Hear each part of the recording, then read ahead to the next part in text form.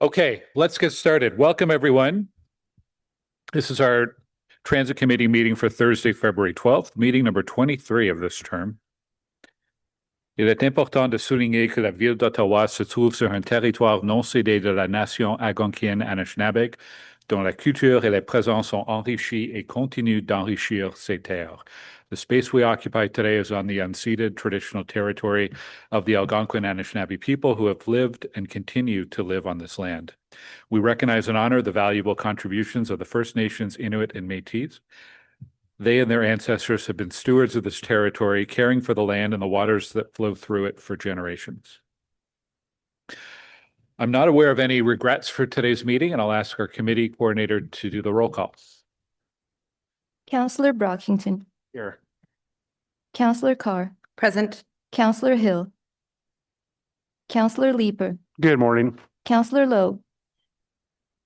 Councillor Menard. Here. Councillor Tierney. Present. Vice Chair DeRoche. Here. Chair Gower. Here. You have quorum, Chair. Thank you. It's good to see all our committee members in person, and we have a number of other councillors joining us in the room and online. Are there any declarations of interest?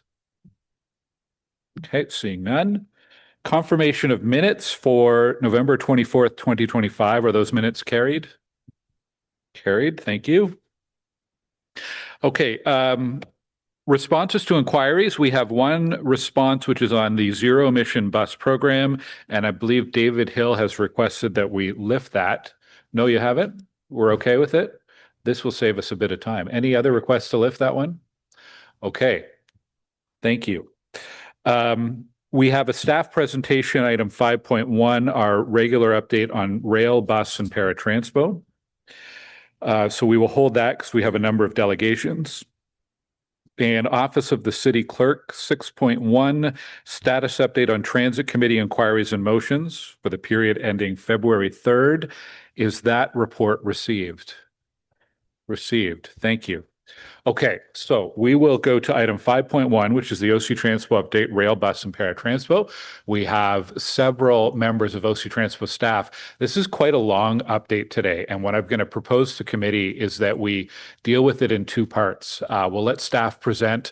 The first part of the presentation is on rail, including the recent issues around spalling. So what I'm going to propose is we have staff present that piece, take a pause for any questions from councillors and committee members on that, and then we continue with the rest of the presentation on buses, on para, on ongoing programs, and then we'll take our delegations and additional questions from committee, if that's all right with everyone. Okay, so over to Troy Charter. Welcome, Troy. Good morning. Good morning. Thank you, Chair Gower. And good morning, everyone. Bon matin. So it's a pleasure to be here today at our first Transit Commission meeting of Transit Committee meeting. I still got to get used to committee versus commission. My apologies, but our first Transit Committee meeting of 2026. I'll just wait for the slides to come up. And Chair, thank you for that. Yeah, our plan is to do sort of it's one presentation, but we'll split it in two. We're going to focus the first part of the presentation just to clarify a little bit on service delivery, bus and rail, and then we'll get into our normal presentation if that's okay with you. Yeah, so there'll be an opportunity, there'll be a break in which we'll talk about opportunity for anyone to ask questions, comments with regards to the current service, whether it be bus or rail, and then we'll get into our normal presentation if that's okay. Great. Thank you. So we can go to the next slide, please. I'm just waiting for the...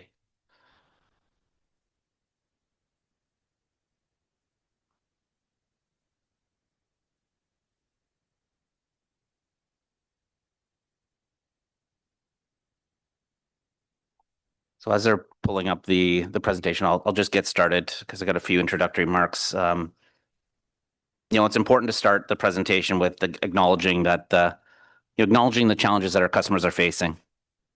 Je l'ai mentionné lors de notre séance d'information technique. Like I mentioned it during our technical briefing session, but I think we need to reiterate. It's just more difficult to get to school, to work, to classes, and for many of our customers, it's affected their day-to-day life in many different ways. This definitely falls short on the experience we ended up provided OC Transpo, and I know the entire team, from our bus operators to our mechanics to our customer service personnel and our supervisors, everyone in the organization are feeling it. And I can't empathize enough that our focus is on improving the service for our customers and returning to normal capacity as soon as we can. Our customers, residents of the City of Ottawa, deserve and expect a first-class service, and that's what we're intended to get back to. Through all of this, though, what has not changed and will not change is our commitment to transparency and safety. We won't waver on that. Nous continuerons de fournir des mises à jour We will hebdomadaires continue to provide weekly update concerning the bus and rail service. It is to reinforce our engagement. We want to provide you with the most up-to-date information. These updates and performance indicators are helpful in understanding the bigger picture of our current service. However, our focus remains on the work that must be done in order to meet our targets for bus availability and overall service delivery. This includes making real-time adjustments to address service needs. Placing staff at key stations during the busiest times of the day has improved crowd management, and we continue to monitor service using our vast network of CCTV camera feeds. I also want to reiterate that Line 1 remains safe for our customers. Above all else, we must ensure that when our customer boards our O-Train system, they feel safe and confident that it'll get them to their destination. Nous demeurons concentrés sur les problèmes actuels. We will focus on the actual problem that are actually affecting the delivery of our service.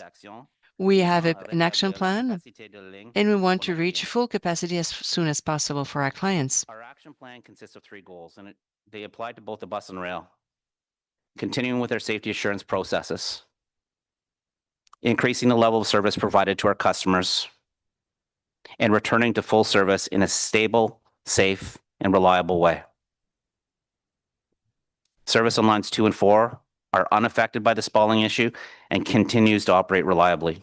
Over the course of this presentation, we'll provide updates on the efforts being made department-wide to deliver transit service that our city deserves. Again, I can't say it enough. I want to apologize for the inconvenience that this has caused our customers. Not here to make excuses. It's a time for action. We are confident that our customers will see improvements as we progress through the next few weeks and months. That's our commitment. How we're going to get there? Well, first and foremost, we're going to be holding RTG and Alstom accountable to meet the performance expectations and to rectify the spalling and CBA issues. We're going to continue with our bus maintenance action plan that we've discussed at length at previous meetings and we'll continue to discuss here. The opening of the Line 1 East extension will provide a little bit of an update later. Will improve reliability and will greatly benefit the East End residents of our great city. The continued arrival of our new electric buses will increase our reliability, reduce maintenance downtime, and will ultimately improve service. And then our ongoing recruitment and training efforts for operators and mechanics will yield positive results in the short term. Next slide, please. So a little bit about the spalling issue on Line 1. As we've noted at the technical briefing on January 27th, spalling occurs when a surface of a hard material begins to flake or chip. Ultimately, over time, this can weaken the material, causing it to crack. Alstom has found spalling on some of the cartridge bearing assemblies, specifically in the bearing component of these units. If left unchecked, this can lead to an axle bearing failure, something that we obviously have to prevent from happening. As I said before, safety is always our top priority. So out of abundance of caution, we implement a containment plan that includes removing from service any vehicle with a cartridge bearing assembly or CBA that has more than 100,000 kilometers of mileage. But moving forward, our action plan has 3 parallel work streams that we continue to advance. First, our immediate action is to focus on having Alstom replace any CBA with more than 100,000 kilometers of mileage, and that is progressing. We've been able to increase the number of trains available for service from 18 to 21. I know the slide here says 20, but we are up to 21 trains. With that said, this number will continue to fluctuate as other regular maintenance and inspection requirements come up on the vehicles. Managing the kilometers and managing our fleet, as well as the supply of new CBAs, is also a consideration that needs to be managed and factored in. In our second work stream, we are focused on information required to reassess the 100,000 kilometer restriction with the goal of loosening or relaxing that restriction, or increasing it to 150 or 200,000, and ultimately removing that restriction. However, to do so, we need RTG and Alstom to complete their analysis and provide the necessary supporting information to confirm that their monitoring programs, the tools they're using, and the processes will effectively detect the presence of spalling so that the CBAs can be replaced on an as-needed basis. To that end, we are meeting with RTG, Alstom, and their technical experts to advance these validation exercises as quickly as possible. We've also brought in some additional expertise ourselves that we can elaborate upon should you wish. These two work streams will allow for the number of vehicles available for service to increase, thereby restoring capacity to double car trains on Line 1. Finally, the results of these work streams will result in a long-term action plan to address the presence of spalling, identify the root cause, and ultimately to inform the permanent solution. Next slide, please. So speaking of service, Line 1 service continues to operate at an increased frequency of 3 to 4 minutes during peak periods. Our Transit Operations Control Center is using our expansive network of CCTV cameras and reports from staff in the field to monitor the situation in real time. Early on, when the spalling issue was identified and we reduced the fleet, we did notice that some peak period trips on Line 1 were running above capacity, meaning we weren't able to pick up all passengers. We have taken steps to address this, including having staff at key stations during the busiest periods to help manage crowds. We've also implemented onboard train announcements promoting the ongoing safety of customers. Ces annonces rappellent aux clients de se tenir à distance. So we have new messages asking clients to stay away from doors and to be careful when they're onboarding and We also have a fleet leaving a management plan that train. accounts for the new CBA replacement requirements as well as the other maintenance and inspection needs of the vehicles.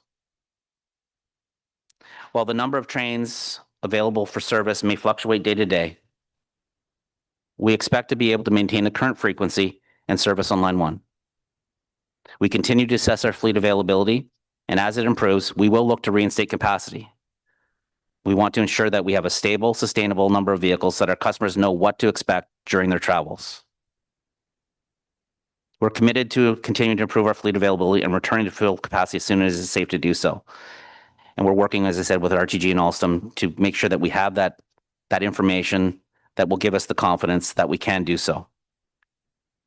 So at this point, I'd like to turn it over to Joel Lemieux. He'll talk a little bit about how our Transit Operations Control Center is doing to monitor and adjust the rail service. Over to you, Joel. Good morning, bonjour à tous.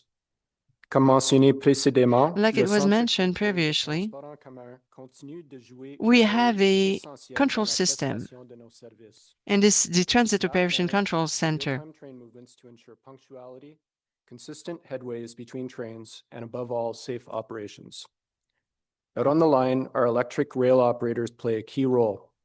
Transit Operations Control Center staff regularly communicate and coordinate with electric rail operators, processing the information that they are reporting and using it to inform how they manage service. Our staff have also made it a priority to keep our customers informed.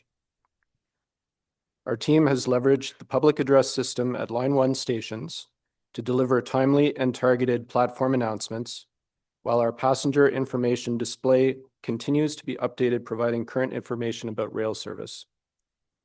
Information about service is also available on our social media accounts and our website, and customers can sign up to receive service alerts by text or email. Our staff continue to monitor the thousands of station CCTV cameras on Line 1, which allow them to respond quickly and effectively to any issues observed, including adjusting train operations and dispatching staff as required to ensure a safe and reliable experience for all. I'll now pass it over to my colleague, Richard Holder. Thank you. Thank you, Joel. Good morning, everyone. Bonjour à tous. In the next couple of slides, I will provide a brief update on the pathway to passenger service for the East Extension. The first phase of testing and commissioning has been completed, and last September, there was a very successful demonstration of the performance of the system from tonnage passenger to trim. We are now validating that the requirements of the project agreement have been satisfied through the substantial completion phase. The Rail Construction Program Office is working with our colleagues within Transit Services Department and our design builder partners, East-West Connectors, to ensure that the system is ready. Our other rail partner, Rideau Transit Maintenance, is also engaged in the process as they will take over maintenance responsibilities for the infrastructure in the new territory when substantial completion is achieved. Following a positive opinion from the city and the independent certifier, confirming substantial completion has been achieved, there will be a short period of familiarization for RTM as they perform their maintenance activities for the first time on the new infrastructure in the east. Our team will host a technical briefing prior to the start of trial running to cover the details of this stage. Next slide, please. As I mentioned, we are continuing to work with EWC on the substantial completion process. This stage is a significant contractual milestone. However, there are still several more steps before we are ready for customer service. This contractual step requires the city and the independent certifier to thoroughly review the system and supporting evidence and documentation to confirm all requirements have been met before the system is accepted. Our team has been in this review process for many weeks, and several items have been identified that need to be resolved before substantial completion can be achieved. These include retrofitting certain station structural support systems, resolving functional issues with platform edge cameras, and adjusting rail infrastructure at certain specific segments. Positive progress has been made in addressing these items. However, all items must meet the project agreement requirements. Addressing these items is critical as this work is focused on ensuring overall system safety, reliability, and performance ahead of opening the extension to customers. In looking beyond substantial completion, we are forecasting to be able to start trial running in Q2. As I had mentioned previously, trial running will be a minimum of 21 days. Once it is completed, we will have another technical briefing to provide an overview of trial running results and more information on next steps. This will be done prior to moving to the phase of final systems preparations and then ultimately passenger service. I know everyone is excited to get trains running between Blair and Trim stations, and we appreciate everyone's patience as we work through this phase of the project. This work is crucial and progress is being made and will help grow service delivery from the launch of this new extension. Je sais que tout le monde est impatient. I know that everyone is very anxious to see the trains between Blair and Trim. Thank you very much for your patience. We are right now proceeding with this phase, this contractual milestone. This is very important. We're moving forward, and this will contribute to improve the service delivery with this new extension. Thank you, and I will now hand over to Troy. Okay. Thank you, Richard. Thank you, Joel. So now we're going to shift our attention to discussing our current situation with our bus service delivery. And again, I'm going to go through some statistics and some information. And, while things are trending in the positive direction, I don't want to leave anyone with the impression that we're satisfied and happy with the level of service we're providing right now.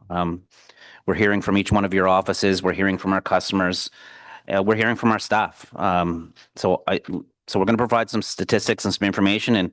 And while things are progressing and improving, I fully, I just want to recognize that it's nowhere near where we want to be.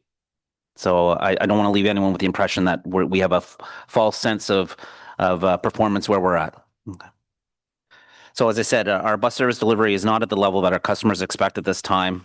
And, we've outlined several factors that are contributing to our current challenges, which is including, the aging fleet resulting in more complex and lengthier maintenance work, the ongoing challenges to recruit licensed mechanics that's affecting the entire industry, not just OC Transpo, as well as the delay in the delivery of electric buses that were experienced previously. To meet our winter schedules, we normally require 520 buses for service. As you know, we've temporarily removed some trips from the schedule which has reduced the required number of buses to 500. With that said, on average, we currently have right now 494 buses that are available for service. And this is an increase since the start of January when we were around 460. Removing from some trips from the schedule was done to provide customers with consistent trip planning information. And as our bus availability, as our plan and we start to show some sustainable improvements, we will start to reinstate those trips. And with that said, other elements continue to impact our bus service delivery. And it's not unlike other properties as well. Traffic congestion, the availability of operators in relation to the Canada Labor Code breaks and schedules, as well as mechanical breakdowns. And of course, because we're in a Canadian city, we also contend with winter weather conditions, which has been a challenging year given the sheer number of snow events that has affected all traffic, and our buses included. Not here to make excuses, but here to provide some context to some of the operational challenges that we're facing. And I really want to focus our discussions, if we can, on our actions and plans that will result in improved and sustainable service. Some of that work right now currently includes prioritizing critical fleet maintenance work, which helps us to address bus availability shortcomings. We've made temporary schedule adjustments, as I mentioned, to our winter service in order to reduce the number of buses required on weekdays. We've also enacted a bus location strategy, ensuring buses are placed in optimal parts of the city to minimize undelivered trips. And this builds upon the efficiencies and improvements gained with the newest collective agreement and will be further reinforced with renewed ability to track mechanics as well as apprentice mechanics. Next slide, please. So as I said, I know it's been a very challenging year so far, but we do foresee tangible improvements in 2026. Key performance indicators show us that the trends and key performance indicators provide us show trends in service. The graph on your screen shows the bus service delivery from February 1st to February 7th, and we achieved a little over 96.5% for the week. This is an increase from the start of January. For customers, this has resulted in a decrease in the number of undelivered trips, but as I said, still not where we want to be. We go to the next slide, please. This graph shows the average number of buses available on weekdays. So last week from February 2nd to 6th, there was an average of 503 buses available for service. So we're seeing that number slowly increase. And Rami and his team are working very, very hard to make sure that we can sustain those numbers. And we do see some variability when we have winter weather conditions, extreme cold or snow events. We tend to see a drop, and then the team tries to recover and works towards getting those numbers back up. We know that the number of buses we have available for service has not consistently met our requirements, even when factoring in the prioritization of critical trips and temporary adjustments to our planned schedule. Despite this shortage, mitigating efforts continue to be made to ease the impact on our customers, and we are making progress. The forecast shows further strides will be made in this area, with many new e-buses and diesel buses set to join our fleet in the months to come. I'd like to highlight the efforts of our staff who continue to do the best they can to provide a stable service. As I said it before, but it's worth repeating. I know that our operators, our mechanics, all our frontline staff, even the scheduling, the planning teams, everyone is feeling it right now. They feel for our customers, and that is our collective focus right now. The number of active buses in our fleet has grown steadily since January of this year, and we're starting to see an encouraging trend in the right direction. We're continuing to onboard the zero-emission buses into our fleet. As well, we'll see an impactful increase to our 60-foot bus fleet later this year and into next year. These are results of decisions made previously to boost our bus fleet's numbers, and we're looking forward to seeing the progress soon. So at this point, I'll turn back over to Joel, who'll talk a little bit about the adjustments that the TFC is making on the bus side of things to sustain and improve their bus service delivery. So over to you, Joel. Thank you, Troy. Le personnel du Centre de contrôle des opérations de transport en The commun Transit Operation Control Center personnel is working very hard to make sure that you have a stable service and also a predictable one. The number of undelivered trips by proactively adjusting service in real time, taking into consideration a number of variables, such as traffic conditions, weather, on-street incidents or events, and operator or vehicle unavailability. Our staff makes strategic decisions every day to ensure that the most critical trips are covered. School trips, rural and low-frequency routes, and the first and last trips of the day are given top priority. In addition, staff actively identify and address significant gaps in service using the resources available. Staff continuously monitor station and platform conditions. When buses are available, we deploy them proactively to help crowding and respond in real time to any signs of passenger overloads. We also assign operators called extras to standby buses to help fill unexpected gaps in service. However, I should note that our current challenge is ensuring we have enough buses available at any given time to pair with those operators. Thank you very much, and I'll pass you along to my colleague, Rami El-Fegley. Thank you, Joel. Good morning. Today, I would like to provide you with an update on the status of our assets and bus fleet availability, how we have been recovering from the start of the year, and share details on the work and projects underway to prevent availability issues like these occurring in the future.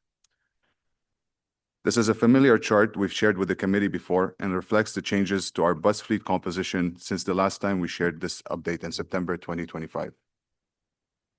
À la fin de janvier, nous avons intégré 18 At the end of autobus January, we integrated 18 electric buses for a total of 48 available, as well as 9 of 11 used buses that were purchased. Although these buses are older and are past their life cycle, they are in a much better structural state than the other ones. Since then, very few buses were put on the road, but this number will increase shortly because we will be receiving most of our electric buses and the first 50 articulated buses running on diesel. We also integrated half of the new vehicles for Paratranspo, and the whole park should be completed by the third quarter of this year.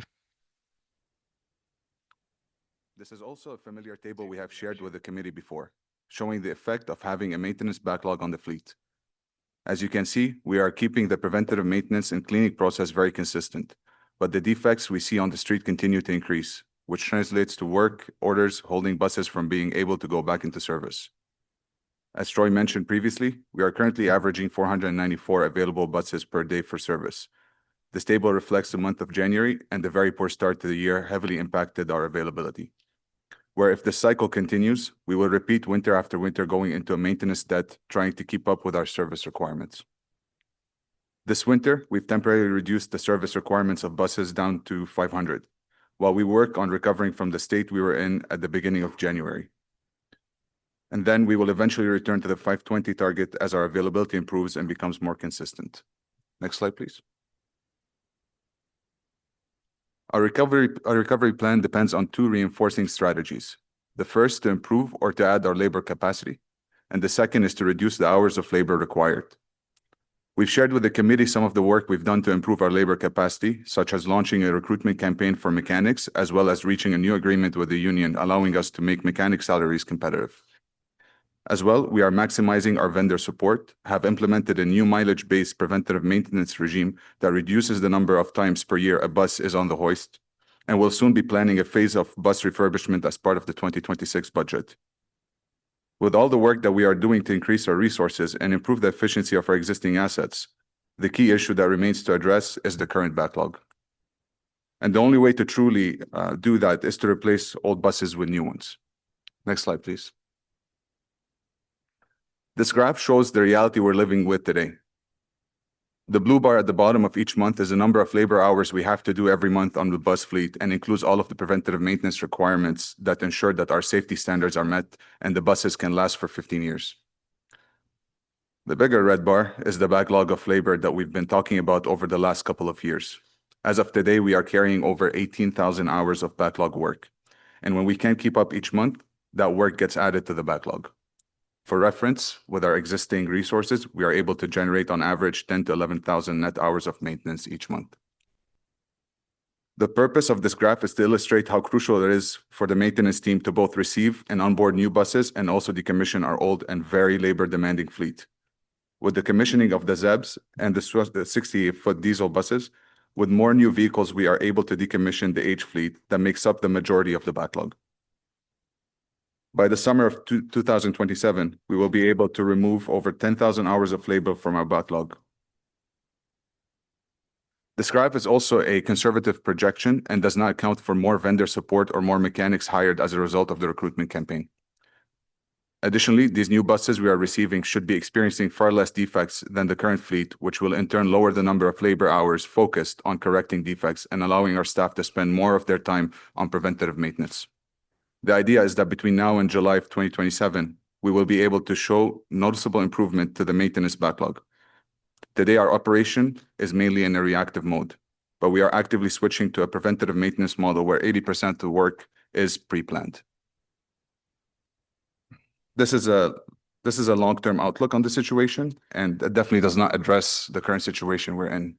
I want to reassure committee and the public that we understand that very well, and we're doing everything we can. It's all hands on deck right now in the garages and the operators' lounges to make sure that the buses are on the street and we're committing to the service we're delivering. And with that, I'll pass you back. Thank you. Okay, thank you, Rami. So, Mr. Chair, this will be the last slide of this portion of the presentation. So, en ce qui concerne la suite des choses, nous avons hâte à l'ouverture de la ligne de l'eau For train the road vers ahead, l'ouest. we're looking forward to the O Train Line 1 opening and the continued construction on Stage 2 West. Meanwhile, our bus maintenance action plan will see the continued recruitment of licensed mechanics, as well as training on electric buses. We are increasing our investment in bus maintenance, prioritizing critical repairs, upgrading fleet management software, and optimizing preventive maintenance, all with the goal of streamlining the maintenance of our bus fleet. And you just heard from Rami, it's not just a short-term view. We're taking a long-term view on our fleet. That applies to both the maintenance side of things as well as our ongoing procurement of new buses moving forward. Looking at our 2026 targets, we anticipate that we'll see 235 new e-buses added to our fleet, along with 14 additional 60-foot diesel hybrid buses. We also continue to replace and renew our Paratranspo minibus fleet and look forward to introducing the on-demand service later this year. The 2026 budget focuses on long-term investments. We foresee a number of advancements and improvements, the impacts of which will directly bolster our service delivery and will bring us closer to meeting the expectations of our customers. These measures include implementing the latest technology to improve and streamline our communications, scheduling, and control systems on buses. This funding will also allow us to adapt to on-street conditions by modifying road conditions and traffic signals at key locations and to expand our transitway corridors, all with the intent of trying to address some of the congestion that's affecting our service and our ability to maintain a schedule. Future new and expanded sections include the Baseline Heron Transitway, the Cumberland Transitway, the Canada North Transitway, and the Heron-Walkley Transitway. That brings us, at this point, just highlighting a few of those things. I just want to highlight we've talked a lot about short-term measures, but I also wanted to highlight a little bit of the long-term measures that we're looking at that will improve our service. So, Mr. Chair, that concludes this portion of the presentation, and I'll pass the floor back to you. Okay, thanks very much, everyone. So we're going to take questions for staff right now before we go on to the second half.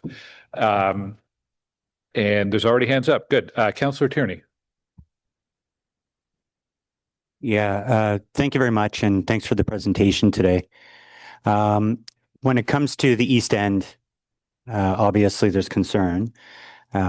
We need that line running, but of course our mantra is we want to be safe, and it's important that it runs. When I see it switching from delivery by April 1st, now we know that won't happen anyway. I think anyone that does basic math knows it takes minimum 30 days, even with the 21-day testing, to make that happen. Now I'm seeing Q2. Q2 is a very large window. To ensure that we don't time it with quarters, can this not be looked at a monthly basis?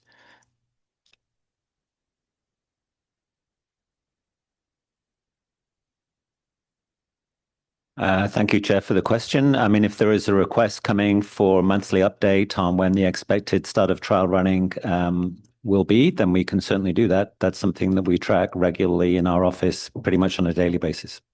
Yeah, I think that would be probably pretty fair, because if we're setting these expectations for the public quarterly and we're not delivering on those, it makes it more challenging because, of course, there's implication about our bus fleet, which is tied directly to the East End extension. And we're not seeing any trains moving for testing right now, so I'm getting a lot of questions on that. Obviously, it's a bit of a concern. For the 21-day testing period, is it just the extension or is it from trim to tunnies?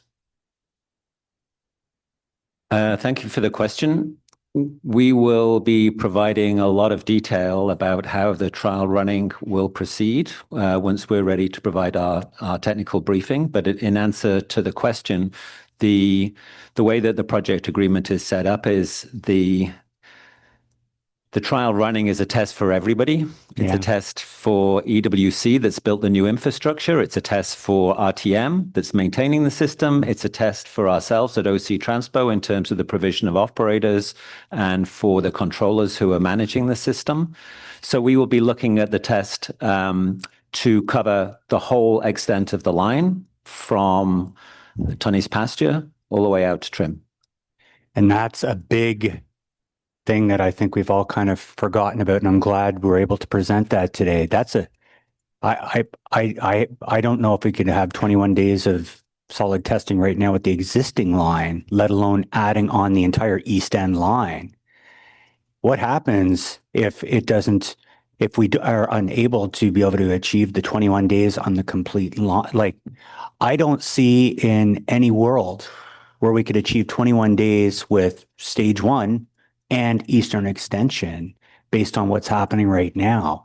So I think we need a realistic plan with the public about what this is going to look like and not hedge on the Eastern Extension as being part of the solution for the lack of buses in the city. Would that not be accurate?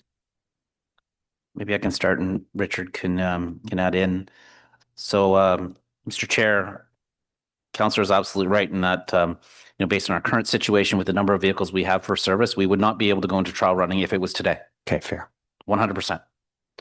We know that we need, based on our current plan and based on the project agreement, we would need 46 single car trains for service. That's a lot. Yeah.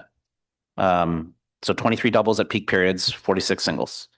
So yeah, we wouldn't be able to go into trial running at this time. But Richard and his team, they have been focused on, moving towards substantial completion. Our lack of trains right now is not impacting substantial completion. Yeah. I appreciate the earlier question about trying to get, from a quarter into a month. And I would love to, and we want to provide greater line of sight, but I'll be the first one to admit, I've been here and I've been saying soon, we're almost there. And I've been wrong. Yeah. Right. That's a credit to Richard and his team who are going into the detail and looking at, all the engineering documents, all the submissions, and not rubber stamping things. And that's the due diligence that we want them to do. Unfortunately, they're catching things towards the end of the process, things that Kev should have caught. Yeah. Right. So they're reacting and responding. The good news is that the number of issues has really shrunk down. We're down to a few key issues. And then when it comes to the spalling issue that we're at right now, as I said, it's not affecting substantial completion. But I think to your point, it's affecting my ability to practice. Yeah. And that's a concern. But I've got Richard and his team. You focus on substantial completion. Got Marco and Matt and that team and our engineering team with our experts. They're focused on working with RTG and Alstom to hold them to account to fix the issue as soon as possible. So although we're seeing positive progress in their ability to provide us the documentation that gives us that assurance. Yeah. I don't have a timeline for you yet, other than we're working tirelessly to get that assurance so that we can look at that 100,000 kilometer restriction and look at either expanding it, but ultimately removal of it. Right? That's what we want to do. We want to remove that restriction so we can get back to the full fleet. And then we can focus on the permanent long-term solution, which includes the CBA. So, Councillor, I hope I answered your question, but I don't know, Richard, if I missed anything you wanted to add. Oh, and again, just a reminder, this is all RTG that is creating these issues. So I appreciate the honesty. I think we just have to have a more honest discussion about the realistic timelines of the East End extension. Usually we would joke and I'd say, well, we'll make Blues Fest. There's no way it's going to happen on God's green earth. Knowing that this line is going from Tunnies to Trim, just it won't happen. I'd be shocked if it's done within the next year, and that's just reality. So I think we have to plan for all eventualities about the busing side of things. That's the only thing we really control is the buses, this table, until we actually have our mayor engage in those discussions with the province about taking over this system and getting this resolved. But what's left in the wheelhouse that we have is buses. So I'll just quickly pivot off that. And I just want to also characterize on behalf of the East End colleagues that have Kits, Luloff, and Dudas. I'm kind of their rep because I'm sitting on this committee. I want to thank you guys. You have been communicative with us, but this is a major blow to the East End of the city when we see the system and everyone's like, why is it not running? Why is there not even testing? Stephanie gets those questions. So it's unfortunate, but I'd rather deal with the realities of things. We only control buses. And RTG, they have to have their feet put in the fire by the mayor. That's his responsibility. When it comes to buses, obviously I'm very concerned.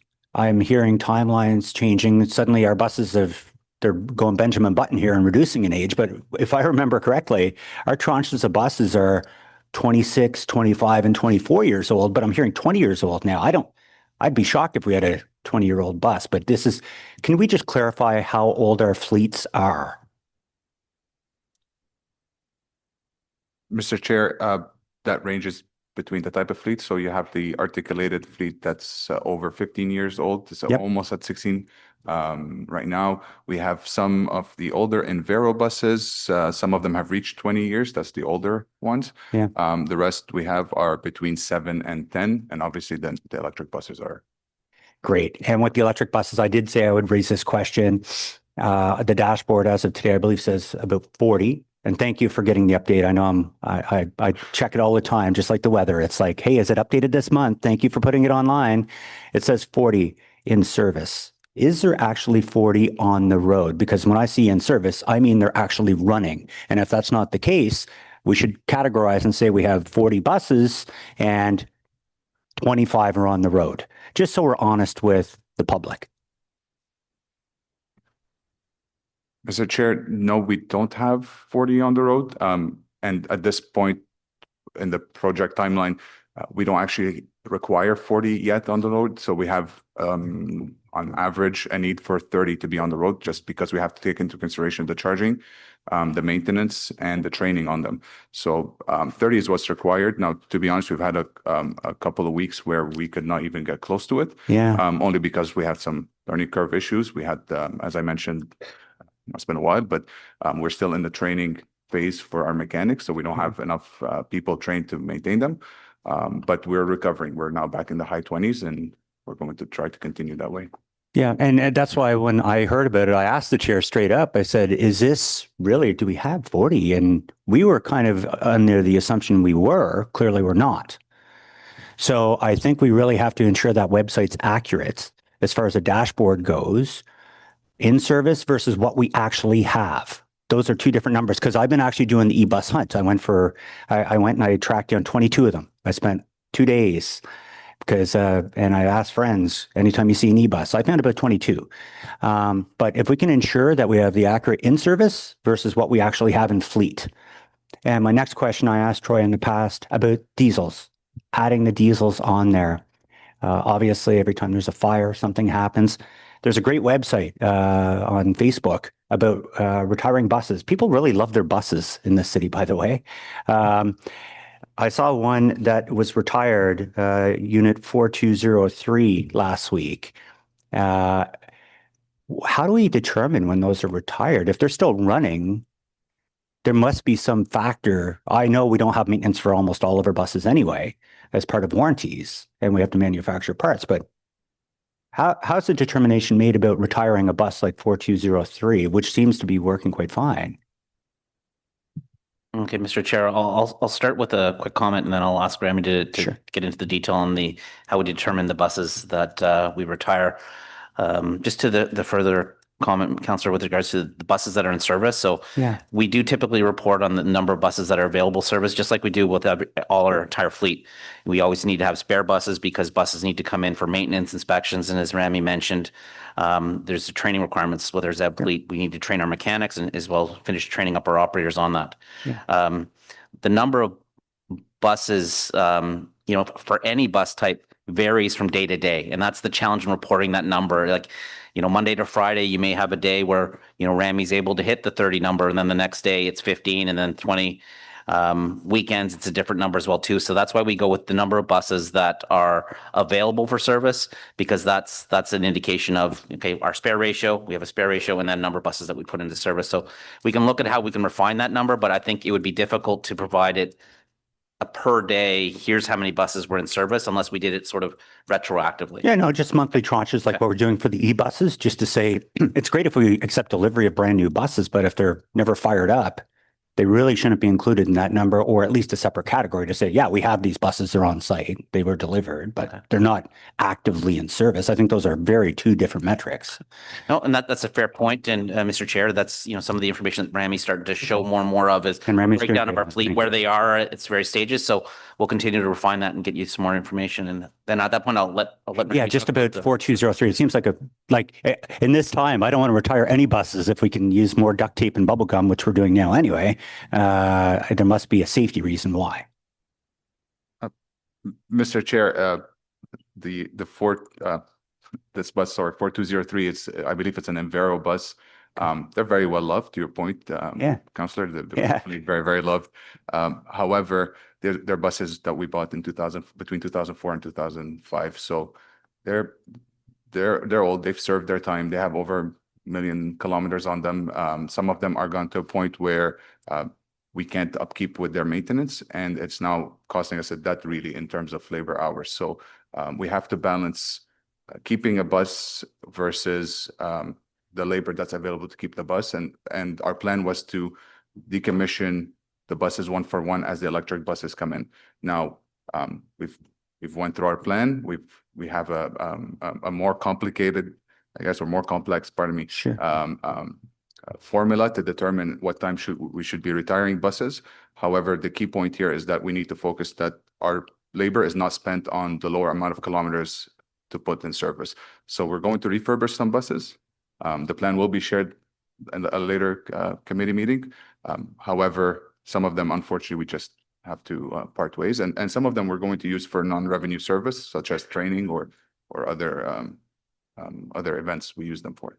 Okay, and I'll let other people get on board. I'll just stop here with one more quick question just to get back to the original one. Quick question. Well, we have been waiting a month to get to this point, so I will be efficient. Yes. So retiring the buses, I just want to make sure we're only retiring the good ones. And last, like I was saying, back to the diesel bus question, can we get that on a monthly dashboard as well? Mr. Chair, yes, we can, and we're working on this request. Yep. However, as Troy mentioned, to get the more daily outlook, it'll be kind of a weekly historical look rather than daily, only because our software is not ready yet to share information daily. That's one of the softwares we are upgrading this year. Great. I'll go back on the board. Absolutely. Right, Councillor Lowe.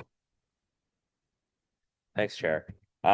In one of the earlier slides, there was in one of the bus fleet slides, there was a sort of whole timeline that sort of talks about your strategy towards improving the fleet.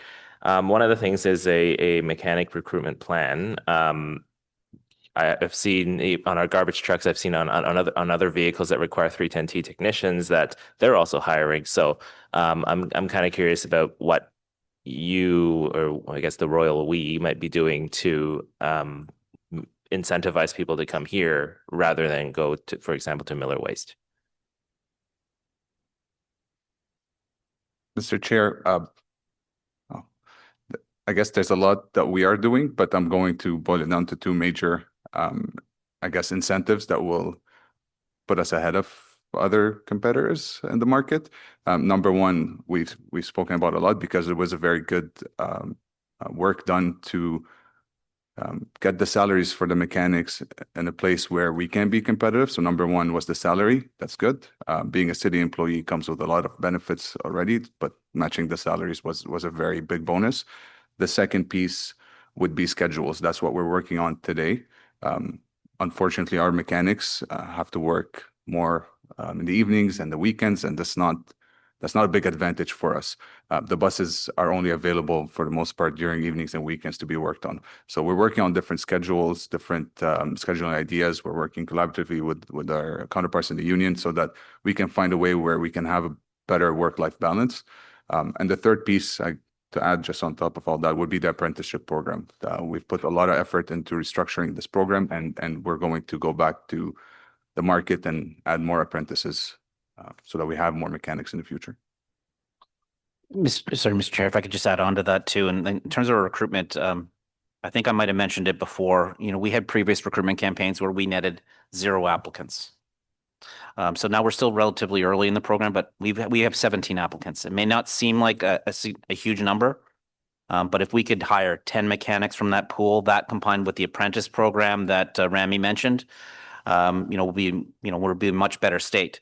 But 17 total applicants, not a huge number, but it's obviously it's better than the 0 we received before. And in terms of our recruitment activity, LinkedIn.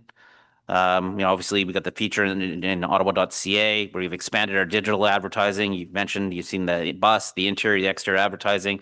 We're doing radio and Shea, Team 1200, Spotify. Where we've got 1, 2, 3, 4, 5, 6, 7 career fairs that we're going to be participating over the next couple months.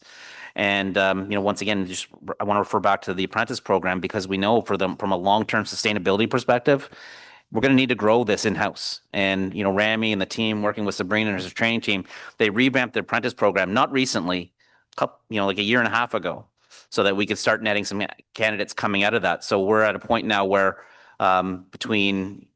before the summer, we should have between 5 and 6 apprentice mechanics now certified as full-fledged mechanics. And that's another opportunity for us to recruit people. So that, that's a bit of a selling feature for us with OC Transpo. There's opportunities to room and grow.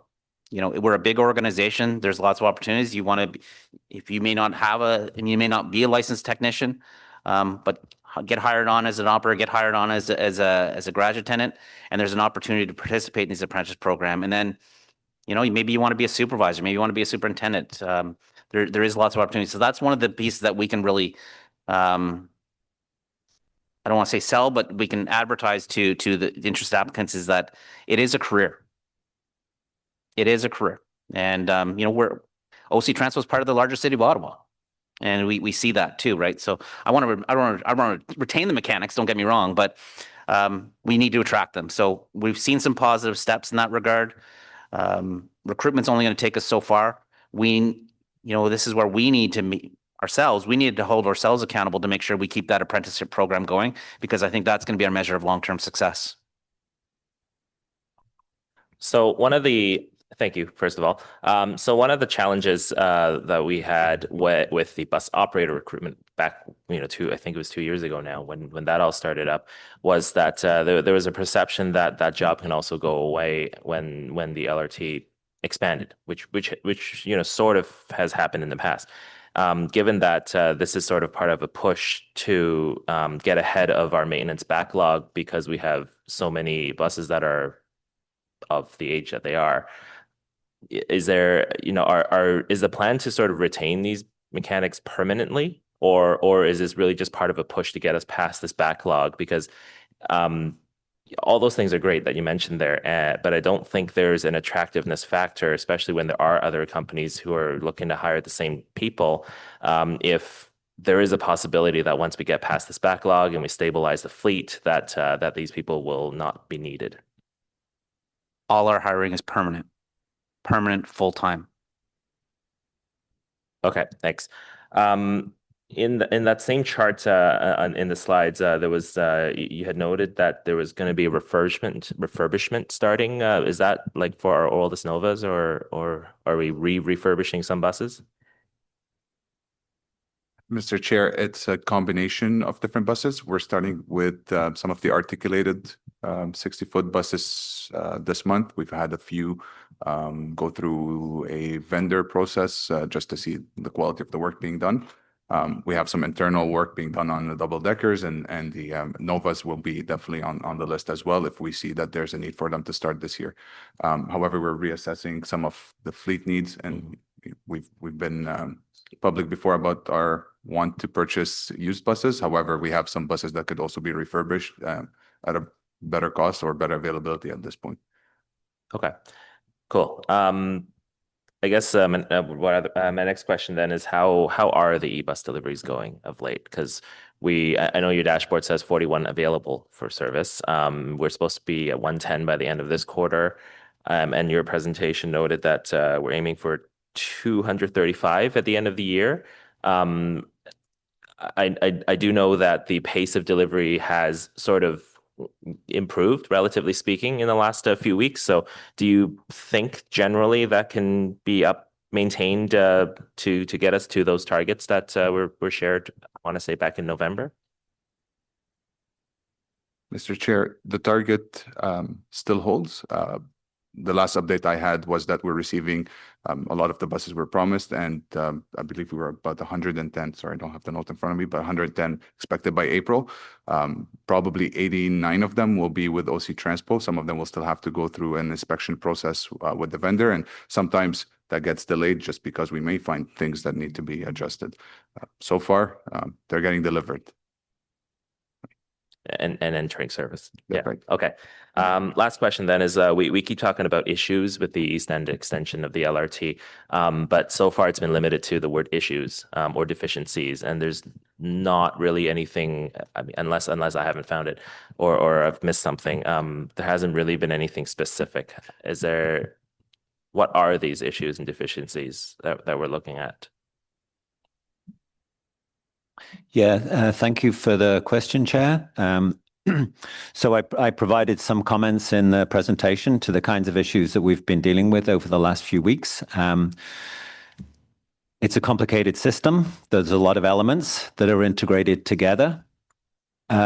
We have faced issues where certain elements of the installation on their own are okay, but when you look at it from an integrated system, then we have found some shortcomings. So the kind of shortcomings that we're currently dealing with, and we feel like we're almost to the end, as an example, would be the surveillance system that we have. We call it the platform edge camera system. So when a vehicle comes into a platform, the doors open, the operator of that train is very much focused on the movement of passengers in and out of the train. When the vehicle leaves, the operator is closely monitoring the camera views on their cab to ensure that there is no entanglement or there are no problems. There's nobody that is interfering with the doors as the train pulls away from the platform. So this is a key safety requirement of the project. It's a key safety requirement of the current system. And what we've discovered through the close monitoring and testing of the system is that there were integration issues with some of the camera views.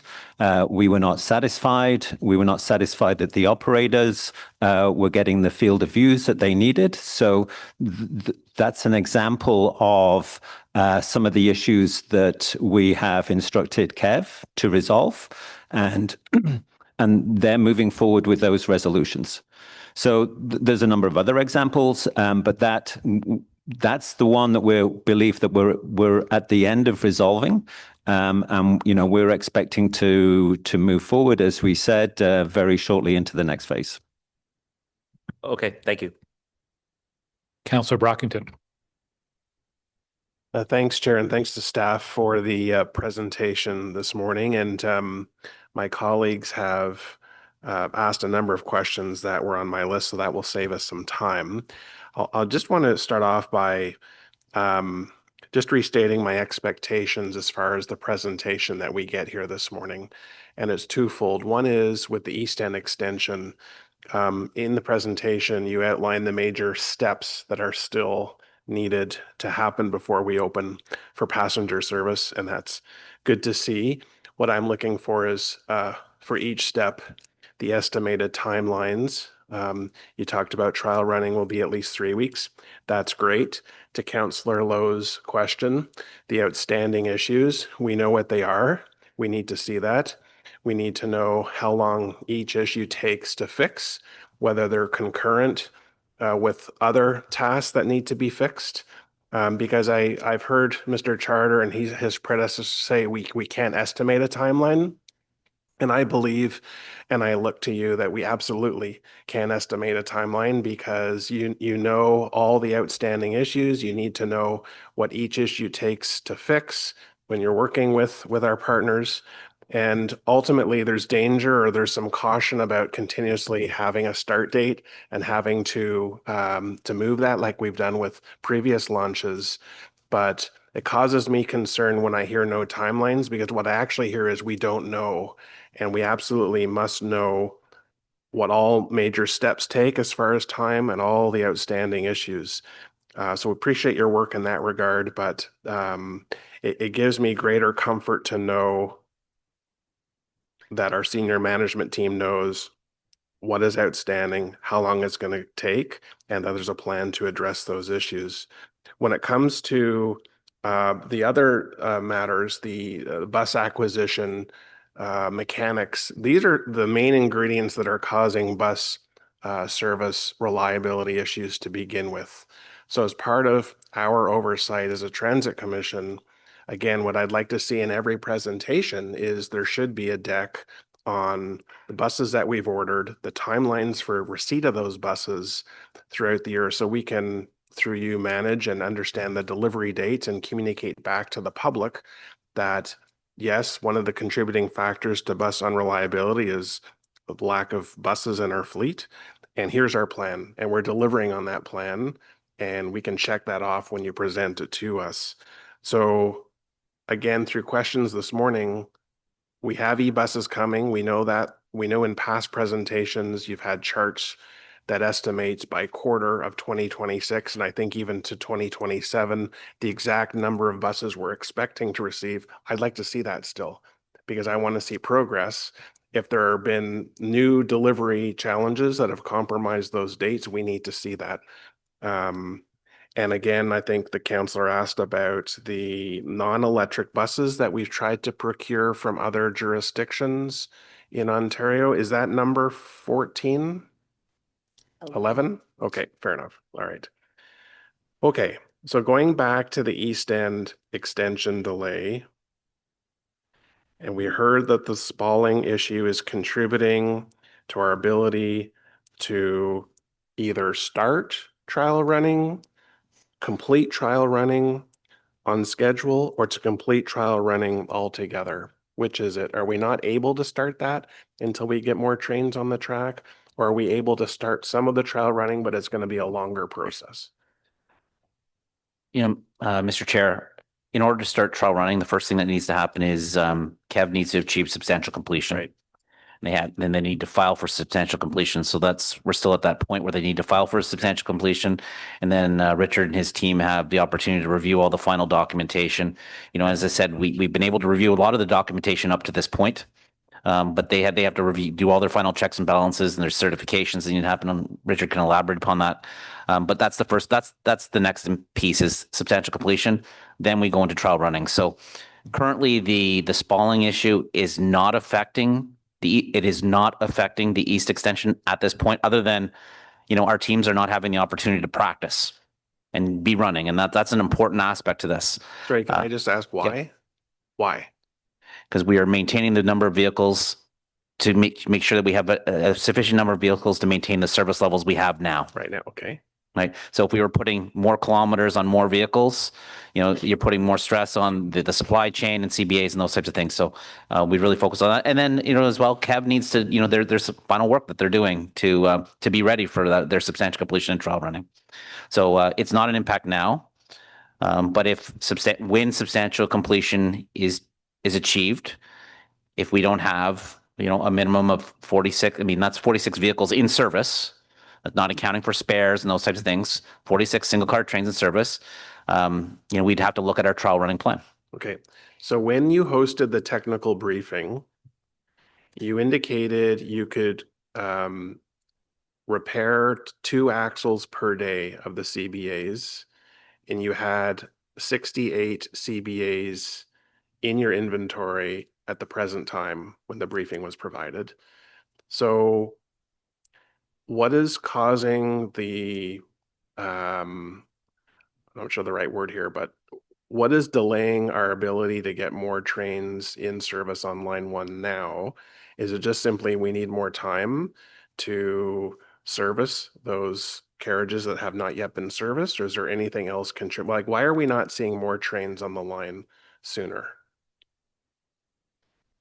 Mr. Chair, yes, at the technical briefing, we talked about, the information that was available at the time indicated how many CBAs that they had on site. And then as well, what they thought their supply chain could support on an ongoing basis. There's still some work that Alstom is doing with regards to securing that supply chain for a longer term basis. But what we're seeing right now is that, we need to make sure that we're managing our fleet, managing kilometers. They can do up to, 1 to 2, at the time, I think we said 2 axles per day. They're achieving what they're achieving right now is 1, but there's all the other maintenance activities that need to happen in managing the fleet of vehicles. And, this is where you get a bit of a compounding effect. And I know people maybe not necessarily want to hear it, but it's, given the ongoing mitigations and containment measures on the CBAs already exist, this is on top of that. Right. So there's restrictions in terms of how many kilometers and we've had all the conversations about pinned hubs and unpinned hubs and, how many kilometers they can go, and then, trailer bogies and motor bogies, all that sort of stuff. And we can get into that level of detail, but it's really just about managing the fleet of vehicles, and, and Alstom needs to secure a consistent, reliable supply chain of these CBAs. So we're being very, very cautious at this point. I want to be in a position where we could say we're able to, where I want to really focus our staff's attention is on that 100,000 kilometer restriction, to have that either lifted or, or expanded or removed. Because I think that is our short and medium term, that's our most viable solution moving forward. And then obviously the permanent solution, but that's what's really preventing us being able to expand the fleet right now, is that we're really trying to manage the fleet, manage the vehicles until we have better line of sight from Alstom in terms of their supply chain. So just so I understand correctly, everything that you've said, we're still going to be able to add net increase to the fleet in the days and weeks to come? Or am I understanding what you just said correctly, that you have concerns about notwithstanding the trial testing that will add kilometers to the existing carriages, but are you rather keeping the number of carriages that we have in service right now at that static level because you don't want to further increase? I'm just trying to better understand the timelines. What do I tell the public? Public say, well, right now we are, we don't have the capacity of trains in line. It's very crowded at rush hour. Riley, tell me, what is the plan in the short term that OC Trans was aiming to increase capacity at the levels that we need? And what is your answer to that question? Okay, thank you for the question, Mr. Chair, and I appreciate there's a lot in this piece to it, and there's a lot of moving parts too, and that's why, sometimes I'm remiss to get into the detail because, we're dealing with the best information at the time, and then that information can change, right? So right now we're at, as I said, we got 21 vehicles available for service. There is a potential that number will increase by a few vehicles. Okay. That's with the current restriction of the 100,000 restriction, no changes there. And right now you need 26. Right now I would need 26 just to meet our peak period requirement. Okay. But we're also seeing right now, and I appreciate it's not an ideal situation, we are seeing with the increased frequency of trains that we've been able to operate, Joel and his team managing and getting to a point where we're running 3 to 4 minute headways at peak periods. And I think Joel, if I look to you, we've been able to increase the headway midday as well in early evening. So with the increased headways we've been able to do, so increasing the number of single car trains, it's I'd say, most times it's keeping up with the demand. recognizing that the trains are busy, the stations are busy, but we're seeing very, very few situations where the first train comes and it's not able to pick everyone up. So that gave us some confidence to say, you know what, let's stay at this level of service right now, manage our fleet of vehicles, manage the kilometers as we continue to work the issue with the restriction that RTG has to work with. The other flip side to this as well too is, if you recall, the first day or two, we ran a combination of single and double car trains. Confusing for customers. And one of the things that I am cautious of is, and you see it in transit properties all over the world, whether it be bus or train, people running for vehicles. That's when things can happen. And I don't want to do that if I have to. If we can consistently say every second train is going to be a double car train or something, then it gives us, that reduces that risk associated with people running for a train, then something occurring. So we're managing all those aspects to it. And I appreciate probably a real long answer here to try to get to your point. But in the short term, based on everything we're seeing right now, we would be looking to stay at our current number of trains that are in service, with the focus on looking at that 100,000 kilometer restriction to either expand it so that it frees up more trains and then we can start to return to double car capacity, and ultimately working towards removing it. And I think contrary to your earlier point, I don't have a timeline. Okay. But Marco and his team, they're meeting with some of their experts daily. They've got a connection later today. They've got a connection tomorrow. We're seeing progress. And all we're asking for at the end of the day is, is for RTG and Alstom to give us the confidence that they have that the system is safe. And we're asking, some of you've heard me say it. We're just asking, show us your math, show us the information that gives you that confidence that the fleet is safe. Have it signed off by, a certified engineer. And then we'll review that and we'll make the decision. But ultimately, it's a technical issue that they need to resolve. We're going to hold them to account to do that. And, we are making progress, and I wish I could give you a timeline. Fair enough. I appreciate that information, Mr. Councillor, you're almost at time, so one more question. I don't have any other questions on this matter, but I think it's timely for me to introduce the direction to staff. And this is just about the number of mechanics, the metrics and reporting, a future slide. And so, colleagues, I'll just read the direction. As part of the standard agenda item at Transit Committee meetings noted as OC Transpo update, rail bus paratranspo, direction be given to the acting general manager to add a slide to future presentations that informs the committee of the current number of mechanics on staff, the number needed to reach the, that should be optimal, not optical, optimal, staffing levels, the established timeline to reach the optimal level, and a summary of outreach being undertaken to recruit new mechanics. So this is just to provide the committee with an ongoing update on mechanics on hand and the number that we need to provide that service. So thank you, Chair. Will staff take that as direction? Yes, Mr. Chair, we can take that direction. Just one caveat on that. When we talk about the optimal level of mechanics, just recognizing that number will change over time as we onboard new buses and as we gain more experience with the ZEBs, we can better refine what our projections and estimates are. So, but with that understanding, we can follow that direction, gladly do that. And to your earlier points about, the delivery and timelines for delivery, that's something we can easily incorporate back into our presentations. Okay. Councillor Carr. Thank you very much. Premièrement, je tiens à vous remercier pour les First of all, I would like to thank you for the regular update provided over the past few weeks. We're receiving a lot of information, and we hope that you will continue doing so until we reach an acceptable service level. I'm surprised how much information we've been provided, so I very much appreciate that. Just a few questions. With respect to the current Line 1 situation, there was mention that there are people that are assisting on the platforms. What are they doing? Are they telling people not to run? Are they at all stations?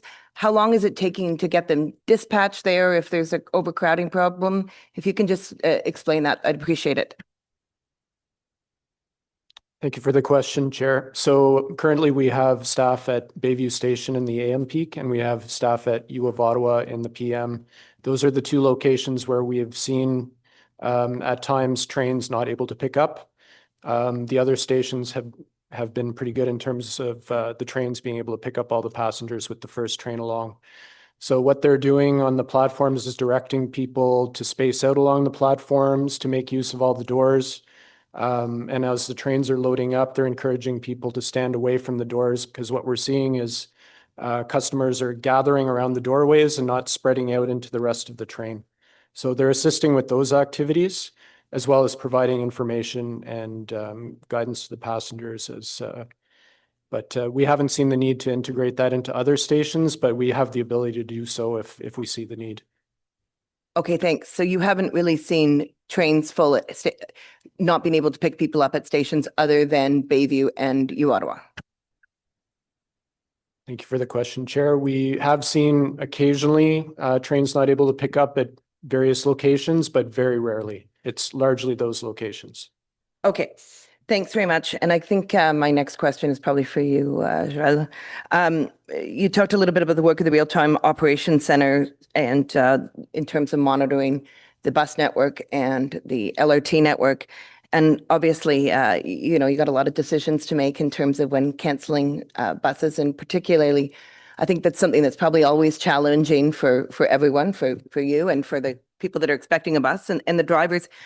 But probably more now so, especially with the level of service being what it is, and frustration with clients, I imagine with drivers as well. But when you see a repeated problem with cancellation of repeated buses due to the fact that has to be done on street cancellations, what changes are made, for example, to scheduling when you see repeated patterns?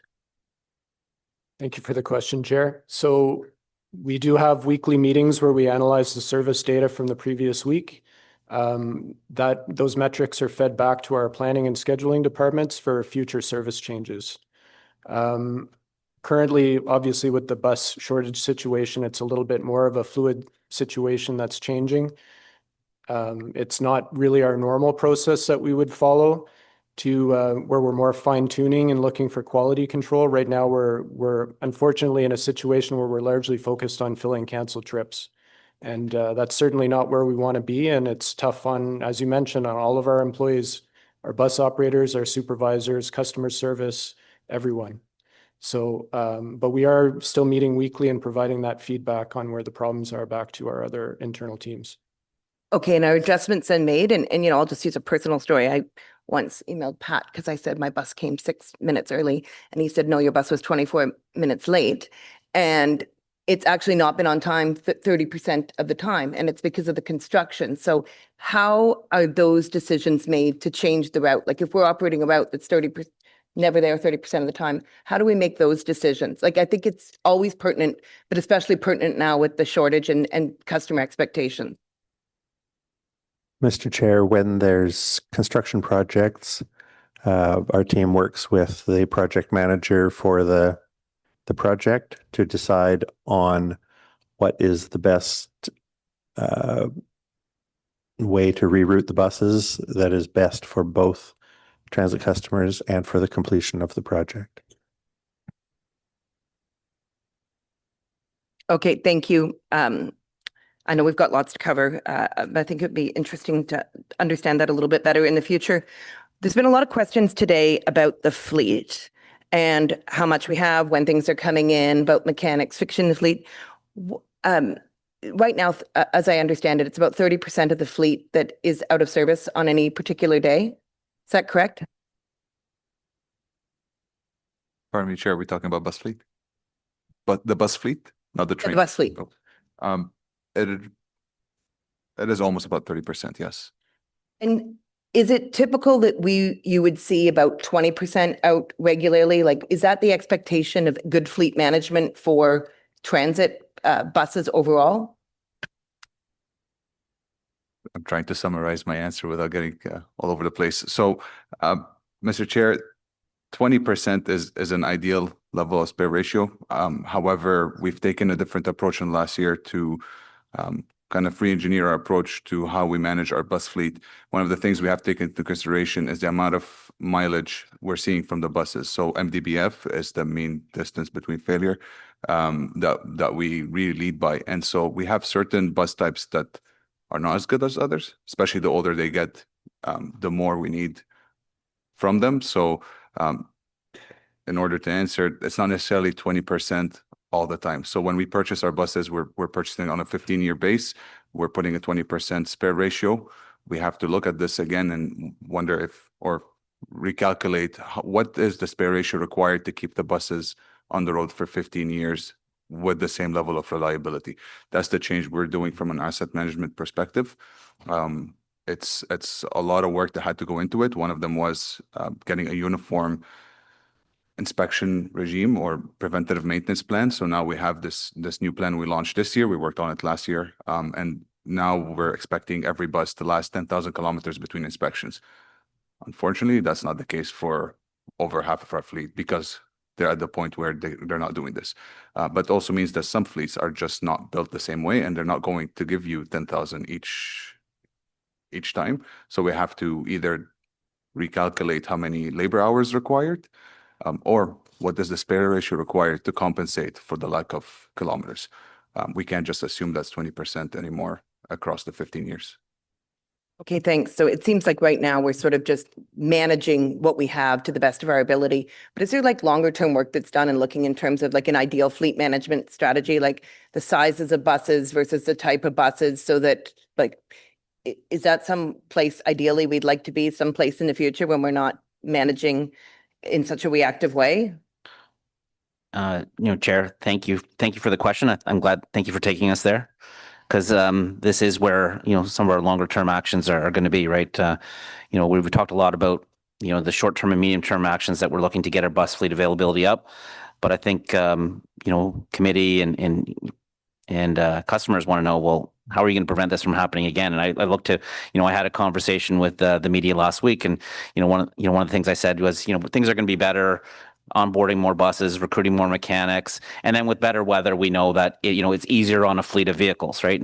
But I didn't want to leave anyone with the impression that we're hanging all our hopes on better weather, because winter will return, right? So this is about sustainability for us, right? So no, one of the things that we are working on is looking at our long-term fleet plan.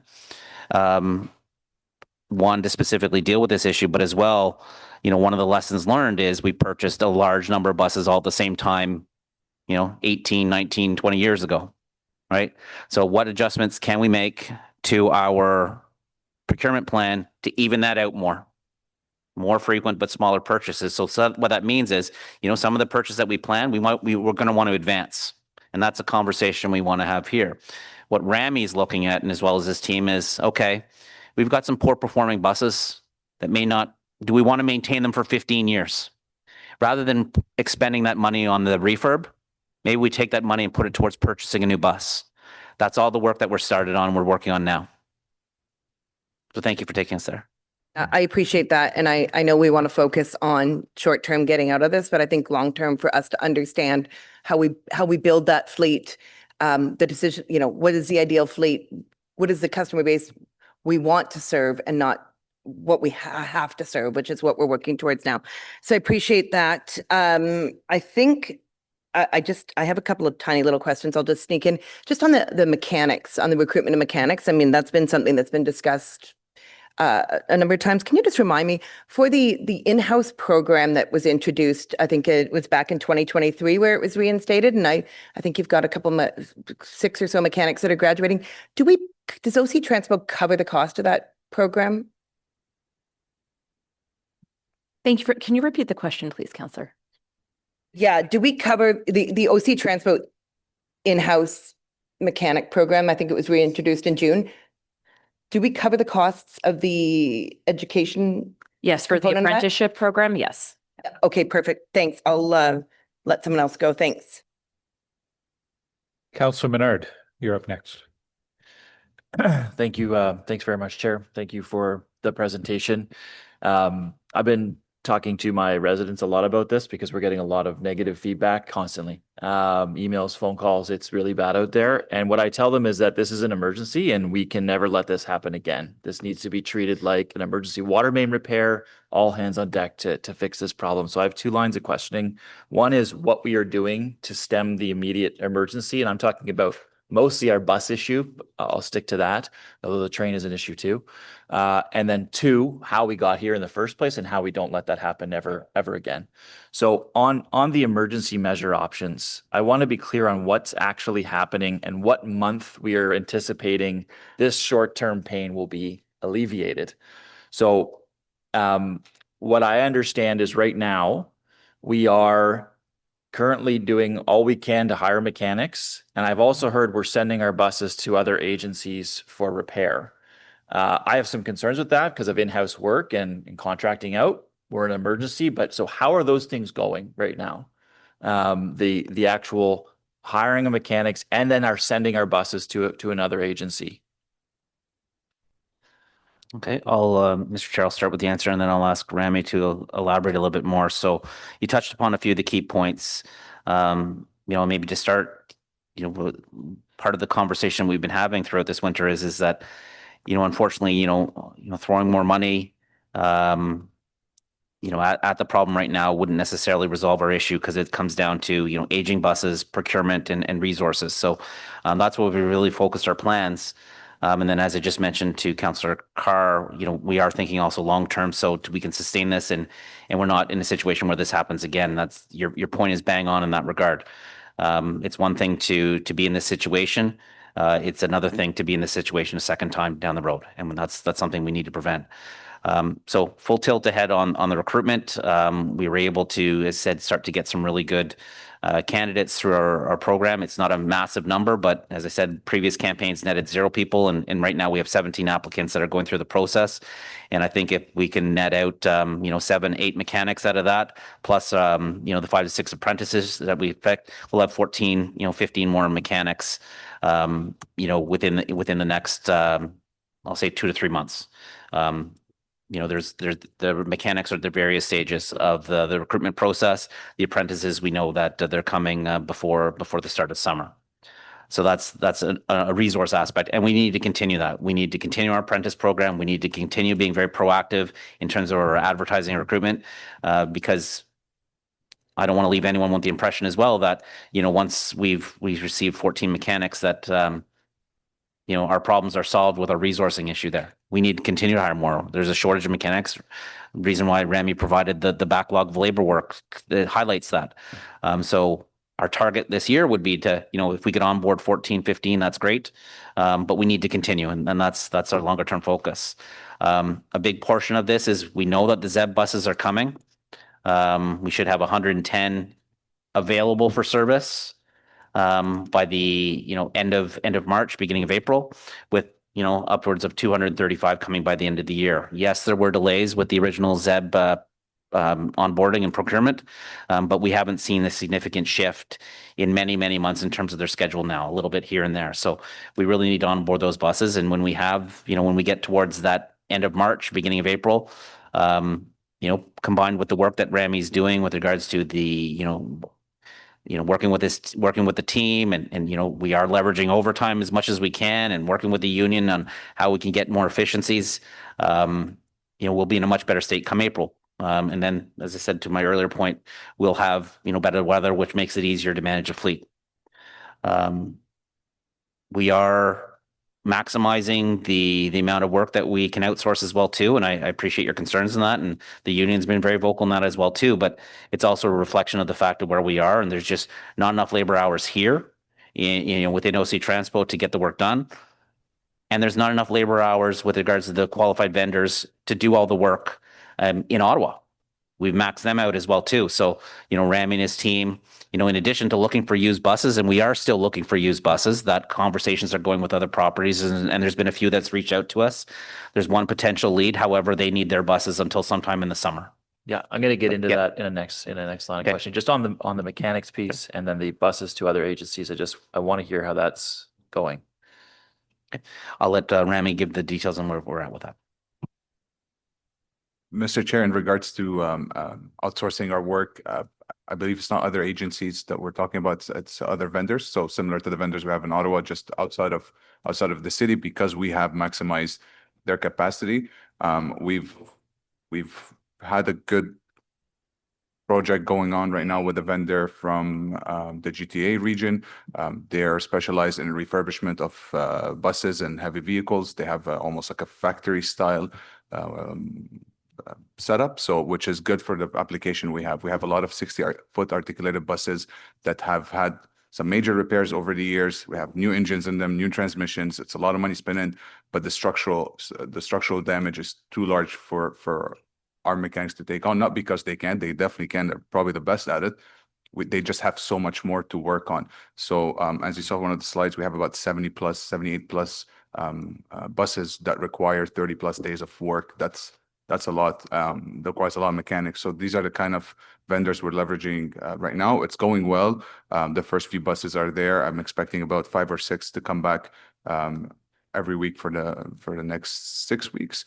And so that's a good thing to see. However, we're progressing in a way where we're also being cautious. We don't want to be spending money on the buses and then they come back with the quality not done properly. So is it Mississaugas? Is it where we are? Near Near the Mississauga? part, I forgot the name of the Okay. town. Have we received any back yet? You said 5 to 6 every week for the next 6 weeks. I know we had a 2-week timeline to start it. I think it was a 2-week turnaround or something that we would send them there and then start to get them back. So are we receiving them back now or not? We're supposed to receive the first one next week. We had 2 members of our team visit the location last week, actually. Pardon me, I can't remember. Or actually early this week. They visited, they looked at the work. It's looking good. They gave some comments about some of the other work they want to see, but we're supposed to start seeing some next week. First next week. Okay. So as of next week, we should get that first one back and then one a week, you're saying? Until April. Okay. Thank you for that. On the bus procurement, we knew when we launched New Ways to Bus that this was going to be a concern. We had it in a slide. We said we don't have enough buses to fulfill the New Ways to Bus mandate. And even that was a reduction in service. So we've known for some time about the issues. On the used bus procurement, I know those diesel buses are in service now. We have 50 new articulated buses coming, the ZEVs coming, but then on used buses, I know you were saying there's a vendor and you were telling me, I think over email, we're anticipating summer, that they could be procured by summer, given when that vendor or when they could be available based on when they don't need them in service anymore. And those are fairly newer buses. It just gets back to the timeline. So are we still pursuing that amount of buses, and how many buses are we looking at used in that case to bring for the summer? Mr. Chair, we've been looking at every potential lead for used buses. I've personally been involved in almost all of them, at least 6 or 7 so far, solid leads. However, I'm also cautious in purchasing buses that are going to end up being junk that we're going to own here. Unfortunately, that's been the case most of the time, except for the 11 we bought. They were a really good deal, really good condition. The vendor we're talking to, the other lead is an agency that we talk to through our network and in transit industry.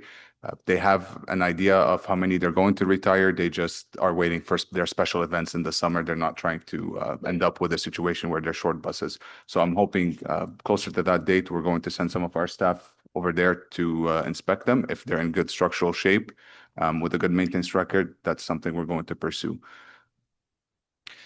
Yeah. Okay. And that's looking like summertime. So obviously we're ways off. Has anything else been looked at? What other emergency measures have been looked at to procure either or to institute shuttle buses or more partnership with STO? I know there's some difficulties there, but we do have cross-border transfer. So what other options are being pursued in this case to stem the immediate tide, which is now through, it sounds like, to the end of March, early April? And Mr. Chair, we've explored a few options and, through various reasons, they just haven't been feasible. But one of the ones that we did also look at was, utilization of, school buses. Right. But there's regulatory issues, there's staffing issues, and what we're seeing in terms of, other properties, especially properties that are close, the challenges that we're facing with regards to mechanics and operators and availability of buses, a lot of them are, not in the same situation we are, but not in a situation where they have extra resources to be able to provide to us and help us out in that regard, because they're operating very much at the margins as well too. So, we have explored other opportunities with other bus types. So where we've just come back to is really just focusing back our efforts on, obviously getting mechanics, onboarding those buses as quickly as possible, training our staff so we can maintain the ZEB buses as quickly as possible, all those actions. And we know that they'll yield the positive results. And, I know that we're talking a lot about, summer and then, into next year. But we really do think we're going to be in a much better state once we get into early spring. But to your point, that's March, early April. I'm pleased with the progress that we've been making with regards to our increases in availability. But that also needs to translate into, how that affects our customers and a reduction in the number of undelivered trips. So, but we're really focused on the efforts that we've talked about here to get our fleet count up and get the staffing that we require to maintain and operate the vehicles. Okay, thank you for that. So if we're talking to residents, we can say we're looking end of March, early April, when things should be restored to a 520 bus fleet availability on the road. Is that what we're saying? Mr. Chair, that's the safest approach right now to answer. I'll be candid, and I'll mention that the cold weather is the one that's hurting us the most. The days where we're seeing the temperature drop below -10, for example, are days where we're able to put buses on the road. The cold weather has been very, very difficult for the H buses. So hopefully, I won't be hopeful, but I'll just aim for April for now. But I think we're going to see better. All right, that's appreciated. I want to go through how we got here. That's the second line of questioning. So there's been a lot of things happening. Obviously, there's EV delays. There's delays in the procurement for all buses takes a long time. In 2023, we retired 117 older buses. We did that to save some operational funds because we were saying they're old. The service isn't needed right now because it was end of pandemic and people weren't taking the buses much. So we retired 117 older buses. We had a fleet at that time of 851. We were going down to 738. So has that come back to haunt us, that decision, or are those buses just purely needed to be retired? There was a savings that was had as a result of not having to repair those older buses, or is there something else that should have been done at that time to make sure, hey, we're keeping some in service because we're anticipating. Even if we're not anticipating delays in the orders, just in case we have backups. Mr. Chair, unfortunately, the buses that we retired were not good buses. They were taking a lot of our labor effort. Unfortunately, we see that in other similar buses today, where the labor spent on them is not generating the amount of reliability we need. They're taking double the amount of. They were at the time, I think, taking double the amount of effort to put them on the road, getting quarter of the mileage we needed. So keeping them would have been only added junk and an added list of buses that are not on the road today. Right. What we need to avoid doing this in the future is, one, stagger our purchase of buses, understand their capability, and stop when we need to stop and reassess if this is the right type of bus for us. Time for one more, Councillor. Thank you. We ordered 50 diesel articulated buses. This was before Councillor Lowe's motion and after Council had also decided to order more ZEV buses. So obviously we could order diesel buses when we needed to. Newer buses. Is there a need in the future right now to be thinking about I don't care about the technology. I want to make sure we have buses on the road. So is there a need right now to be thinking about future capital orders staggering and what's the plan at this point? So again, we're not into this in 2028, 2030. Because is our bus, our bus fleet, we have LRT launching, you have to connect up with the LRT. Usually when LRTs launch in other cities, you see bus availability, you need more bus availability to get to the LRT line. We've gone in the opposite direction. I know there's been a difference with Transitway and those sorts of things, but I'm just concerned about the future and don't want to get into this situation again where we're getting all these angry emails and phone calls and people saying, what are you individually doing about this to fix this problem? Because they're pissed and they want to directing it to somebody, right? So what are we doing to make sure this doesn't happen in the future? Are we ordering, is their capital budget enough? Is it a budget issue? What's been the problem? Okay, thank you for the question, Mr. Chair. And it's similar to the response I was talking to with Councillor Carr. Yes, I mean, there is a need to look at our procurement plan. So we do have a long-term procurement plan, but what we want to do is we want to focus on, and that's the work that we're doing over the next couple months is looking at how can we even it out and advance some of those bus purchases now. Rami's team is looking at, they're doing the analysis on, how much, the mean time between failures, out of service time because they're up on hoist for extended periods of time, looking at all those buses and then looking at as well, what's coming in terms of midlife refurbs. And do we want to invest the money in refurbing these buses or would we prefer to purchase new buses? So if we have a portion of our fleet, and we know there's buses and portions of our fleet that aren't meeting our performance targets, that are getting older and might be worthwhile to redirect that money to a bus procurement purchase. So over the next couple months, that's something that I'm working with. We'll be working with Pat and his team to look at our procurement plan. How can we even it out how can we even it out, advance some purchases so we're not doing these advanced purchases and being in a similar situation like we are today? 100%. A lot of our focus and our discussions today is about the short-term measures that we're going to take to improve the service, but we are taking that longer-term view, that we need to learn from these situations and make sure that we don't apply in the future moving forward. So your point is bang on, Councillor. But so we are looking at our procurement plan, and I appreciate Councillor Lowe's motion in that regard because we are looking at what works best for the service, and it's not solely focused on zero emission buses. What works for our service?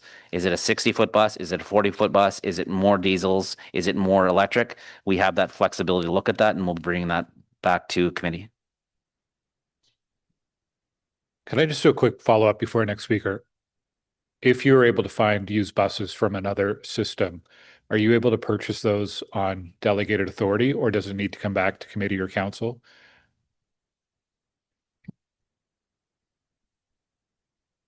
I'm going to look to someone to just confirm my answer, but I believe we are able to purchase them on delegated authority, and that's what we did with the 11 used buses. Okay, that's good. If that's not the case, let us know, because I think we would be happy to move something in here or at council to allow you to move as quickly as possible on that. Vice Chair Hersh is up next. Merci, Monsieur le Président. Déjà, on a eu beaucoup de questions. Thank you, Mr. Chair. We had several questions already. I have the same questions, so I won't repeat them. I will say, though, that when I hear your presentation and when I hear you out almost every day talking about the work that you're doing, the key message is you are focused on the fix. Everyone in the organization from top to bottom, 7 days a week, you're working to fix the challenges that we're having and you're focused on that. I would suggest you do need to be out there on a regular basis, outlining the information that you've provided with us today, explaining what we're doing again to focus on the fix. Because when you're not out there, the spokespeople are interested but unqualified experts, and at worst, trolls. And we need to hear from the people that are working hard every day to focus on the fix. So please continue to be available. Please continue to keep council up to date on the work that you're doing. I know we're really excited about the East End extension.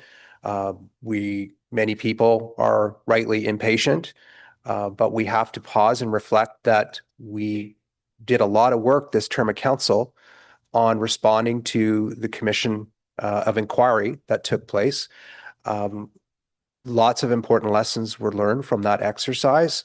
We put significant cost in both participating in the inquiry and responding to the recommendations in a thoughtful and thorough and meaningful ways. And that report can't sit on the shelf, and we can't forget about this.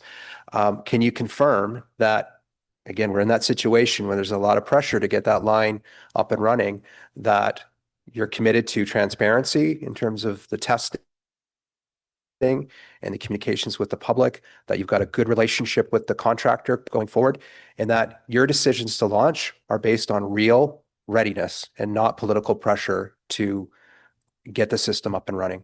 These were the kind of the core messages of the inquiry that really are important as we get really close to the launch. Mr. Chair, thank you for that. And I'll ask Richard to answer, but I just want to say at the beginning, 100% that the public inquiry is not sitting on a shelf. I think Richard could probably name off every single one of the recommendations that come to it, and he takes it to heart with his team. We will launch when we're ready. That's not to say that there won't be things that still need to occur after substantial completion and after trial running. There still will be work that has to be done. We're not going to unreasonably withhold substantial completion and trial running, but we will launch when we're ready. And I think I'll speak on behalf of the entire team. No one is experiencing any political pressure to launch it to a significant date. Now, I get everyone wants the date, wants to know, and we appreciate that pressure because there's interest, and that's fantastic. We want people to be interested and engaged, and we appreciate all your engagement in that.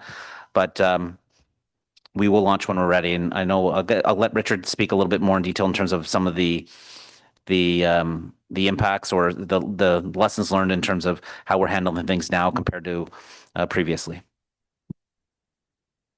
Yeah, thank you. So I think Troy's covered it, but maybe just to provide some kind of more color to the answer, I think there's a couple of things that were recommended through the public inquiry process that we're very much focused on at the moment. And the first one would be in relation to the agency that's responsible for the expansion program or the new launch needs to take the lead on the timelines. So we have a fairly complicated contractual structure with EWC, but also with RTM. And then we have many different groups internally. So it is incumbent on transit services to take the lead on when we think we're ready to launch. And so we take that very seriously. We are in a position to be able to say what we think is the earliest likely date. We do face challenges with giving this is the precise date. And we, I think, are very similar to other transit agencies across North America with being very cautious about saying exactly when we are going to open. And there is a common mantra, we will open when we're ready. So I think that's one key public inquiry recommendation. And then I think the second recommendation, which is very pertinent right now as we talk about trial running, is that trial running is there to simulate passenger service. And so, we will get into a totally full and transparent explanation of how we plan to undertake trial running. We are ready to sit down, and we're very excited about presenting that trial running plan. And it's very much based on the minutia of the recommendations of the public inquiry. So, like as a summary to your question, absolutely, we believe that we're following the public inquiry recommendations, both in the work that we've done, the work that we're planning to do to get to revenue service, and we know that that's what we're going to be judged against. Good, thank you for that answer. And I think we also have the experience of line 2, where we demonstrated that we walk the talk for the recommendations, and pleased to hear that approach is being followed in this case here. I'll stand down now, Chair. I do have some questions about line 2 and some other matters, but I'll wait until the next presentation, which I think could be folded into that discussion. Thank you. Okay. And Troy, you wanted to make a clarification on something from earlier. Yeah, I did. Thank you, Chair. And it builds upon what Richard was talking about. And, I know we've been throwing out a lot of numbers and statistics, and we've been very, very specific in terms of, vehicle counts and those types of things. And I just wanted to clarify something with regards to the east extension and trial running. So, I've talked about 46 trains. That is the sort of the absolute minimum number of trains required for service, but it's based upon 2 requirements that are outlined in the PA, right? And keep in mind that the PA projected what our ridership was going to be, and this was done, a decade before COVID hit, right? So, the 46 trains is based upon meeting the service requirements based upon line one ridership that was projected many, many years ago, pre-COVID, and we know we're not at those pre-COVID numbers. As well, it's predicated on having the right number of trains to simulate passenger service in the east. We will be coming to you with, when substantial completion is achieved and we're about to go into trial running, we've committed to doing a technical briefing. We will give you all the details with regards to the trial running plan, and that will include number of trains and spares, and, we'll get into all that level, the pass fail criteria, we'll get into all that level of detail. But I just want to clarify that, the 46 number trains, it's a PA required number at this point, but it's based upon initial projection. It was based on projections that were done back in, 2012, 2015 time period. So there might be some adjustments to that. But it doesn't change where we're at from a spalling perspective. It doesn't change where we're at in terms of our ability to follow the public inquiry. Everything stands hold as we're going to launch when we're ready to launch. I just wanted to provide that clarification. Councillor Leeper. Thank you very much, Chair. So I'm just digesting that last piece. It does sound a lot like the moving the goalposts that was one of the challenges we faced establishing public trust with the line one opening. The number 46 sounds like it's an absolute number that's written into the project agreement. There is a service level that's outlined in the PA, and it identifies that what that service level would be running for trial running. But as I said, it was based upon, ridership projections. It was based on simulating what the ridership would be required at the time that you go into trial running. So there is some latitude there, but I appreciate there's zero intention to lower the goalposts. We want to make sure that we go through, trial running, that it is a reflection of the service that we need to provide, and that it is an accurate reflection that we'll be successful once trial running is over and we go into revenue service. Will you ask us before you lower the threshold? We'll be bringing that information to you, yes. But you're not going to ask us. That sounds like informing. That is correct. I'll let that digest for the rest of the meeting. It does tie in. I've got a few questions. My colleagues have obviously been very thorough this afternoon with their questions, but I will move into the CBA availability and the effect that could potentially have on doing the trial running, if not actually running the service moving forward. It sounds like our best hope to avoid a CBA availability problem is if the mitigation that RTM has suggested would be the way to avoid having to replace those at the same frequency.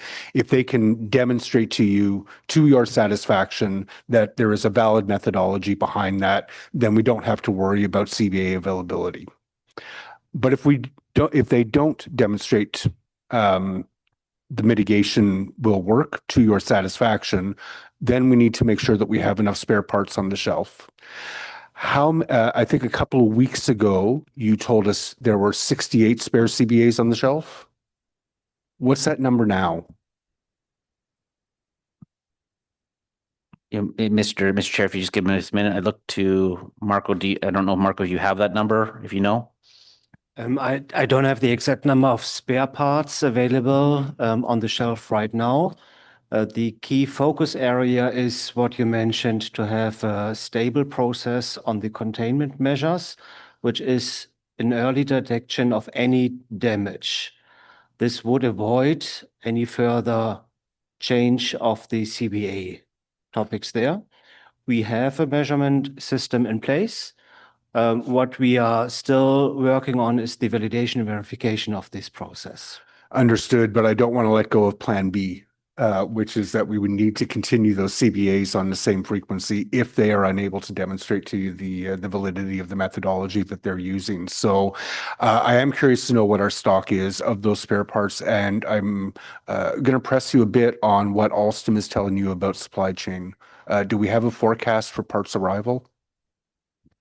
Mr. Chair, that's an outstanding piece of information from Alstom. that we've asked for this week, because we want to see greater line of sight as to what activities they're doing to bolster the supply chain and what exactly that supply chain is in terms of what they can receive on a monthly, weekly basis from their suppliers. So that is outstanding information.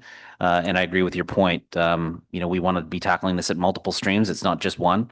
I think our best scenario is getting that validation information to either lessen or remove the restriction. That's the best medium-term approach, the long-term approach being the ultimate solution. But we're not solely reliant on that one piece. So that's why we're pushing on. We want to see the line of sight on your supply chain and your ability to continue to replace CVAs if required. That's part of the ongoing discussion with them is there's a known issue. There's a new known issue. It's safe to assume that there will be more CVAs that will need to be replaced. That frequency yet to be determined because it's still very early days. But we can't assume, you can't assume, Alstom, that the same replacement regime, the same replacement schedule will hold. You need to be prepared, and we're pushing them to be proactive in that regard. Are we using the same CBA as multiple transit agencies around North America or globally? Marco, if you can answer, please. The axle design is unique to Ottawa. It was developed for the North American market. We have the same vehicle types on Finch West Line, and it will be as well on Ontario. Okay. So they won't be supplying solely us with this CBA. There are a couple of other transit agencies that they'll need to supply. That's correct. We have the plan of how many vehicles will be available for the next 2 to 3 weeks, which is stable. Yep. It is not as what we hoped to be increased. This is what we all want to see and hear. But based on the algorithm, how many axles have to be replaced at a certain mileage, and it's not only the threshold of 100,000 that we set in place, but it's as well thresholds of previous CBA issue where we have the unpinned threshold of 60,000, on other cases 120,000 and so on. So there's a multi-layer factor of how we do a calculation when an entire train or vehicle can be put back in service. It's not only one axle, it might be multiple axles. This has to be factored in how many CBAs we need to replace for a vehicle going back to service. Okay. I'd be keen to know by way of memo when you have some greater visibility on inventory levels and forecasts for those spare CBAs. I've been thinking a lot about that since our discussion about that at the technical briefing, and it's keeping me up at night. I think I heard the answer to my next question in a previous answer. As trains return, it sounds like it's TBD as to what the plans are with respect to offering coupled trains on some frequency. That is correct, Chair. The situation is a little fluid. We saw in the early days when we were providing, I'm not sure if it was 2 or 3 double car trains, it resulted in confusion for customers on the platform. So we want to be in a situation where we could very clearly articulate that it's, every second or third train would be a double car train. It poses some challenges in how we communicate that, but whatever we do, we also need to be able to make sure we sustain it, and I don't want it to change from day to day. So we're encouraged by the fact that the frequency of trains, the increased frequency of trains that Joel and his team were able to put in place, is meeting the demand. But I appreciate that it's not the most pleasant experience, and people are having to really fit themselves into those trains. So the situation's fluid. Yes. Okay.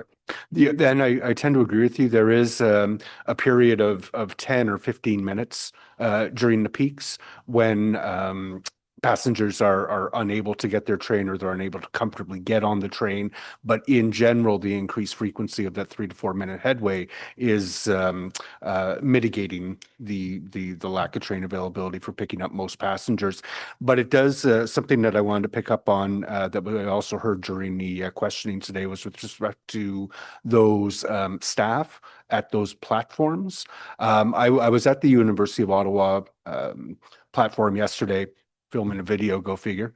I'm not sure that the staff person was effectively marshaling passengers into the most optimal sort of boarding points. Can we just make sure we're auditing how those platforms are performing and make sure that the staff who are on duty are being the most helpful they can? Thank you, Chair. We'll absolutely take that away and we'll conduct some audits to make sure that the measures are effective. We do have supervisory staff that have been out, but we'll take further measures. Okay, thank you. The presentation also spoke to bus cancellations and the transit priority measures that can help avoid some of those. I'm just wondering what the pace of implementing those TPMs is. I know I had some really good discussions with Pat around TPMs in Kitchissippi Ward, and I'm just wondering what timelines are and whether we can accelerate some of those capital works. Mr. Chair, we're working with consultants to design the physical changes. We're working with our colleagues in infrastructure services to build those physical changes once they're designed. We're working with our colleagues in traffic services and public works to make any changes that are appropriate to parking regulations, lane markings, timing of signals. And we will keep all of the councillors along that Route 11 corridor up to date on what's going on. We've also, our colleagues in transportation planning have reports they're bringing to PWIC committee on other streets like Bank Street, and work continues on everything. We're looking in particular now, we're looking at the operation on Jeanne d'Arc and Brian Coburn to see what we can do to improve reliability on Route 30, and we just keep plugging away. Thanks. I don't want to move too much at the speed of City Hall and move more at the speed of urgency that Councilor Menard pointed out earlier. Come fall, those newly back to work public servants who will be going into the office 4 days a week are going to be crowding our roads, and we need those TPMs in place to the greatest extent possible. I know it's this summer, but it'll be a little bit easier to manage this summer. And then I think my last question, I've got two more questions. I apologize. I'll try to make them quick. Our 2026 budget increased the amount of money budgeted for bus operations and maintenance by 0.7%. I assume you're using $9 million in fuel savings in this budget to bolster that amount so that our total increase in spending in 2026 on bus operations and maintenance would increase by 2.9%. Is that, I'm looking at the July 27 number where you still have a very significant backlog of maintenance planned. Are we budgeting enough to catch up on the backlog? Do you have unspent budget right now because you don't have the staff, or are we spending every penny that you're getting through the budget? Mr. Chair, there's no unspent money. Okay. We are managing our budget, sort of holistically. So, Rami is, he's short some mechanics, so there's savings there. And, where we have those savings, we're redistributing within our operations to, whether it's more supervisors to help manage the service through their control center to make adjustments and those types of things. So we're using all those funds, but we don't have excess funds. And, we've talked about where, transit's still in a deficit situation. And that's, part of the discussions that we need to have. The budget gives us the opportunity to make incremental improvements in a service. It doesn't, I don't think it doesn't fix everything overnight. It doesn't fix everything within but one budget cycle. And that's something that we need to, we need to continue to invest and make those reliability improvements. One of the things that we're also working on from I'll say a medium to longer term perspective, and I probably should have started off earlier here. We have Oliver Monahan, the associate general manager here for the first time in person. He's been with us for several months now, and he's working with Pat and his team, and we're going to be exploring different options in terms of how we schedule and piece together our work to, again, to help improve reliability. So there's the transit priority measures that we're working with other units, but there's our bus availability and our recruitment, all that sort of stuff. But then we're also looking at how we schedule our work and can we generate some efficiencies in that. And maybe I'll ask Oliver to say a few words to introduce himself and maybe just talk a little bit about we're at the early stages of that, but he can maybe just give you a little bit of flavor of that too. Thank you, Troy. Good morning, Council. Nice to meet you all. Yes, sorry, questions caught me there. The work we've done so far is scheduling has come over to me. I'm working with Pat. We're starting to look into the long term, 18 months forward. We're also working, I was with Remy yesterday, we were talking about vehicles. So we're bringing everything together to start the plan of where we want to be and then work back from there. So the question about budgets, that feeds into it. So early stages, but gathering data, scoping where we're going to be, and then in a motoring parlance, the tire will hit the road and we'll start doing the actual hard work. So early days, but as Troy said, building where we need to be so that we avoid where we are now going forward. I hope that helps. Thank you for that. As a follow-up to that line of questioning, if you have the opportunity to hire more mechanics and the bus operations and maintenance budget is over budget, I'm assuming that you're not going to let that be a hurdle to doing the hiring that you need to do. That's correct. When it comes to hiring, especially on the mechanics side of things, this is year one, let's say. As I said, if we net 14, 15 mechanics, we also know, and I say net, and I'm using the word loosely because there will be retirements. There will be attrition as well too, right? No, this is a multi-year plan on the mechanic side. But if we can onboard 14 mechanics, it puts us in a much better position moving forward. But we need to sustain it. We need to sustain it. Absolutely. I think that's a lot of the councillors have mentioned that. That's 100% where we need to be.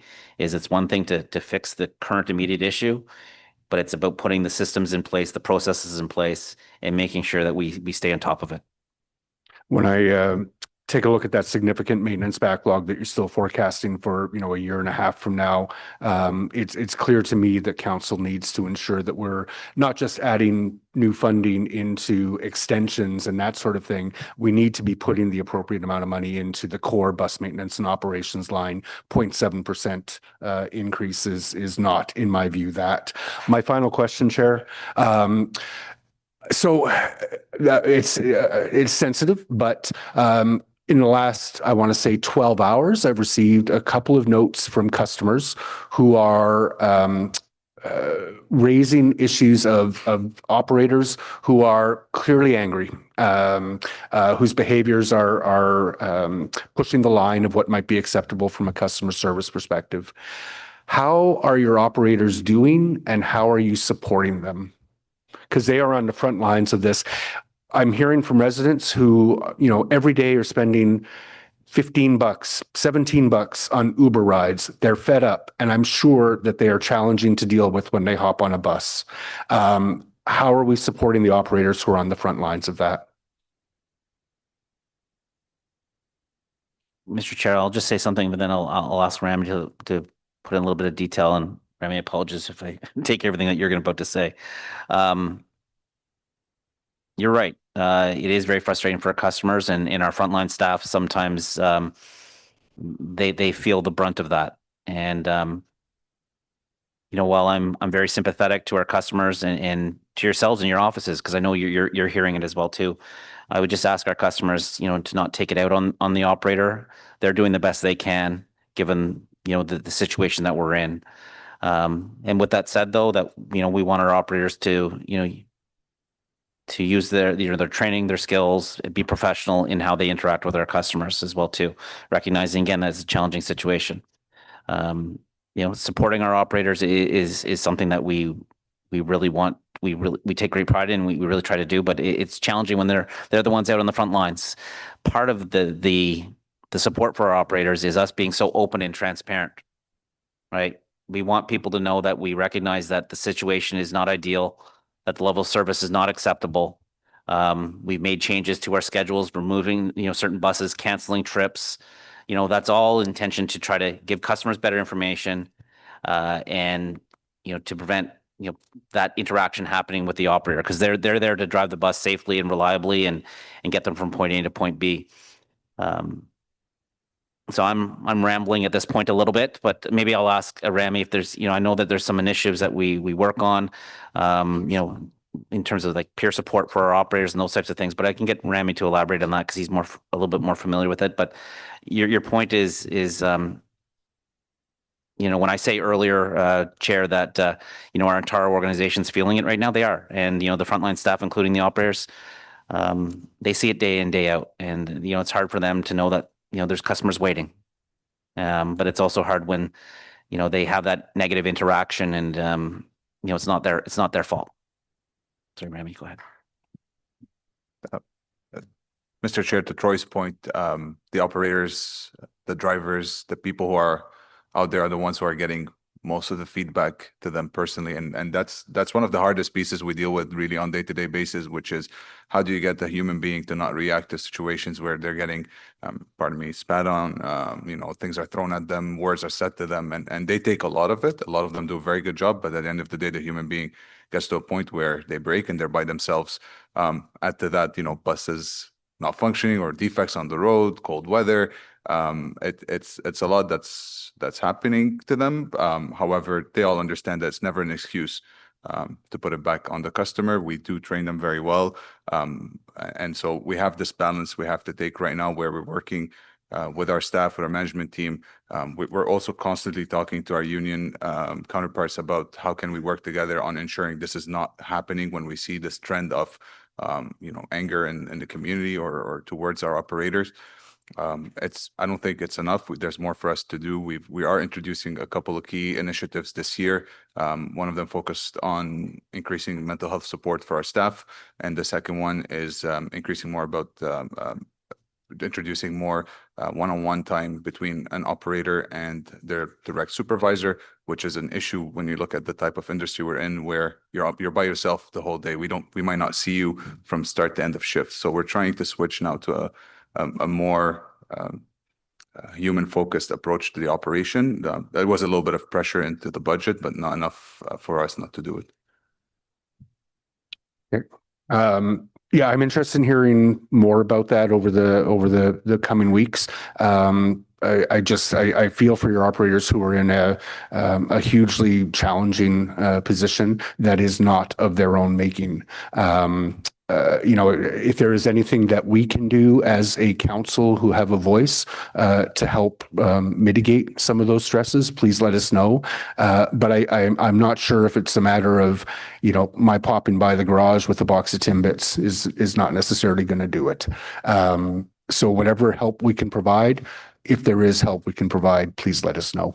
Chair, thanks for your indulgence. Councillor Hill. Thank you very much, Mr. Chair, and I appreciate the comments that were made earlier by OC Transpo leadership about holding ourselves accountable. As such, I'd like to table a motion regarding transit audit. Do you want me to wait until that's on the screen, Mr. Chair, or just carry on? Roger that. Whereas the Auditor General has an agile audit of light rail transit on her 26 to 27 work plan, and whereas OC Transpo's Chief Safety Officer has a quality assurance team that are responsible for internal and external audits to ensure regulatory, safety, and technical requirements are standards being met, therefore be it resolved that OC Transpo's Chief Safety Officer be directed to conduct an audit in accordance with the relevant provisions of the Municipal Act into the safety concerns resulting from the Line 1 trains being removed from operation due to the cartridge-bearing assembly spalling issue, and be it further resolved that the audit be presented to the Transit Committee in Q2 2026 in camera if deemed necessary, and be it further resolved that a draft of the audit be provided to the Auditor General of Ottawa prior to the audit being submitted to committee, and be it further resolved that Council request that the Auditor General consider increasing the priority of the agile audit of the LRT on her 26 to 27 work plan so that the work can begin as soon as the audit by OC Transpo has been submitted to the Auditor General's office, should she believe further value could be added to her office in this area. In addition to that, I'll just start with, well, actually, I'm going to start with a couple of riffs from my previous colleague that spoke to the operators.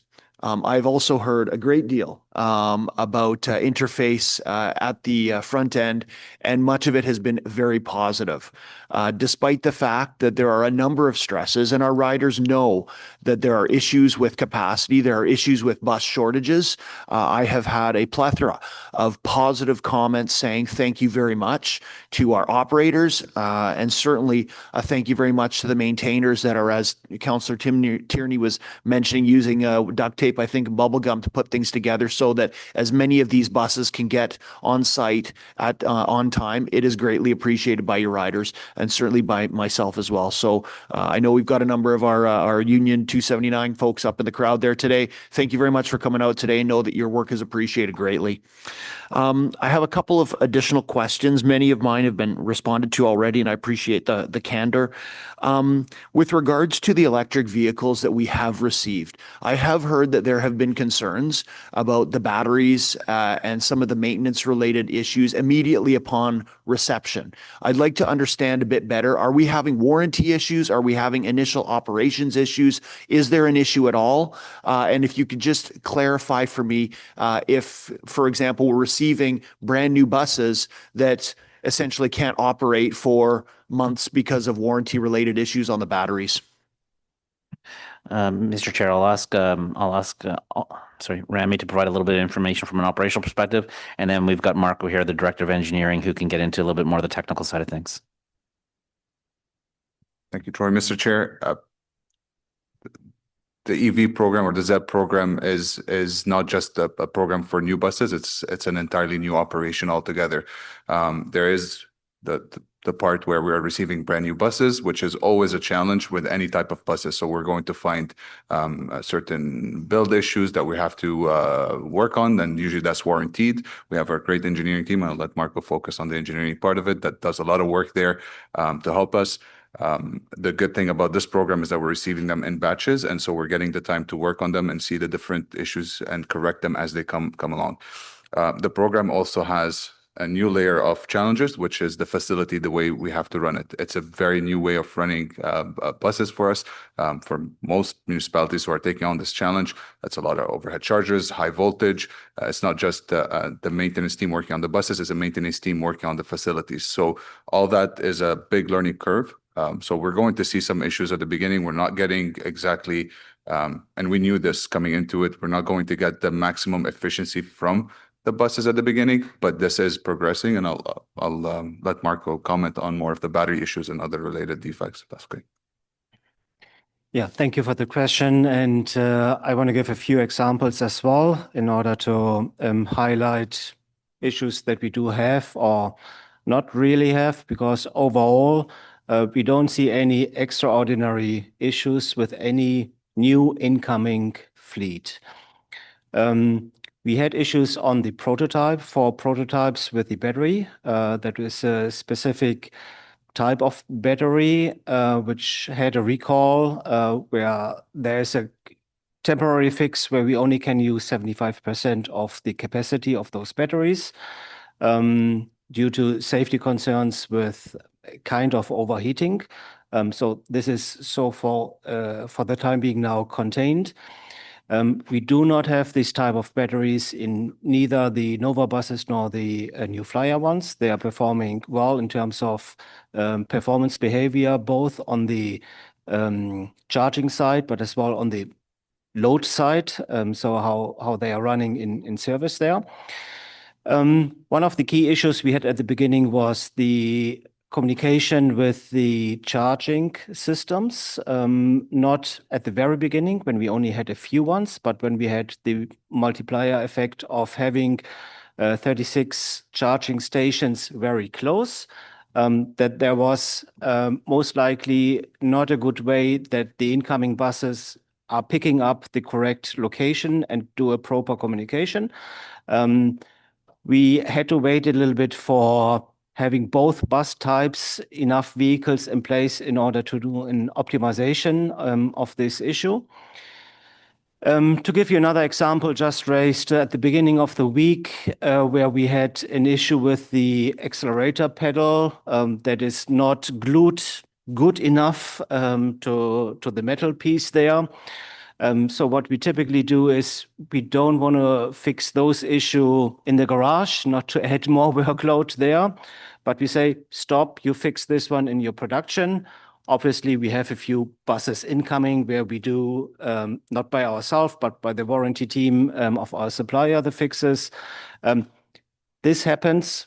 This will continue to happen. This is normal expectation of a new fleet coming in.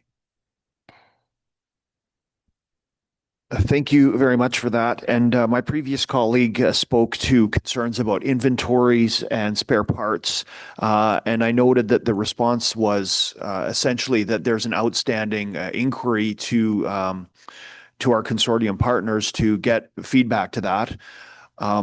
If they were here today, they would be able to answer that question, but they're not. So is there a reason why RTG is not present today to answer some of these questions? And is there an intent to bring them forward to a committee in the near future in order for that to be the case? Mr. Chair, we're having questions with RTG for their participation in an upcoming meeting. And while we haven't gotten a definite affirmative yes from them, they have indicated that we likely would be willing to come and speak to you directly. They want to speak to you directly, but they just want to advance their work with regards to the solutions. And part of that would also be the defining and being able to confirm things with regards to the supply chain. So, I don't want to speak on their behalf, but the feedback that was relayed to me is the last thing they want to do is come here and say, it's under investigation, to be determined, more information to come. They want to come here when there's more of a substantive update to provide. So we're having that dialogue for them to participate, and I think there is a desire on their part to be here, and I would suspect that we'll have them at a future meeting, whether it be a technical briefing or a committee meeting. I think there is a desire for them to attend as well. Thank you very much, Mr. Chair. Councillor Kavanaugh. Thank you, Chair, and thank you very much for the update. Very much appreciated.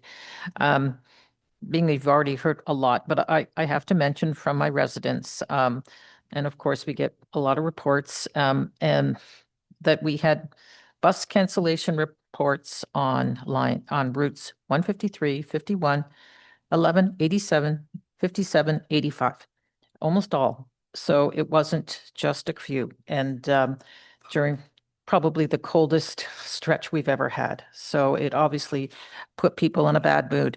The concern, of course, is that it just turned them off. And there are, as has been mentioned, they're looking for other ways to get to work or school or whatever.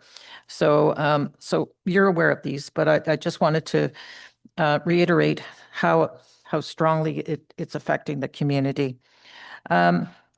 We're talking about the East Extension, and it's going to open up. It will. I'm actually, I trust that you're going to test it very well, and I want you to. I don't want a rush. Seen that before. Been there, done that. And I appreciate it to be well done. And I think it was well done on the Trillium line. And we got a great system. So there it is. But I do want to know when the East Extension does open, that's going to free up some buses. Do we have an approximate idea of how many buses that would free up? Mr. Chair, yes, it will. That when the O train extension opens to Trim, it will reduce the number of buses, primarily the buses that now run to Blair Station that will only need to run to Trim or Place d'Orléans or Convent Glen stations. We don't know exactly what number that will be in the fleet, because it depends on the timing of the opening. It depends on where we are in the receipt of the new electric buses, because the electric buses need to be scheduled a little differently than the diesel buses. So until we have more precision on the date and more precision on how it interacts with the pace at which we're receiving the electric buses, that's when we'll be able to to know how many buses are freed up. Okay. Okay, well, we look forward to it because we do expect to see more. We talked about Paratranspo. You did talk about the new minibuses, and I did hear concerns about the heating system. So, and you've mentioned that's being looked at and fixed. And Mr. Chair, actually, the answer is yes. And I actually have a little bit of information in the next portion of the presentation on the Parabus procurement. Okay. But the answer is yes, though. Great. Okay. Because I'm hearing a lot on Paratranspo, mostly because a lot of the passengers, the users, have been told to go to taxis, and they find it very difficult. It's an issue of because they have chronic issues of pain, that the bus is better for them. Will this, you're waiting for 40 more scheduled buses to arrive. Will that ease it so that they do not have to be switched over to taxis? Many of the ones that were switched over earlier.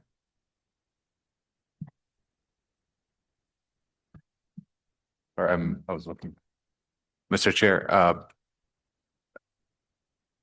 there is an assessment done for every candidate on Paratranspo. As you know, every person has a different condition with different requirements. So for the customers that cannot use anything other than a bus, we have to make sure that we're using one of our buses to accommodate them.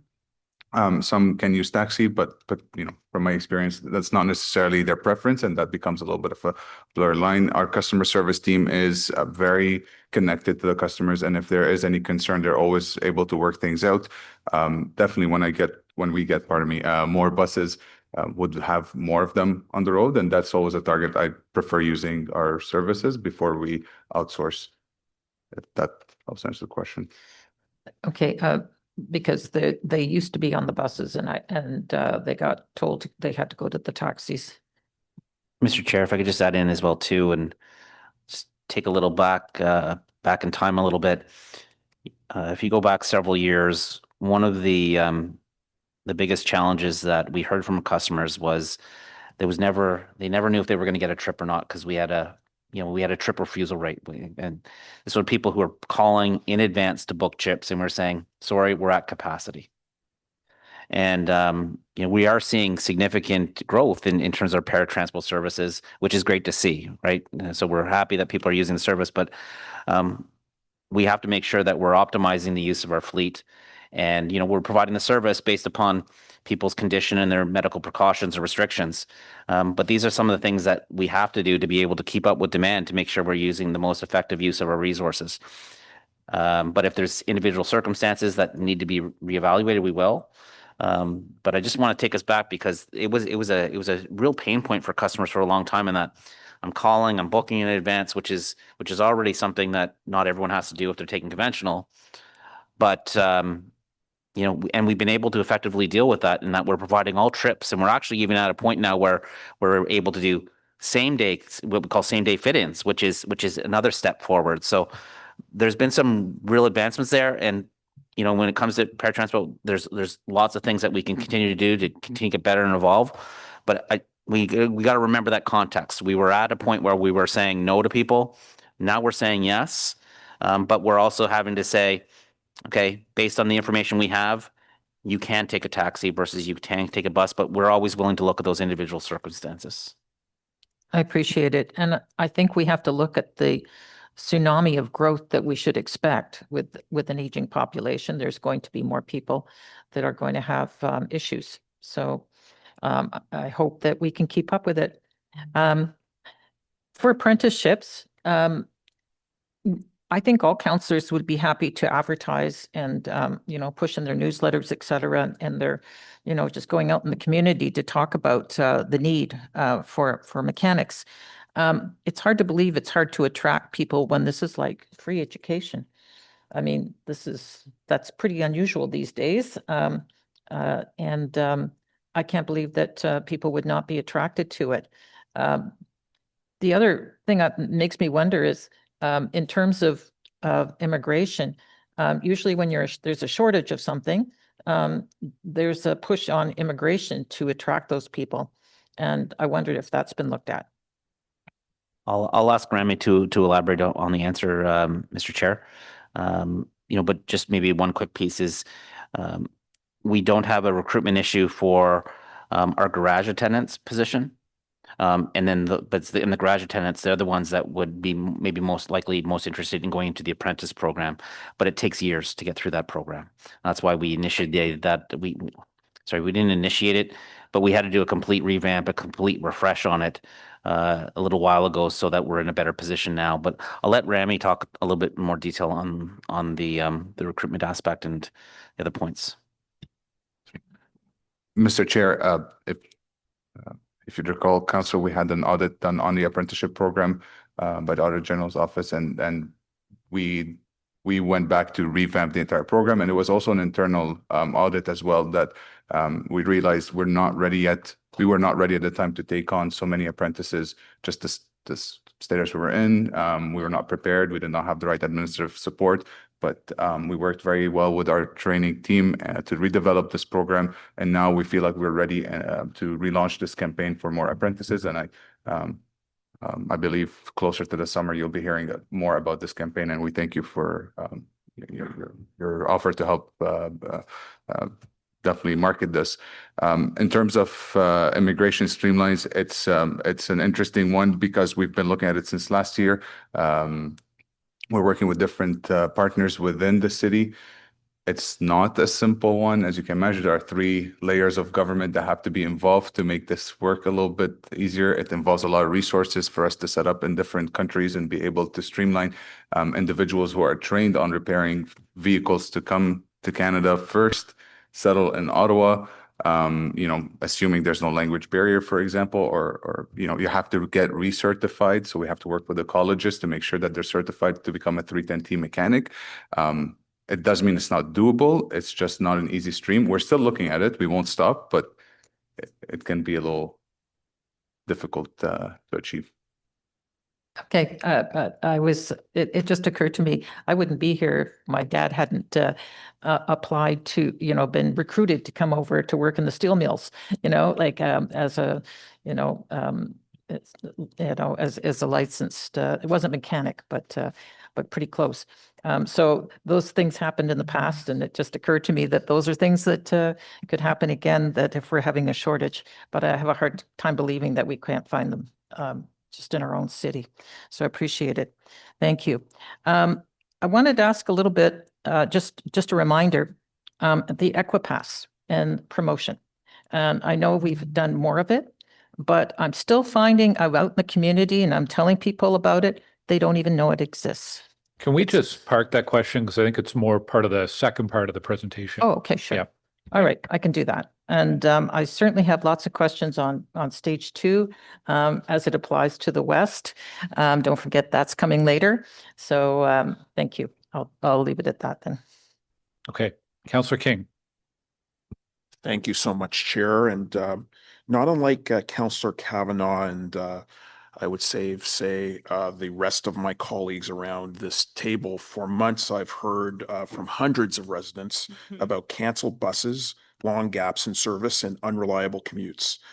People relying on routes like the 6, the 7, the 12, the 15, the 17, and the 18 are waiting 30, 60, and even 90 minutes in the cold. We continue to hear consistent concerns about temporary morning trip cancellations on both Route 18 and Route 17. In fact, I heard from residents this morning about Route 17. I know that Councillor Plante is also seeing these same types of issues, especially during weekday morning peak. Our residents and students expect to be able to get to work and to school before 9 a.m. I think it's just very clear that that is just a normal expectation from our transit service. And if we can't deliver on that, then we're failing. And that's what I've been hearing over and over and over again. So I'm really pleased that Councillor Menard had a line of questioning concerning this as an emergency and that there's a plan around that. I'm also very gratified that our colleague Councillor Plante is introducing an inquiry today around the rationale for these cancellations and specific run removals. I think that's very important because we both represent communities where the majority of the people take the bus and they require it. And especially, I especially appreciate the inquiry because, of course, many of these low-income people are taking Ubers who can't afford them. And that's not, we can't justify that. And I also want to thank Councillor Brockington, who will be bringing a motion on my behalf to better communicate these cancellations to our office and to the public. What I've been finding is that residents have been reaching out to us asking, well, why weren't we informed that this run was canceled? And so we need better tools to be able to address that. Earlier this week, I had a meeting with OC Transpo Management, and we were told that ghost bus issues were not occurring. We were advised, my office was advised, that the real-time information systems were updated months ago, and that scenarios where buses appear as arriving and then disappear in the transit app should no longer be happening. However, despite these assurances, we continue to receive multiple detailed route-specific accounts from residents who are sending us snapshots of their phones, describing exactly this behavior from the app across different days, locations, and routes. These reports are consistent with one another and include specific times, stops, weather conditions, and outcomes. When a bus appears in the transit app or text system with GPS tracking and then disappears or is canceled at the last minute, I'd like to ask staff, what specifically is happening operationally? At what point does the system know the trip will not run? And why are real-time tools not updated sooner or more accurately when those triggers occur?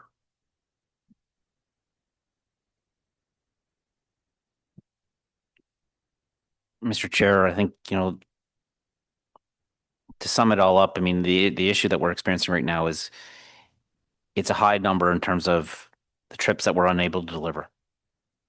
Our control center staff, our supervisors, and even our operators, we're filling gaps, and we're trying to fill the gaps of priority trips as best we can. There was a time in which we said, first and last trips, school trips, trips that service hospitals, those are absolute last in terms of priority for being able to deliver and cancel. But given the number of undelivered trips at this point in time, we're hitting some of those critical trips that we've always tried to avoid. Our control center is working in real time, and if you have an operator who's done their shift, and then if there's an operator if that operator is willing to take on another run, okay, let's fill that trip and let's see where we can use it. And we have a mechanical breakdown of a bus that was just about to leave its layup area and start another trip, and we don't have another bus available to fill that in. Like, these are all things that happen every day, all the time. But really, what we're dealing with right now is largely related to the sheer volume of undelivered trips that we're able to provide, and that's why we made the decision, a couple weeks ago to, and it only partially dealt with the issue, was to temporarily, take trips off the planner, reduce the number of buses, so that we can provide a little bit more accurate information to customers in terms of what they can expect. But that's not an ideal situation either. But it comes down to volume, and the positive aspect to this is that we are seeing some slow and incremental improvements, and over the next couple of weeks we'll continue to see that improvements, and then when we get out of, I said I'm not holding my hat on better weather, but with better weather comes an easier fleet to maintain, less traffic congestion that our buses get stuck in and result in significant lateness. So things will improve, things are improving. But I recognize we're not there yet, and I can't empathize enough. I know how much our customers are impacted, and I know how much you're hearing it in your offices. That's not something I take lightly, because I know that you're frontline too. You and your staff are frontline. You hear it. But maybe I'll ask Pat if he can provide a little bit more information in terms of the ghost buses and the system aspect of things. But I hope I give you a little bit of a high level answer, and you welcome the direction to provide more insight in terms of, the decision tree or decision processes that our control center go through. But it's not ideal. And when we have, we're dealing with a couple hundred trips that are impacted. There's no right solution. Pat? Thanks, Troy. Mr. Chair, the upgrade to our real-time information system that we brought in a few months ago and that we told you about here at previous meetings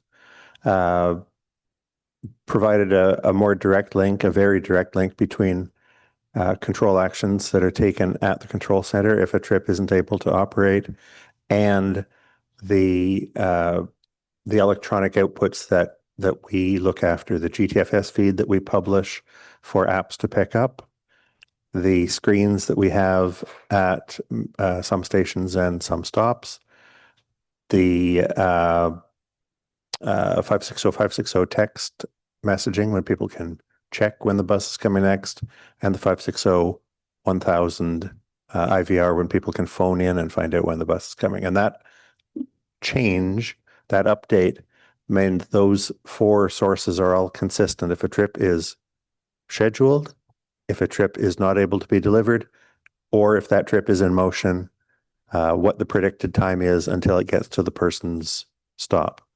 People who are using the transit app can, in addition, look at the map and see where that bus is right now, where it was within the last minute. It updates about every minute on the app, and you can see where that bus is, and they can see if they agree based on the traffic conditions or the weather conditions with the system's projection of when that bus will arrive where they're waiting. We, as I mentioned to the councillor when we spoke earlier in the week, if there are ever any technical problems where buses that are shown as being tracked in real time are later not tracked in real time, we'd very much like to look into those and make sure that our system's working as well as it can. Well, Chair, I'm really pleased that there's a focus on ensuring that we make concrete improvements to the system to ensure that riders receive timely, reliable information before they're at the stop. And we really need to address that, because what we're seeing are transit users going to the stop, expecting their bus to be there and not finding it there, and then contacting our offices and then learning that the run has been eliminated temporarily. And I can see why our residents would lose confidence in our system, especially if a preponderance of these route runs are being canceled between 7 and 9 a.m. when people need to go to work and go to school. So for that reason, that's one of the reasons why, Mr. Chair, I'll be bringing forth a motion through Councillor Brockington for at least greater information to be provided to our offices and to our public. If these runs are being eliminated, the public needs to know so that they can plan properly. Because one of the things we don't want to see are pictures coming from our residents into our offices of screen captures of buses not coming that claim that they're supposed to come in the app, and even pictures of young children in the cold waiting for buses that don't come. So I know that we have heard this morning about all of the plans that are put into place, and we know that that will take time. But we do have to improve the communication that is provided to our residents and to our transit users, or we will continue to see a rapid decline in terms of confidence in the system. Thank you, Chair. Councillor Lowe. Thanks, Chair. Keep it brief. First of all, I want to thank I don't remember who responded to me, but someone responded to me about a month ago when I asked, what the list of those pre-canceled trips are that would affect my ward. And that was provided fairly timely, and, some of my residents have been appreciative of that despite the situation. on the going back to some of the things that were talked about in terms of the LRT. So how much is 100,000 kilometers in terms of yeah, how much is 100,000? I mean, it's 100,000 kilometers. But how many months yeah, how many weeks of service, let's say, does an LRV go through if it's 100,000 kilometers? So if the spalling issue gets repaired, all the axles on one train gets repaired, how long do we expect? Could we expect that train, barring other faults, how long can we expect that train in service before it hits that 100,000? Is that better? I'll ask Mark to answer the question, but obviously there's a few variables associated with it. You know, with more vehicles, you know, each vehicle can be in service a little less time, right? So, but I'll let Marco, I think he's got a better understanding in terms of how quickly we rack up the kilometers on our vehicles. So typically, thank you for the question. Typically, if we just look at stage one and the initial fleet size, we have about 10,000 kilometer per month of the vehicles running. We have seen an increase of the fleet because of stage one. So we have way more vehicles. So meaning we have less accumulation of mileage there. If we are going back to the initial question of spalling and how can we bring in vehicles back, we have on a daily basis an update of each and every vehicle, each and every axle, how much mileage this piece has experienced. And we make the decision in the morning with operations team then, which one to qualify to go back into service. So it's a matter of multi layers impact on how many vehicles we always can bring back on the one hand. On the other hand, how much mileage each vehicle have occurred on every day then. But we have those information on a daily basis. Okay, no, I understand all that, but you know, when because the whole vehicle is taken out of service to repair it axle by axle, that means when that vehicle re-enters service, all the axles presumably have been, are I guess, reset at zero, specific to the spalling issue at least. No, okay. Then I guess typically within stage one, how many weeks of service is 100,000 kilometers? I think you said 10,000 per month, but I feel like is that just the main line, or does that include maintenance hours? And sometimes we run trains overnight to de-ice the tracks or something. Yeah, so the reason why we have different mileage per axle is due to the different change of intervals. Yeah. If they are from the previous issue, pinned or not pinned, whether it's a motorized bogie, trailer bogie, they have different life set values. And over the years, over time, there's the mix of different mileage per axle that makes it so difficult, rather than just stating the entire vehicle can be upgraded to zero and then have a fresh vehicle that can run another 100,000. It's not like this. So that makes it, you know, a little bit more complicated, but, you know, we have obviously the visibility, the tools to do so. It will be a similar value if we look at the entire fleet, including stage two, that with the total number of vehicles of 66 vehicles, let's say, or 68, that we will have an accumulation of 10,000 kilometers per month. Okay. If I have anything else, we'll just take that offline. Last question. If the mix of single and double car trains has to continue for a fairly long time, is there an opportunity to reprogram the PIDs to maybe display that? I know there's some cities where there are some cities that do operate a mix of train lengths permanently or sometimes temporarily, where they do display the number of cars that train has. You know, it's easy for us because it's one or two. I know in Washington, DC, it's like anywhere from 4 cars to 8 cars. So is that something that's doable if it's expected to last a while? Yeah, thank you for the question. That's something that we'd have to take away with our supplier that's providing the passenger information system. I'm not sure whether we can do that or not, but we will ask the question and we'll find out what it would entail. Okay, because I think that's the most effective way to communicate that, so that you're not at one end of the platform and it's half of the train, nor do you want everyone crowding one end of the platform expecting it to be a single car train. So, okay, thanks. Maybe if I could just add on to that, Mr. Chair, and so Richard will take that away.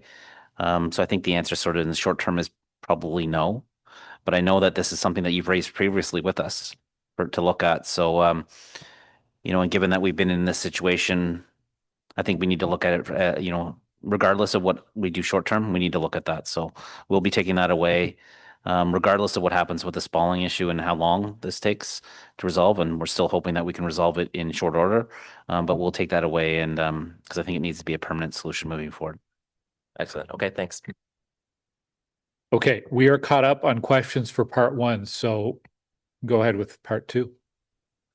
Great, thank you, Chair. I'll just wait for the presentation to come back up. The second part of the presentation won't be as long, I don't anticipate, but we do get into some of the additional details.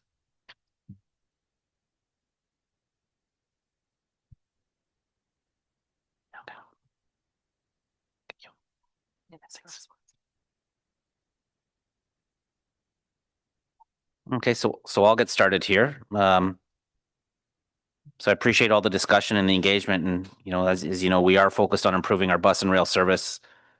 It is the top priority: safety first, service reliability, and service reliability, service frequency second. But we do have another number of initiatives that are underway there. Our team continues to press forward with. So I just want to share a little bit of that additional pieces of work that we're doing. In January and February, our accessibility plan consultations were held in person and through an online survey. This provided residents with the opportunity to contribute to OC Transpo's new 2026 to 2029 plan. Le nouveau plan d'accessibilité proposera des The new plan will propose initiatives to identify, remove, and prevent barriers across transit and the city, and will come into effect in next summer, in June. During the weekday afternoon peak periods, starting March 2nd, the weekday afternoon peak period transfer period of 105 minutes will begin at 3 p.m. instead of 6 p.m. So, and as a reminder, this was approved in the 2026 budget and will stay in place until the opening of the West Extension on O Train Line 1. We're also pleased to share that seniors riding with Paratranspo now receive a credit of 4 free trips every month when they use a registered Presto card to pay. This was also approved in the 2026 budget and was based on customer feedback. Eligible customers do not need to take any action. This credit will be applied for any senior Paratranspo riders who have a registered Presto card. February is Black History Month, and OC Transpo is marking this occasion in style. We have the pleasure of featuring a mural on 3 of our double-decker buses titled Pride of Dreams. This was a result of a collaboration between OC Transpo, Community and Social Services, and local artist Jimmy Baptiste. The mural represents a story of vision, resilience, and the relentless pursuit of possibility. Next slide, please. So projects like this mural, which you see in the center of the page there, makes myself, the entire team proud of our community, proud to be part of the collaboration, proud of the progress, and ultimately pride in our city. Seeing so many people come together to be part of something bigger is truly inspiring, particularly during the coldest months of the winter season. Whether celebrating Black History Month or collecting donations for those in need during our food drive last December, participating in the parades or various councillor events and other charity events for the city, we're proud to be part of the city's growth, reflecting and supporting the communities that we serve. That's something that we won't lose sight of. We're also happy to participate in Winterlude, making the most of Canada's winter climate with our snow bus service, and we look forward to participating in Pride activities this summer with another Pride bus. Next slide, please. We also continue to move forward with the onboarding of our Paratranspo minibuses. Right now, we have 42 of 82 buses currently in service. Nous pouvons également confirmer que 10 autres We minibus can also confirm that 10 minibuses were chosen for on-demand transit, and they should be commissioned later this year. After the receipt of all the Paratranspo minibuses, so I want to make that clear. The on-demand transit does not take priority over the renewal of our Paratranspo fleet. That will happen first, then we will be looking at the on-demand transit. It is worth noting that some issues were observed with the cabin heating, specifically on board our 7-meter buses. Our staff acted quickly, removing these buses from service and collaborating with the vendor to develop and implement a fix to this issue. This fix is being installed on 7-meter buses when it is required. So when an issue is reported, we ensure the bus is immediately pulled from service and addressed accordingly. Our buses are then tested before being placed back into service. So at this point, we'll move on to take a closer look at our key performance indicators. I'd like to ask Sabrina Pazian, our Chief Safety Officer, to begin this portion of the presentation with an overview of our safety reporting metrics. Thank you. Merci beaucoup, Troy. In the coming slides, I will present the closeout of our 2025 data using the same indicators and format you're used to seeing. And then looking ahead to the end of Q1, as you may recall, we're working to redevelop our KPIs. Can stay on the last slide. We're working towards redeveloping our KPIs to provide the transit committee and our customers through the website with some more targeted and meaningful metrics from a safety and security standpoint. For me, this will also include a new KPI on fare evasion and the new safety KPIs for both bus and rail. Next slide, please. So on this slide, we'll start by reviewing the employee occurrences, which are on the top. As you can see, unfortunately, in 2025, we saw an overall increase of about 5%. The top 3 categories were consistent almost throughout the whole year. The top category being harmful, environmental, traumatic, stressful events, followed by struck/caught, and then a slip trip. We saw about an 18% increase in harmful, environmental, traumatic, and stressful events alone in compared to 2024. So that's a fairly significant increase. Potential causes for this could be attributed to a change in our workforce size as we onboarded a lot more new operators, an increase in ridership, continued expansion of our transit network, and then increase in some of our collisions as well. So my safety team and I are working on developing a strategy to help reduce this metric in particular in 2026, including looking at expanding our employee wellness and psychological safety program here at Transit. We'll continue to work on finding different ways to reduce this trend, as well as working with our workplace health and safety committees. At the bottom, you'll see the metrics on red light camera infractions. So overall, we ended the year with a relatively positive note, 4% or so decrease from 2024 to 2025. Even though this number isn't quite as low as I'd like it to be, overall, it's still positive, especially given the fact that in the past year or so and beyond, there's been more red light cameras added across the city. So proportionally, the infraction rate has gone down, even though we've seen an increase in the cameras. And we want to continue to ensure that trend continues because, as you'll recall, the red light infractions negatively impact our CVOR rating with the MTO. One of the recent initiatives we've also implemented in the last year that helps support both this indicator and the preventable collision rate that we'll review on the next slide is that Remy and I are speaking to all the new bus operator graduates. We do that at every graduation, and we're putting an emphasis on safe driving practices, reminding our staff to adhere to all safe practices and safe behaviors, including speed adherence, rule compliance, including red lights, and the importance of limiting distractions while driving. We want to ensure that all our new operators hear from both our operations and safety teams together as a united front from day one, and reminding them that safe driving practices are a top priority for everyone. Diapo suivant, s'il vous plaît. On this slide, we have the 2025 indicators, namely the customer injury rate and the preventable collision frequency. Unfortunately, but we did meet for the year our safety management system indicator for customer injuries. While some injuries are preventable, even a few customer injuries are too many here. In comparison to 2025, from 2024, we saw about a 1% increase, so fairly stable. And we did see an increase in our ridership, so it could be attributed partially at least to that. When we reviewed the data with my team, we noticed that the majority of the customer injuries tended to be located in our bus network as opposed to the rail network. So about 64% of customer injuries in 2025 occurred on the bus fleet. The top factors were braking, bus in motion, slip trips, and barking and disembarking. So we're going to continue to put in some communication strategies to help support that. And then finally, I'll end my portion of the safety KPIs on a relatively positive note. On the bottom of the slide, while overall we're still well above our safety management system indicator for preventable collisions, and we're continue to strive for further reduction, we're definitely headed in the right direction. You can see a big decrease, a downward trend in the second half of this year. One factor that helped us in 2025 was that the MTO changed the reporting threshold for collisions from $2,000 to $5,000 of damage. That was an amendment made to the Highway Traffic Act, but that amendment was made in January, so we still got to see a really great downward trend on our preventable collisions. And our CVR rating with the MTO is the lowest that's ever been. The CVR ratings composed of collisions, convictions, and inspections. For transit specifically, our overall violation rate is at approximately 15%. That's a historic low for us at transit. Overall, we're seeing some positive progress in all of our event categories.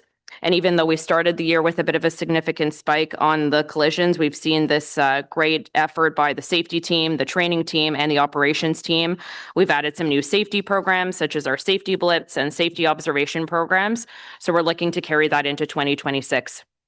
Looking ahead to the rest of the year, we're also progressing well on many key other safety initiatives, including implementation of the recommendations from the Westboro Inquest, which will include the expansion of our telematics program, which will help with speed adherence and safe driving practices. And at the next Transit Committee meeting, I'll provide a high-level progress update on the Westboro recommendations and the associated safety initiatives. Merci beaucoup. Maintenant, je passe la parole à mon collègue François. Merci beaucoup, Sabrina. Good afternoon, Chair, members of the committee.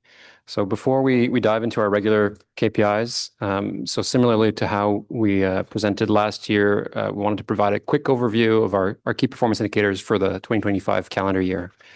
You've got that on the screen here, and I'll walk through these from left to right. So starting with bus and O-train ridership, so ridership for conventional service for all of 2025 was 70.6 million customer trips. And as Sabrina just mentioned, that's an increase year over year and specifically 4% higher than what it was the year before in 2024. Paratranspo ridership for the year was just shy of 886,000 customer trips, and that also is an increase year over year, this time of 3%. Now, moving on to bus service delivery for all of 2025, we ended the year at 97.2% compared to 98% in 2024. For O-Train Line 1, service delivery for the entire year was 99.1%, and that's an improvement compared to the year before when it was 98.8% in 2024. For O-Train lines 2 and 4, the service delivery combined for those two lines was 97.2%. No comparison. This was the first year of operations, of course. For bus regularity, our measure of on-time performance for our frequent service, the result was 82% in 2025. That's 3% shy of the target of 85%, and the same as the result for the year before. Bus punctuality, our on-time performance measure for our less frequent service, bus service rather, was 72%, dropping 2 percentage points compared to 2024 when it was 74% for the year. And lastly, the punctuality of our Paratranspo service for both minibuses and contracted taxis was 94% in 2025, up 1 percentage point compared to 2024. Next slide, please. So now I'll move on to just the regular KPIs that we go through at these committee meetings, starting with ridership, the latest results for ridership for bus and O-Train. For the month of December, the latest result that we have here to present, ridership was 5.5 million customer trips. That's a decrease of about 3% when compared to the same month in 2024. as a result of lower monthly pass sales, a lower number of UPass cards in use, and slightly lower trip rates, customers making fewer trips when we compare year over year for the same month.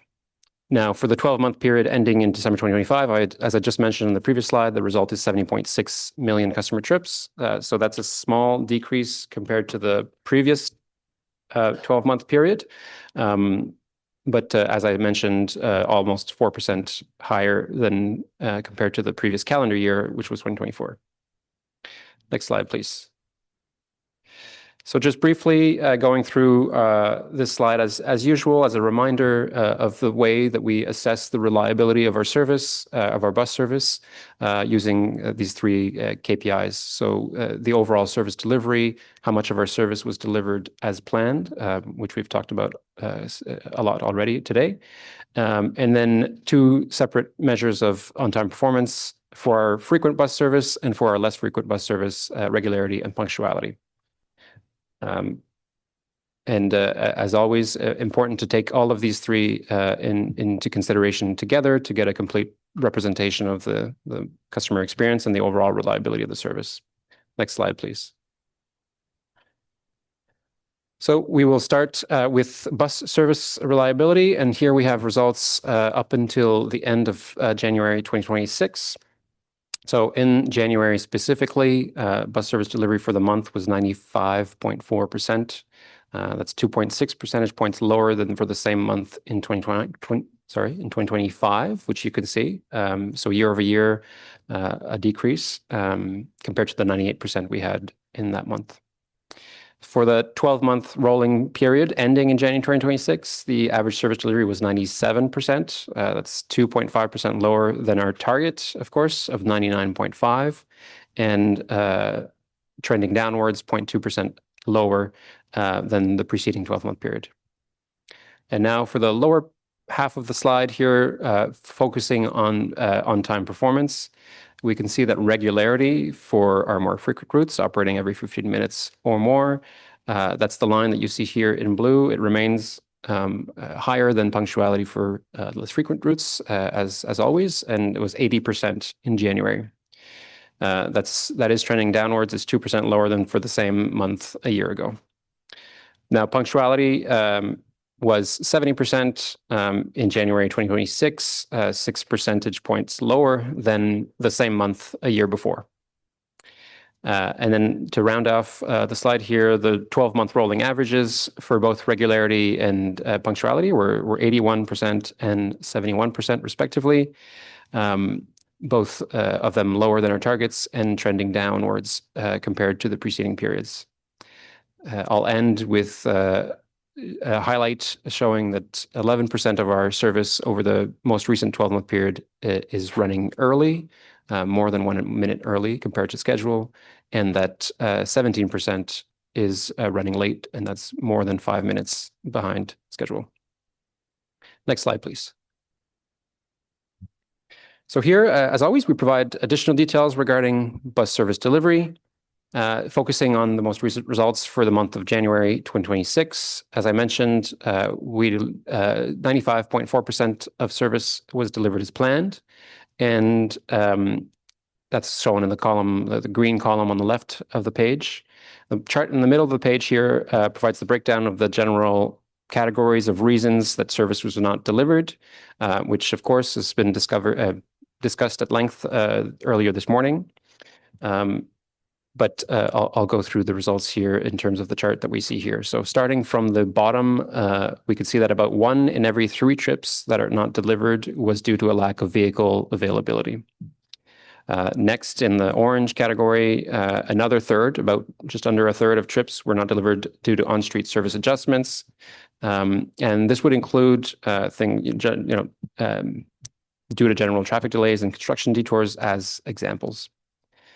Another quarter, 1 in 4 trips were due to the overall availability of operators, and that's shown in the gray category.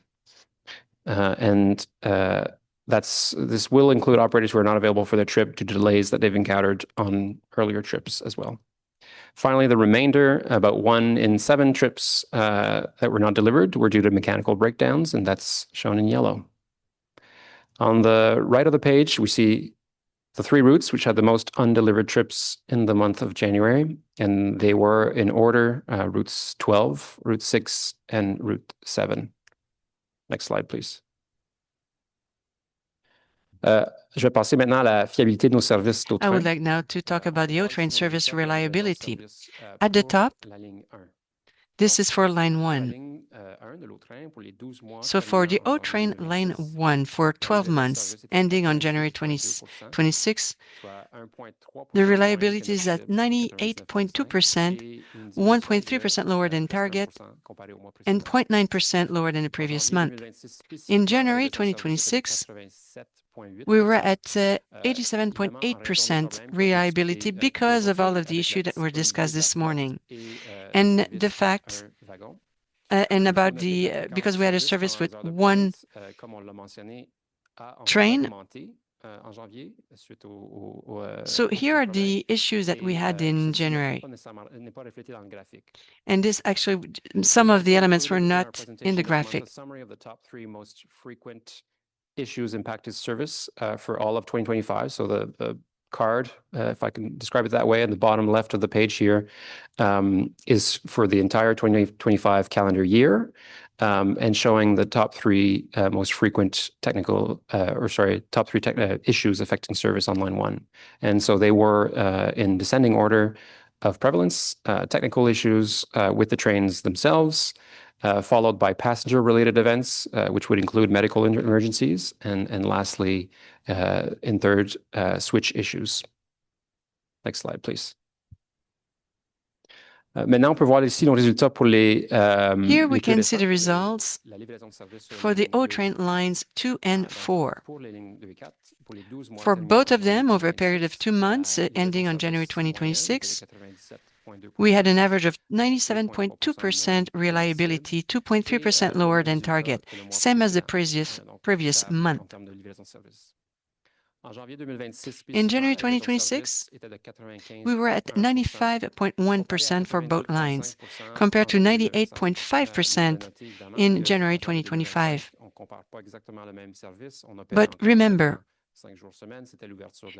it was the opening of the line 2 and 4, and we only had a service 5 days a week. That's the reason you see the difference between January 2025 and January 2026.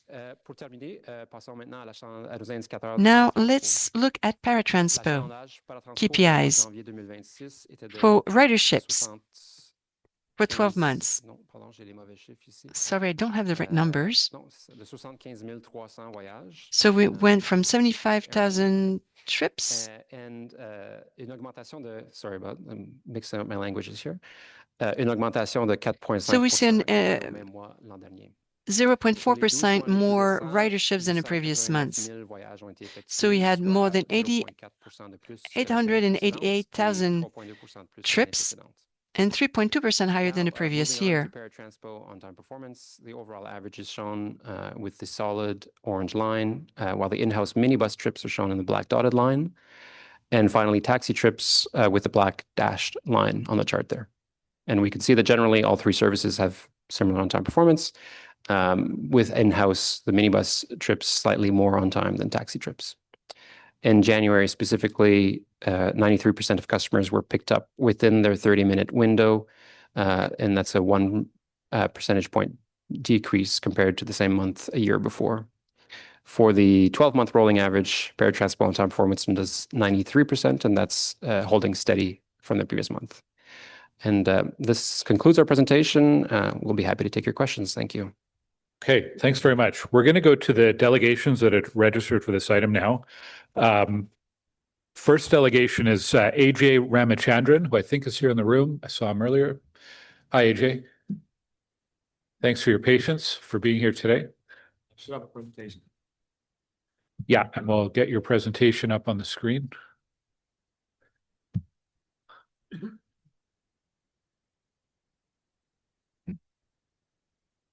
All right. Hi, I'm Ajay I'm from Better Transit Ottawa.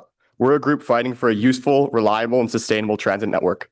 One particular issue we've been focusing on is bus reliability, which has been steadily getting worse over the past several years. To help show the severity of this crisis, we've started working on several public dashboards that demonstrate some of the bus reliability issues we're facing. Next slide, please. So this first page, it's hard to see here, but it's our cancellation page. And here we can see which routes have the most cancellations on a particular day, but also filter by specific time periods. So this page is showing the afternoon peak on February 5th. Route 6 has a cancellation rate of 15%, and Route 99 has a cancellation rate of 22%. And this is just an arbitrary day I picked last week. It's like this almost every day in this past month. But the reality is, so this is in contrast to the published OC Transpo number of 96% delivery, as they're able to average it out with off-peak times. But the reality is most people experience the system during peak, and to them, the 22% cancellation rate is what they actually experienced. Next slide, please. So this page here shows the true effects that cancellations have on riders. The column furthest to the right shows the service gap created by cancellations or multiple cancellations in a row. We could see that at 1800, there was a 50-minute service gap on the 6, a frequent route and one of the top 3 most used routes. Next slide, please. Another page we have is the Block Explorer. Using the Block Explorer, you can see why a cancellation may occur.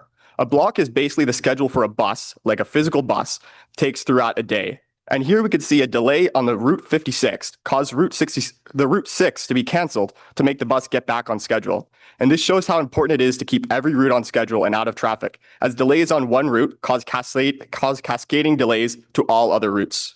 Next slide. So here we can see a block that is entirely canceled. So all the route trips are shown in red. Because a bus was never even available. So even with almost 400 trips removed from the schedule in January, to be more honest with riders, there are still plenty of blocks that never even have a bus available to start them. Next slide. So the Block Explorer can also show how buses can move between blocks. This can happen with a bus doing a morning block and an afternoon block, like here, but it can also happen to try to get the most of our limited bus fleet. Next slide. So here we can see it's kind of a mess. It's a sample of some of the musical chairs games that transit control is having to play to get the system to function at all. So this block in the middle here is patched throughout the day by many other buses trying to get some service on it, but it's imperfect and leaves gaps of service throughout the day in some parts of the block. Next slide, please. So here we have the bus availability status page. So we have an available bus shortage due to a combination of delayed bus orders, not buying enough buses in the past, and having too few mechanics to maintain the buses we do have. And on this page, we can see how many buses are in service throughout one day. The light blue line at the top is the number of buses that we estimate are needed for service without any other routes being delayed. And the dark blue line is the buses that are actively on the road running a route. And so the gap between them shows our bus deficit. And as we can see during morning peak and afternoon peak, we have the big bus crisis. Next slide, please. And so we can actually see that at peak, we have a bus deficit of about 64 buses on that day. And it's important to remember that this is after a temporary service cut of almost 400 trips. This means that even with our reduced schedule and assuming 0 buses get scrapped, the Q1 electric bus delivery still won't be enough to cover our gap. So an end of March and early April timeline for things to get better that was discussed previously in this meeting doesn't seem very realistic. Next slide, please. Now, what do we do about it? City Council needs to treat this like the emergency it is. We need to use our limited bus fleet as efficiently as possible, and that means implementing transit priority measures to let buses get to their next trip quicker. A bus being late anywhere on the network creates cascading delays that affect all other routes and cause cancellations throughout the city. Speeding up the buses anywhere we can will help with cancellations. We have a bus lane study on Bank Street that keeps getting watered down and delayed.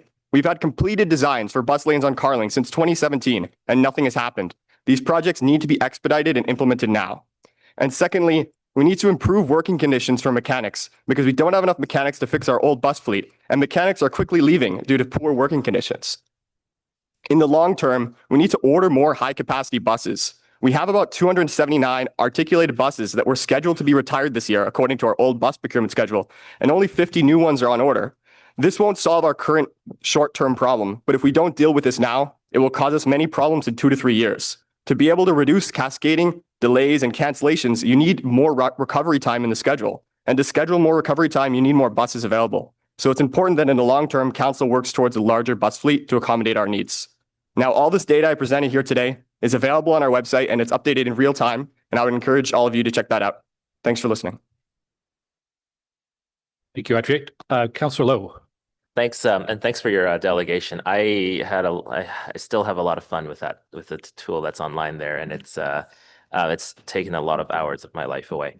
But I just wanted to, one of the things that you had highlighted was the fact that a lot of the performance metrics are masked, right? The information might be accurate, right?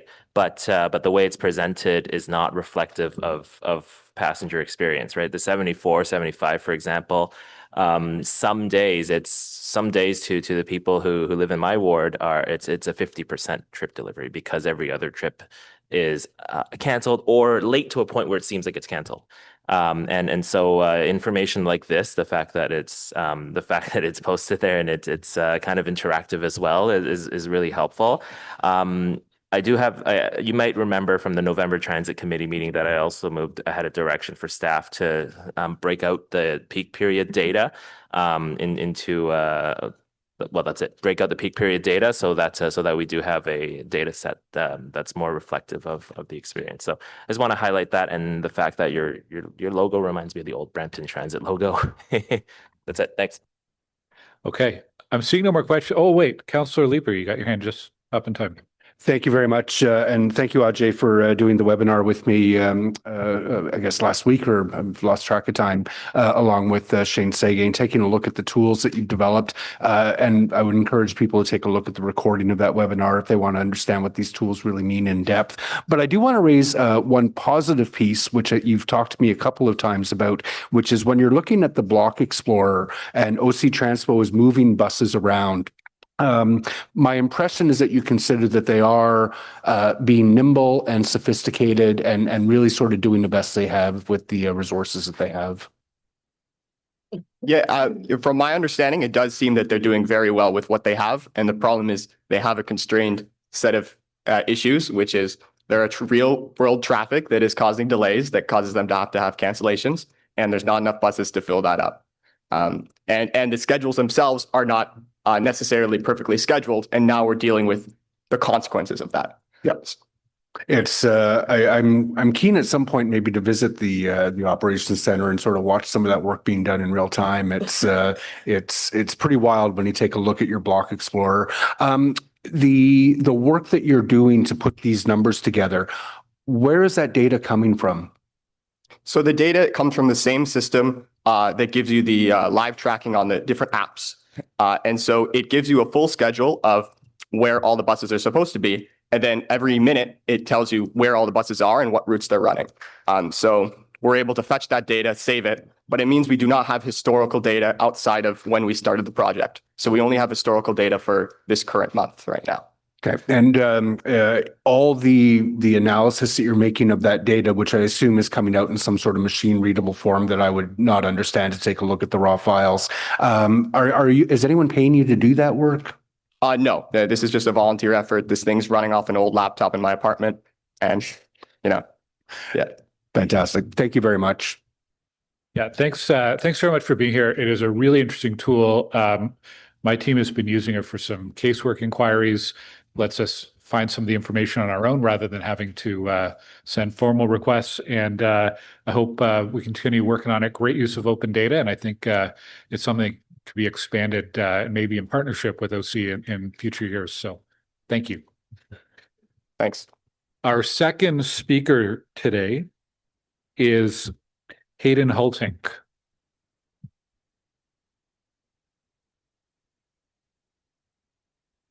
And Hayden's here in the room.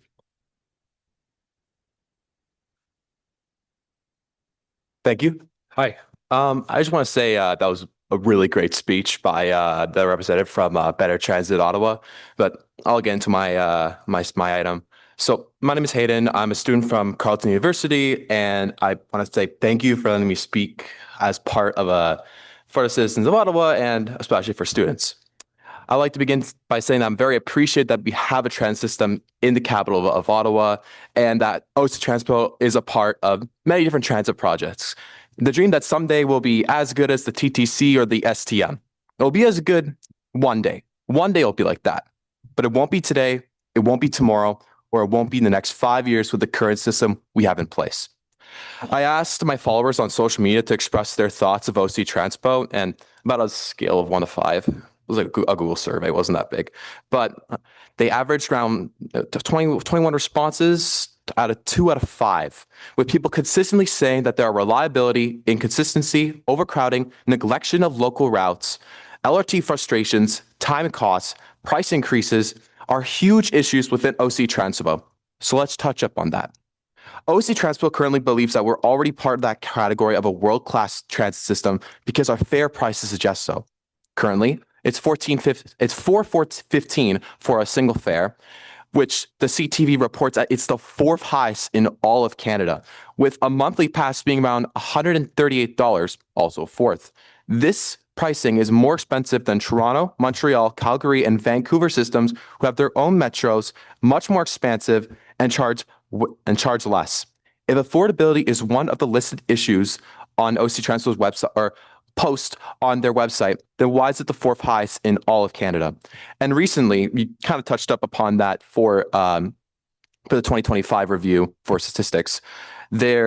For the bus route cancellations, CTV also reported the top 10 routes in January that were canceled, averaging around to a 91% success rate, like for those 10 routes, which is, I mean, A+ for if you're going to school or something like that, but it needs to be flawless.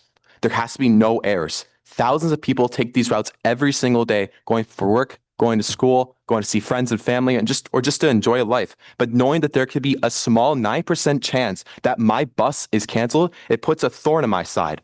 And again, it's a small number, but this shouldn't be an issue in the first place. And for students, it's worse. I live in Orleans, and my commute's about 1 hour and 15 just to get to campus. It's 4 bus routes during non-peak hours. And if I wanted to go to Algonquin, it's 2 hours. And it's arguably worse if someone lives in Barhaven and Stittsville. Taking around 2 hours, they want to go to Ottawa. And if OC Transpo is trying to sell convenience, why is it more convenient to get a car if I could afford one? But non-peak hours are faster for cars, yet it's slower for transit users, with OC Transpo reducing its frequency on line 1 and cutting down buses during non-peak times. That means more time standing around waiting for a bus, more time in the cold, and more time at stations like Herman and Blair, and also legacy bus stations like Place d'Orleans and Billings Bridge, where there are poor to no heating systems in place, meaning people are suffering in freezing temperatures, and some shelters are not even enclosed. Platform D in Blair is one of those shelters. No heating, out in the open, where people could be affected by the wind. There needs to be immediate action to address this issue. But I want to go back to what I said earlier. I'm still very excited about the future of OC Transpo and the O-Train as a whole. I get a little bit more anxious every day just waiting for that announcement date. And then it gets delayed. And now we're waiting until Q2 for the next update. So, like I said, I get they have to be safe and sure. And that's totally fine. Like, that's acceptable. But people are getting impatient. I'm getting impatient. I will keep on gladly waiting for this system, but you know, I want to be able to I want to ride the train someday. So I apologize for being doom and gloom. I'm trying my best not to complain about the system. I care for the system more than others, and I believe the future needs transit. Transit can save people money. It could be convenient, reduce emissions. Just not right now for Ottawa. We need to focus on drastically increasing the scale of our system so we can reach more parts. I'll end my item by saying that we'll eventually be like Rob Ford, and we'll have subways, but instead it'll be LRTs.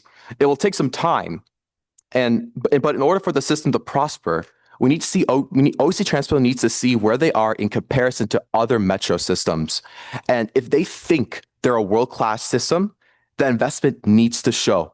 Currently, there's not, but it can be. Thank you. Okay, thanks very much, Hayden. Question from Councillor Menard. Thanks very much, Chair. Thank you for being here and presenting and letting us know where you're commuting from in New Orleans. I'm curious about your Carleton University experience. I represent that area. Lots of students from across the city going into Carleton.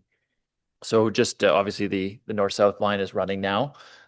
Helps getting south certainly. And I'm wondering the bus service though on campus, if you're taking buses in, what your experiences has been on campus and catching those buses from campus.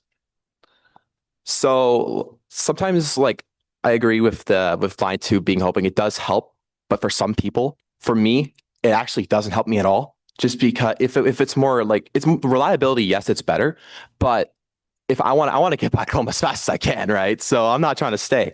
So it's about, I timed it one time. It's about an extra 20 to 25 minutes if I were to take line 2, as opposed to me taking the 10 to get back to Hermit Station, right? So for some people, like for me in Orleans, it doesn't help, but for others that live in the West End, it may help, or especially in Riverside South and those areas. Yes, it does help. Sometimes like routes like the 10, that's my primary bus route. It's the only route I can really get to Herman if I want to go back to Orleans, right? The 111 takes me to Billings Bridge if I could get on the transit way, right? Ultimately, only 2 options. And the 7 also goes down to Billings, but it's not like it still takes arguably still a good amount of time. I'm still waiting hours just to get back to my home, right? So that's like I find my experiences. Okay, that's helpful. Thank you very much for coming to present to us today. Appreciate it. Councillor Lowe. Thank you. Just a comment. Thanks for your presentation. I don't think it's doom and gloom. I think it's quite realistic of our situation. I think you would have loved the old Route 104, which I drove for a little bit and was one of my favorite things. But yeah, no, I don't think it's doom and gloom. I think it is a very realistic assessment of our situation. We'd never get to actually Rob Ford was very specific in saying no to LRT to get subways, but I get your point. And even though there have been some infrastructure improvements for Carleton, you are right that it is very specific. The target audience is very specific. Like it benefits Riverside South, parts of Barhaven only. And hopefully as things, as we get our bus deliveries, as the LRT extension happens, I'm hoping that we can be a little less doom and gloom, and move what our realistic threshold is up a little bit. So thanks for your presentation. Thank you. Okay, I think that's it for questions. Thanks very much, Hayden, for being here today. Thanks for your patience. Our third delegation is Sam Hersh, who is online. Hi, Sam. Hi, Councillor Gower. Can you hear me? Can you hear me, Councillor Gower? Yep. Yes. Okay. Thank you. Okay. Hello. I'm here today because our transit system is in crisis. As a result of decades of poor political decisions made by some of you around this table and around the council table writ large, we continue to face a mess of epic proportions. The LRT continues to run with single-car train service and is extremely overcrowded. I know I take it frequently, with many more vulnerable people forced to stand or be squeezed in seats. And one article on January 23rd read that 70% of trains were out of service. That meant only 18 out of 59 cars, the entire train fleet, were running. And I keep seeing photos and posts from some councillors decrying what's going on, but it means precious little when some of you are the ones who supported route cuts or opposed an inquiry into the LRT historically, among other things. I thought I had seen everything regarding the LRT fiasco, but that 70% stat, it really stayed with me and boggled my mind. And when the LRT goes offline or is incredibly overcrowded, can residents rely on the bus to get by? Hardly. The bus, in large part, faces similar issues with massive overcrowding, as we've been hearing from delegates today at peak hours, a lack of reliability and a lack of affordability. At over $4 a ride, our service is becoming increasingly expensive and not worth it to ride, while other cities like Toronto have frozen their fares for the 3rd straight year in a row. And we love to focus on the LRT a lot. It's been the stuff of headlines for the better part of over half a decade. But one thing we don't talk about as much, though I was happy to see it being discussed quite a bit at this meeting today, is our bus and its aging, shrinking fleet.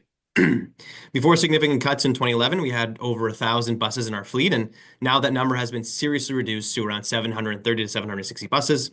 Whenever I tell anyone that stat, it galvanizes them and makes them question why that's the case. An excuse I often hear from some to justify the small fleet for such a large population is that the LRT is in service, that buses were removed simply to reduce redundancy in service.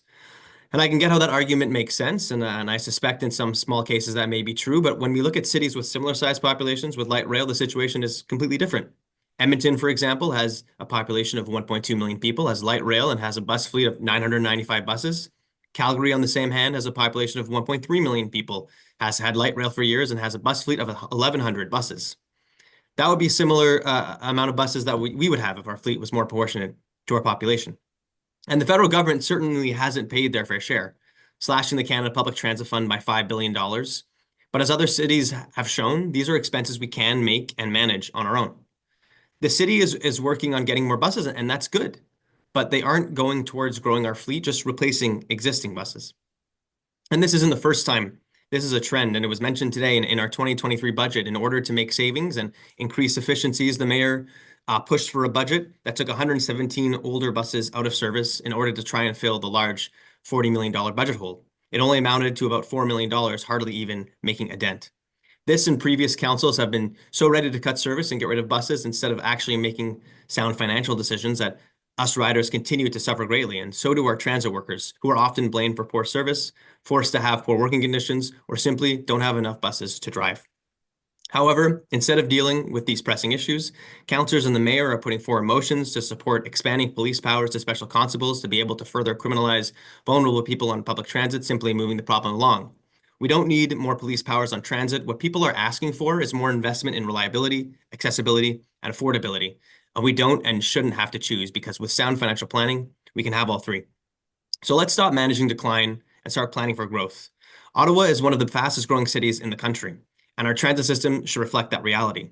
Horizon Ottawa has put forward a petition already supported by almost 800 people, basically saying that if we committed to maintaining a fleet of at least one bus for every 1,000 residents, that would mean roughly 1,190 buses today and about 1,260 by 2030, a clear, measurable benchmark that ensures service grows with our population instead of shrinking against it. And I'm not saying this should be the exact metric, but we should be using a metric to grow our fleet rather than forcing it to stagnate. And alongside rebuilding and expanding our fleet, we should endorse the Free Transit Ottawa vision for free off-peak service, a practical, phased approach that boosts ridership, supports low-income residents, fills empty seats during non-peak hours, and restores confidence in OC Transpo. That's how we rebuild trust, by investing in frequency, reliability, and affordability, not by cutting service or expanding enforcement powers. We can choose to build a transit system proportional to our city's growth and worthy of the people who rely on it every single day. Thank you. Okay, thank you, Sam. Question from Councilor Menard. Thank you very much, Chair. Thanks, Sam, for the presentation.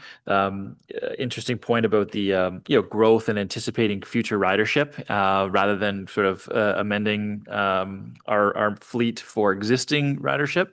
So on the metric you mentioned, I'm just wondering how was that formulated in terms of a bus per 1,000 residents, and did you look at other cities that might have metrics for their populations? Excuse me, Councilor Menard.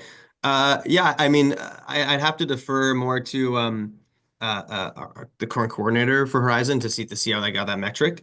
But that's what we had basically in 2010 was sort of the metric that we used. So in 2010, it was roughly 1,000 buses per one bus per 1,000 residents. So if we kept up to what it was like in 2010, we'd be at a similar level now. And like you said, what we've been doing for many years is saying that we'll only invest in the system if it shows us results, not the other way around. And we know that in reality, we have to invest in our transit system for it to improve, not continue to wait for it to get better just magically, right? Thank you very much. Thanks, Councilor. Okay, I'm seeing no more questions. Thank you, Sam, for delegation. Thanks for your patience. It's been a long day. Speaker number 4 is Saad Khan. And Saad's in the room. Great.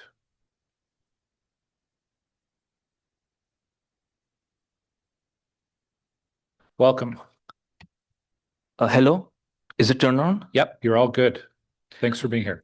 Hello, everyone. I'm Saad Khan, and I'm someone who uses public transit every day. And today, I'm here to speak about one urgent issue, transit reliability. A December 2025 poll conducted by Abacus data of 1,000 residents identified transit reliability as one of the city's top 3 issues. Since then, reliability has continued to decline and has drawn plenty of media attention, including from CBC. I know many of you here have already heard from residents about missed buses, cancellations, and long waits.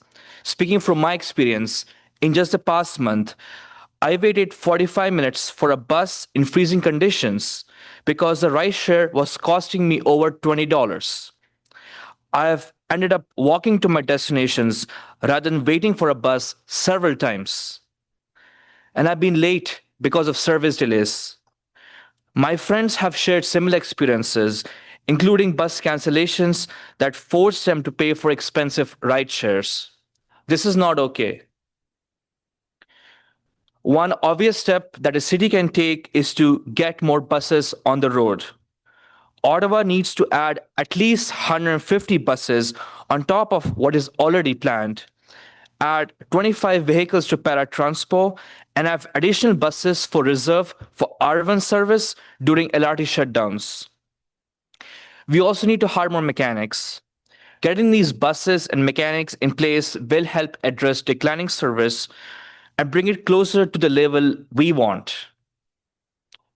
While adding buses and mechanics are necessary steps, they take a while. Bus deliveries can be delayed due to supply chain issues, like we have seen with the electric buses. There's a shortage of mechanics since not all mechanics are eligible to work on OC transfer buses. It takes a few years of training to obtain the required qualifications. So what can Ottawa do to improve transit reliability in the meantime while facing labor shortages and supply chain issues? Are there any quick wins the council can pursue? Bus lanes. Dedicated bus lanes on key corridors. They are one of the few tools that the city can implement rapidly and at a relatively low cost to improve transit reliability while waiting for new buses and more mechanics.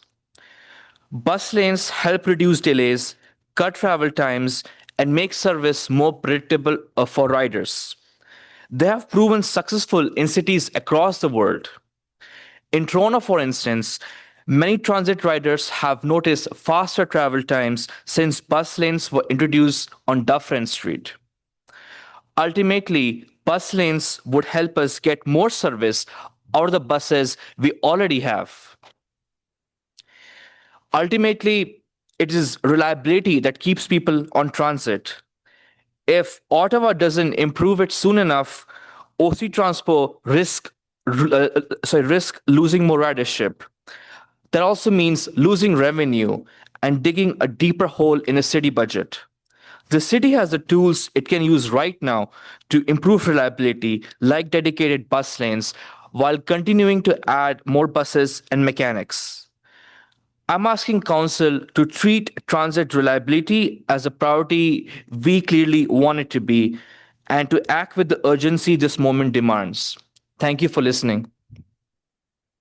Thanks very much, Saad. Councillor Leeper has a question. Thank you very much, Mr. Khan. I'm just curious, you've been sitting here all morning. So what? I believe you've been sitting in the room all day thus far. You've been here since the beginning, getting ready to speak. Yeah. Has anything that you've heard about the current bus crisis been unknown to you? Have you learned anything listening to the presentations by city staff today? I would say I really appreciated the node data. I think that was pretty helpful, but the solutions still demand more. Like, for example, all the new buses that are on order will replace the existing fleet, and there are only 14 new diesel buses.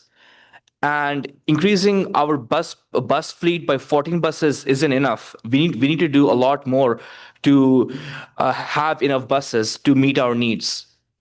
Okay, I'm just wondering. When I get notes from residents And I receive a whole lot of notes from residents about buses right now, as do all of my colleagues around the table. They are often surprised to hear what is causing the bus reliability crisis right now, and they can be surprised to hear that we are purchasing new buses, that we have an aggressive mechanic hiring process underway. Are you hearing enough from OC Transpo at enough frequency to convince you that we are treating this with the urgency that it deserves? Unfortunately not. We've had a technical briefing a couple of weeks ago about spalling issue. But other than this meeting, I can't remember the last time, other than maybe a transit commission meeting probably a couple of months ago, at which we talked about the bus reliability issue. And I think it would be helpful for the residents to hear more often from us about what is being done to address it. I'll leave it there. Thank you very much, Mr. Khan. No. Okay, thank you for your delegation. Our next speaker is Kyle Humphrey, who's also been waiting here all morning.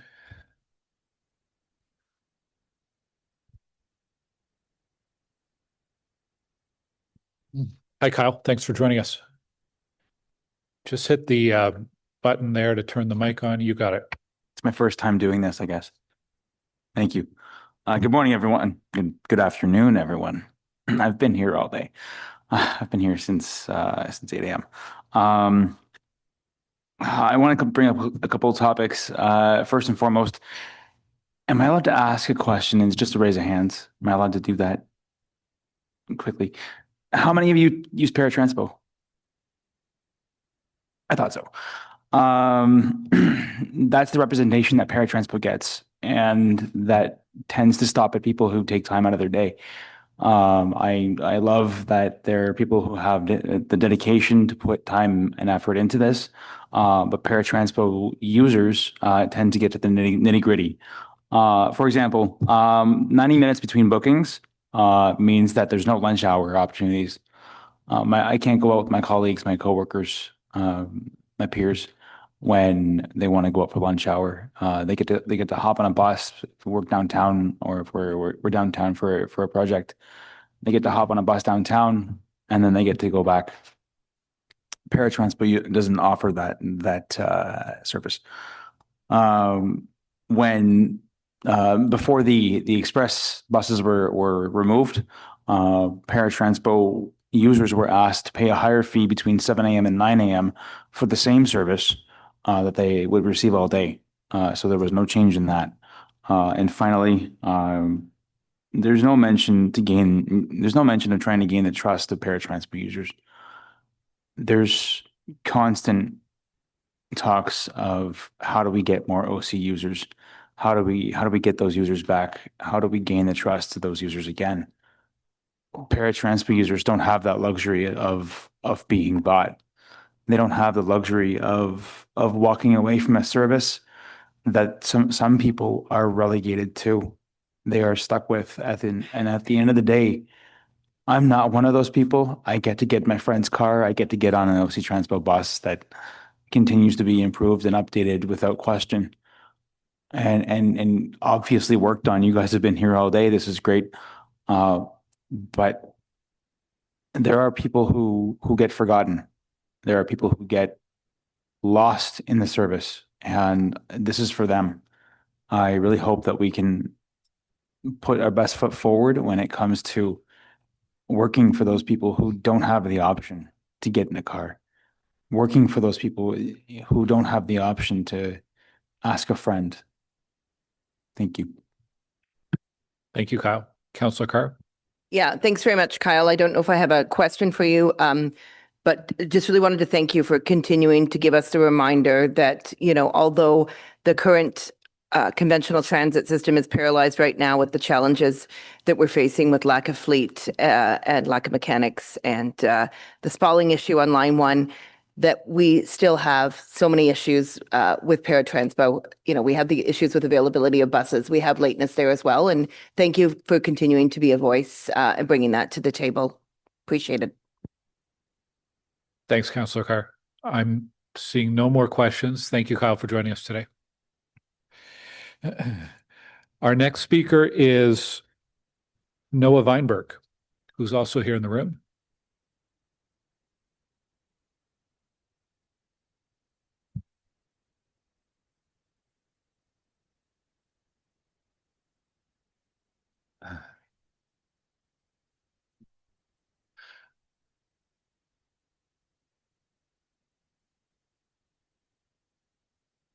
Welcome, Noah.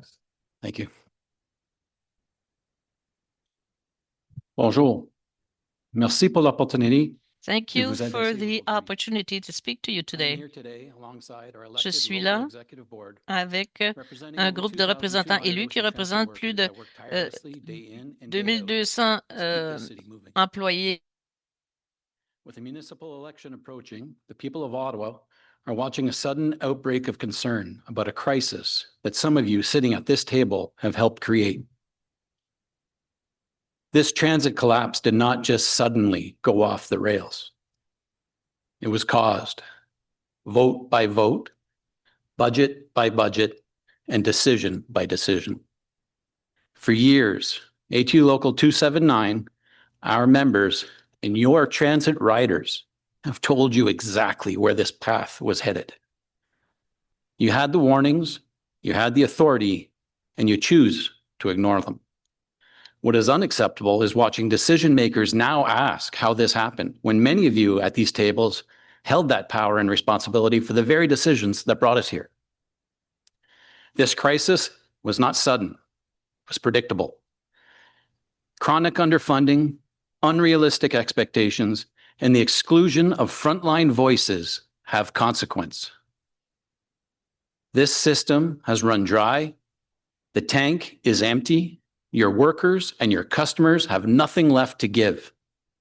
You cannot keep cutting service, compressing schedules, eroding worker protections, and disciplining at record levels, and then act shocked when recruitment and retention collapses, the service fails, and the public's confidence disappears. The era of squeezing workers to cover your failures is over. What concerns us deeply is that we have seen this movie before. Underfund the service, criticize the results, and then point to privatization as a solution. We are already seeing the warning signs. Contracting out work that was once safely done in-house. Procurement decisions made without listening to operators and mechanics. And a growing narrative that public transit does not work. The solution has always been here the entire time. Transit works when it's funded, when it's respected, and when it is run with the expertise of the people who deliver it. Today, operators are pushed to the limit. Without time and basic facilities, runs have no buffer or mitigations for the realities of our city. The member's safety is more tested now than ever before. And maintenance deteriorates in spite of the valiant efforts of our mechanics and our maintenance staff. Paratranspo services continue to be inequitable and lacks essential needs to the most vulnerable of our community. Safety risks rise. When workers finally break under that pressure, they are punished financially and forced to work under duress, while systemic failures continue untouched or covered up. That is not accountability. That is scapegoating. Public transit is an essential service and a public good, not a testing ground for privatization or budget cuts. We call on every commissioner, every city councillor, and anyone that's seeking office to commit publicly to a real transit plan, one that rejects the underfund, criticize, privatize cycle, and includes workers and riders and their voices, and treats transit as a human right. ATU Local 279 will continue to speak, to organize, and to hold you accountable on behalf of our workers and alongside our ridership. The people of Ottawa deserve better. Our members deserve dignity. And this system will only recover if you listen to those who proudly keep it moving. Merci. Thank you. Thank you, Noah. Councillor Menard has a question. Thank you very much, Chair. Thank you for coming to speak with us and for being blunt about the assessment that you see in front of you. We do find ourselves in a crisis. Could have been a long time making, and I can understand your sentiments there. Right now, what's happening with the workers on the job? What are people feeling, and how are they responding to the situation that people are experiencing out there? The word is burnout. There's nowhere left to go. Our members are at the bottom of the hierarchy, in the chain of command, in the decision making, yet we are the face. We are the ones that deal with it on your behalves every single shift. They're breaking down, they're burning out, their attendance, their family repercussions, all of those things come into play, and then discipline becomes the solution. You don't discipline your people if you need better. You hold them, you support them, and you give them the platform to be the professionals they were. This was once a transit system that shone, that people looked up to, that people came to visit and want to be emulating. And we're not that anymore. We're so far from that. Yet we create commissions like this, and then we remove the people that were voicing those concerns. We change it so that it's only councillors. Let's not have the voices of the people living it and working it. And that is honestly unacceptable. I wonder, given what you said here, what a path forward looks like. Obviously, you hear some say, well, we've increased the transit budget, but that has come with a lot of light rail expenditures, while the bus service we've been reduced in hours. Yeah, we've seen wonderful additions to the infrastructure budgets. Operations is at a crawl. We create runs, we create schedules where time is shaved below what Google Maps will tell you it runs. That doesn't include passengers. It doesn't include lowering the bus. It doesn't include being able to put a ramp out. It doesn't include looking after the people that depend on us. And yet we're forced to try and operate under that system. And then you're told that you can't speed or you can't cut corners. Of course, we don't want to, but that pressure is there. And that pressure doesn't necessarily come from management. That pressure comes from people that came into this line of work to serve. It's our people out there that are hurting. We want to help them. And we're not given the tools, we're not given the support, and we're not given the ability to. Thank you for being here and expressing these thoughts. Appreciate it. Thank you. Councillor Liepert.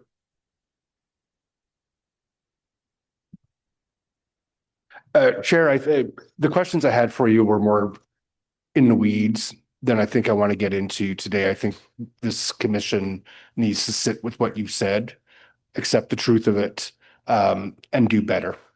I appreciate that. I'm going to leave that there. Thank you, Chair. Councillor Brockington. Thank you, Chair, and thank you, sir, for coming down and speaking truth to decision makers here on the committee. Appreciate your input over the years. Similar to Councillor Lieber, there's a lot to discuss, but if there's one initiative that is being led right now that you can speak to that you would like to see improved in whatever way, is there one project or initiative that's to get us back onto reliability in particular that you want to highlight today that would be helpful? If there are buses out there, give this team the ability and the finances to go get them as soon as possible, and authorize suggestions and ideas that can bring in more apprentices and improve retention and recruitment of mechanics. There are some suggestions at the table. We have worked very well together, and I believe we will continue to. But they need your support to do that.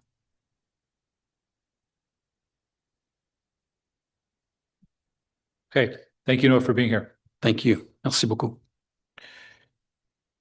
We have 3 more speakers, and I believe they're all joining us online. Next is John Reddens. Hello. Hello. Okay, let me find my speech here. First of all, OC Transit Committee raises concerns regarding equality. Regarding equality representation for paratransport issues, particularly given to the service underfunded status and frequent overcapacity. Since 2010, I've been utilizing the service, which often experiences operational challenges. Paratransport receives little media or coverage or compared to light rail transit or regular transit. While regular transit users face cancellation, delays, paratransport customers are subject to punitive damages for repeated cancellations, potentially resulting in lost privileges. Is that fair? The current shortage of mechanics are affecting transit service that has further exacerbated the situation.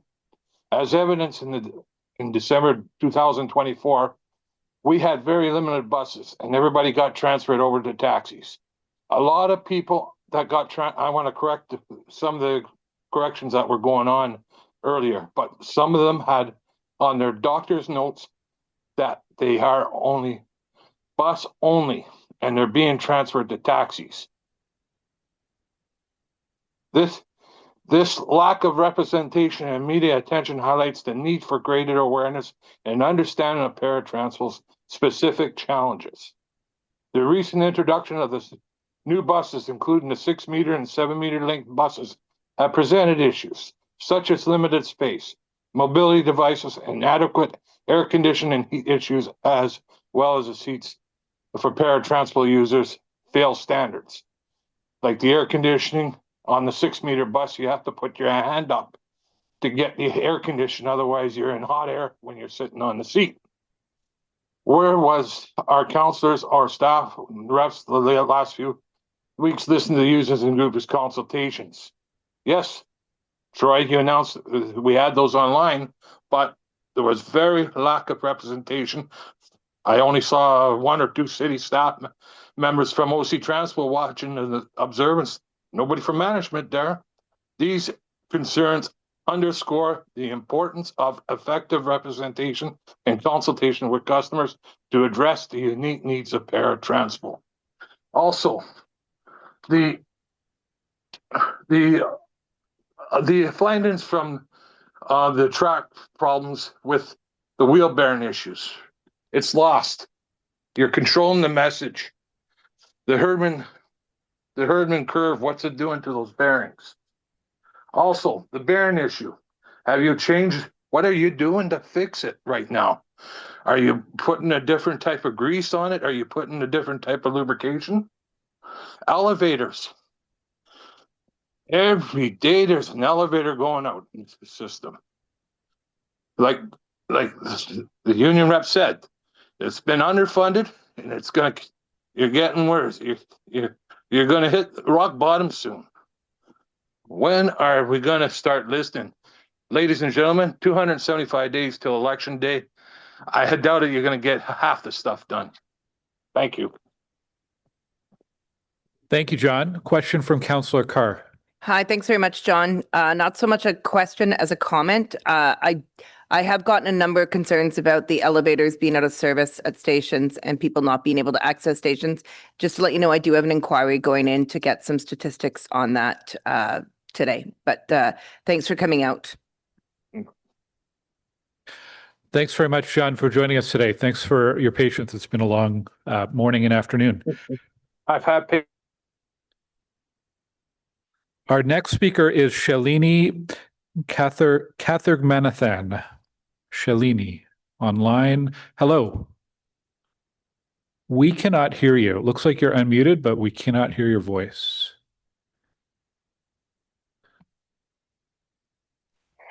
Hello now? Yes, that's good. Okay, sweet. Good afternoon, everyone, and thank you for this opportunity to share my thoughts and concerns about our city's transit woes. My name is Shelini Kathirmanathan, and I'm a proud resident of Ward 14. I moved here to the city about 4 years ago from Toronto as a recent grad who landed a job with the federal government, the story of many. As I planned my move to the city, there were a couple of things I knew were non-negotiables. reasonably affordable rent with a single income, a walkable neighborhood that had at least one good grocery store, and accessible transit that brought me over to Gatineau for work and around the city, as I didn't and still don't own a car. This ultimately landed me in Centertown. Unfortunately, what I soon found out was that it didn't matter whether I was surrounded by numerous bus stops connecting to various bus routes or if I had an LRT station within a 10-minute walk. The buses and trains actually need to show up for me to have the accessible transit I thought my location promised. Over the years, with these experiences getting exponentially worse this winter and in the last month, I've had to choose between waiting for 45 minutes for a bus that might not even show up by myself on cold and dark winter nights or walk for that long to get home, fearing for my safety where streets are not always lit. Pay cancellation or late fees for medical appointments because the bus was either late or got canceled at last minute, and having to resort to Ubers and Lyfts, like many others mentioned, to get me places, lining the pockets of corporations rather than contributing back to our city. On top of the increasing cost of living, I'm still paying off loans, helping out family financially, and attempting to save money for the future. With the extra money I do have, I'd rather spend it on a coffee down at Happy Go or give back to our community, not on Ubers and cancellation fees. I also got into a car accident last year, and my body is still recovering. This means long walks on slippery sidewalks during the winter can still be stressful. I'm angry, frustrated, but most of all disappointed. And this is just the story of an able-bodied, fairly young person with a government job attempting to find home in Ottawa. What I can't begin to imagine is what folks with accessibility needs, seniors, new and expecting parents, and neighbors working lower income jobs are facing, not afforded the alternatives that I have. Transit cuts aren't just numbers on a spreadsheet. They decide whether you can get to work on time, make it to a job interview that could change your life, or reach a loved one in crisis. They determine whether you miss visiting hours at a hospital or senior home or a service at your local place of worship. And they dictate if you can grab groceries before the store closes, catch the opening anthem of a hockey game you saved up for, or keep one more impaired driver off the road. Transit cuts impact real lives in real time, and the consequences are anything but small. Sure, we've increased our transit budget over the years. However, this hasn't given us better service. Why? Because it's still nowhere near enough. Every year, this money gets swallowed by rising operating costs, LRT expansion, and mounting maintenance demands, as many have said today. So what now? We need to pivot fast. If one of our biggest problems is a shortage of buses, I don't understand why our new zero-emission fleet is replacing vehicles instead of expanding the fleet. A transition shouldn't feel like a mid-season trade in a sports league. And while job insecurity is rising, we're somehow short on trained operators and mechanics, the very people needed to keep the system running. How are riders like me supposed to reconcile with this? Why are the real-time tools we use to track our bus times not accurate? If I've often found myself being the designated young person with the phone informing older neighbors at the stop who rely on mostly inaccurate stop schedules when our bus is actually going to come, only to be bamboozled in a few minutes. If ridership, traffic, and gridlock has been said to hurt transit quality, I don't understand why fares keep going up. Why bus lanes aren't being prioritized? Riders shouldn't be paying literally and figuratively for OC Transpo and our city's shortcomings. It's time to rethink transit from the ground up because what we're doing right now is clearly not working and has led us into this transit emergency. I'm glad to see some changes have been considered already in today's presentation, like moving towards a more preventative framework for repairs and increased recruiting efforts, but frankly, it seems like it's still not enough. The city needs to treat transit as a long-term public asset, one that improves quality of life, keeps people here like me, and actually serves the community. We deserve accessible, reliable, and accountable transit, and we deserve a city that listens and, more importantly, acts. Thank you. Thank you very much for your delegation, for your comments. Any questions from committee? Okay, I'm seeing none. Thanks, Shelini, for joining us and for your patience today. We'll move on to our final speaker, Xavier O. Bon après-midi. All right. Can you hear me? Yeah. All right. Thank you. Hello, my name is Xavier O. I reside in the town of Metcalfe, and a resident without a car in rural Ottawa. So transit and bike infrastructure will remain a concern for me, and these are at most times all I have to get in and around the city. As someone who regularly takes my bike on lines 1 and 2, I rarely have an issue going north and south in the city, and I can just bike the rest to my destination, whether it's a bit to the west or east. But when I don't have my bike and I have to connect with a bus on my trip, that's when the cracks begin to show for me in our fragile transit system currently. I use the transit app to guide me on new trips around the city, and I have used it, and I last used it Saturday to get to a colleague's house on Rideau Street. It was the line 14 east, and I was waiting at the corner of Elgin, so just a short trip to the Rideau area. This trip should have taken about 10 minutes, but once I got on the bus, no, this should have taken at least 10 minutes once I got on the bus, but there were multiple delays that got me there 15 minutes later than expected. There were also times where I had to take the line 6 down Bank Street, but with the bus constantly being backed up by traffic and cars parallel parking on the side, it's so bad to the point that I just consider walking all the way down to Elwood, where I need to go, just to, instead of paying $4, because, what's the point of taking that trip on the bus when it's already so long? I've seen recent reports on the current status of Ottawa's bus fleet at a meager 750 buses, when only a few decades ago in the early 2010s we had around 1,000. While the 350 buses the city has ordered is welcomed, it will only bring up our fleet to up to 1,100 buses for a population of 1.2 million, and that's if any of the 750 buses we currently have won't be retiring anytime soon. When in the early 2010s, like I said, we've had 1,000 in our fleet, and that was when we had a population of 850,000, giving us a healthy ratio of residents per bus. As a resident of Ottawa, I ask that the city be more ambitious and bring our bus fleet to at least 1,200 buses, especially if the 750 won't retire soon, and at least giving us a ratio of 1,000 residents per bus. And while I have mentioned Bank Street previously, I would also like to see much needed improvements on this historic street and this vital artery of our city. It just doesn't make sense to why we have on-street parking on this crucial artery of the city, delaying traffic when car and bus riders have to wait behind someone taking 10 minutes to parallel park, in a lane that isn't used to move traffic, but instead take away space from the street and not even shop. And for people parking there, it's not even to shop at the store they park in front of, right?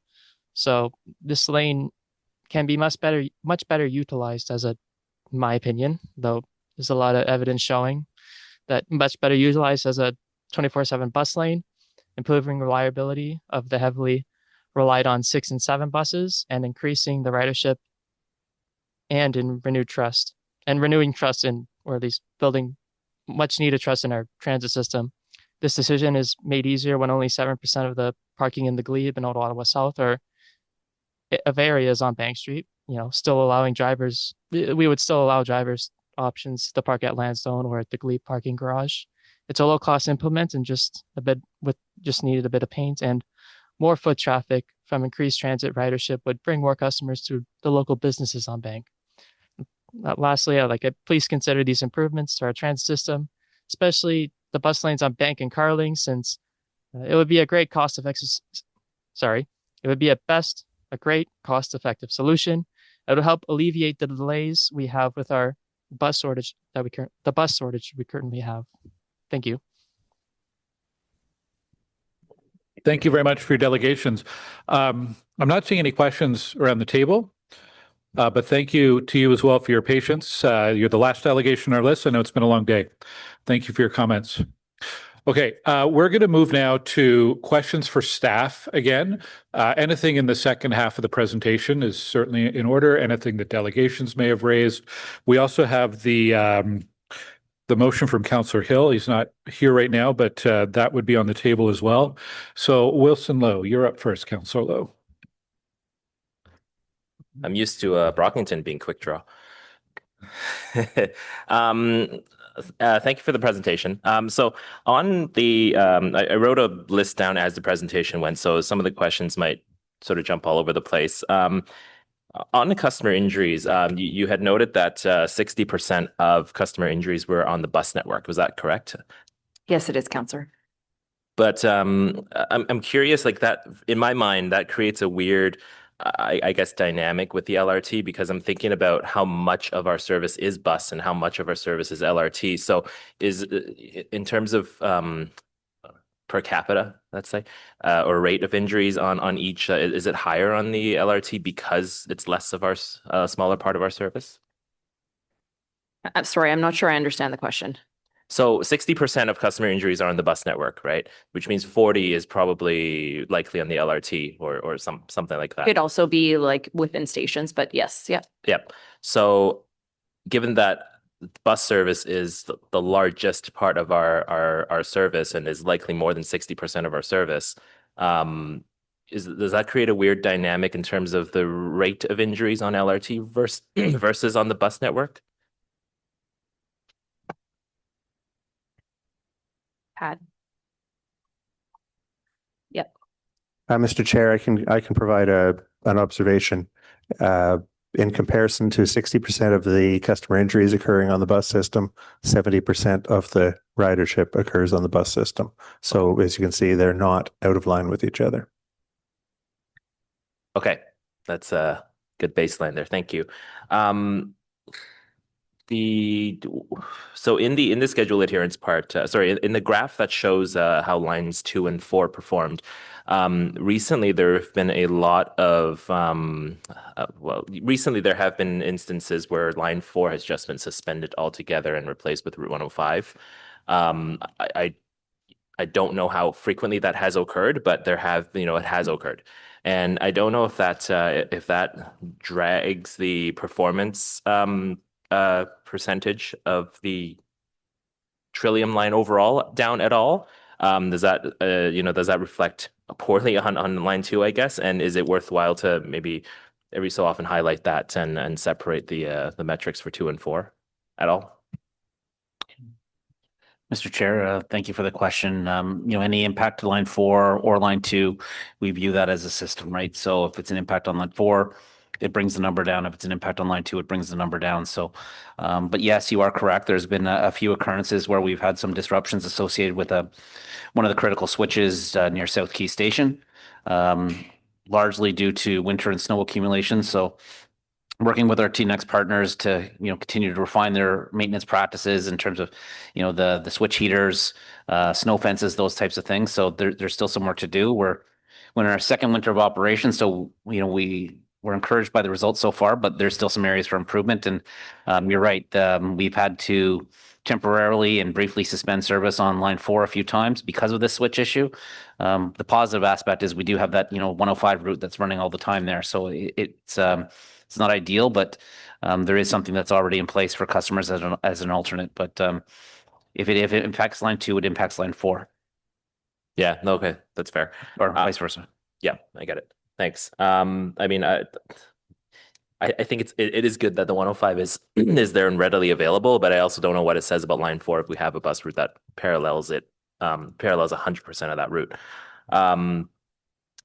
In terms of the schedule adherence and regularity, the individual route will perform the way it does, but does the amount of interlining that happens in the scheduling in the regular booking, so let's discount the reduced service bookings, does the amount of interlining have an effect on it? Because I'm thinking, like, if every bus on the 85 is on a run that only does the 85, the delay on Carling will affect in theory just the 85 and kind of uphold the regularity of that route. Whereas if a bus in the 85 then moves on to a local route, like the 58 or whatever goes through Crystal Bay, that has an impact on the adherence there for seemingly no reason. Is it your general observation that interlining is it your observation that interlining affects schedule adherence and regularity at all?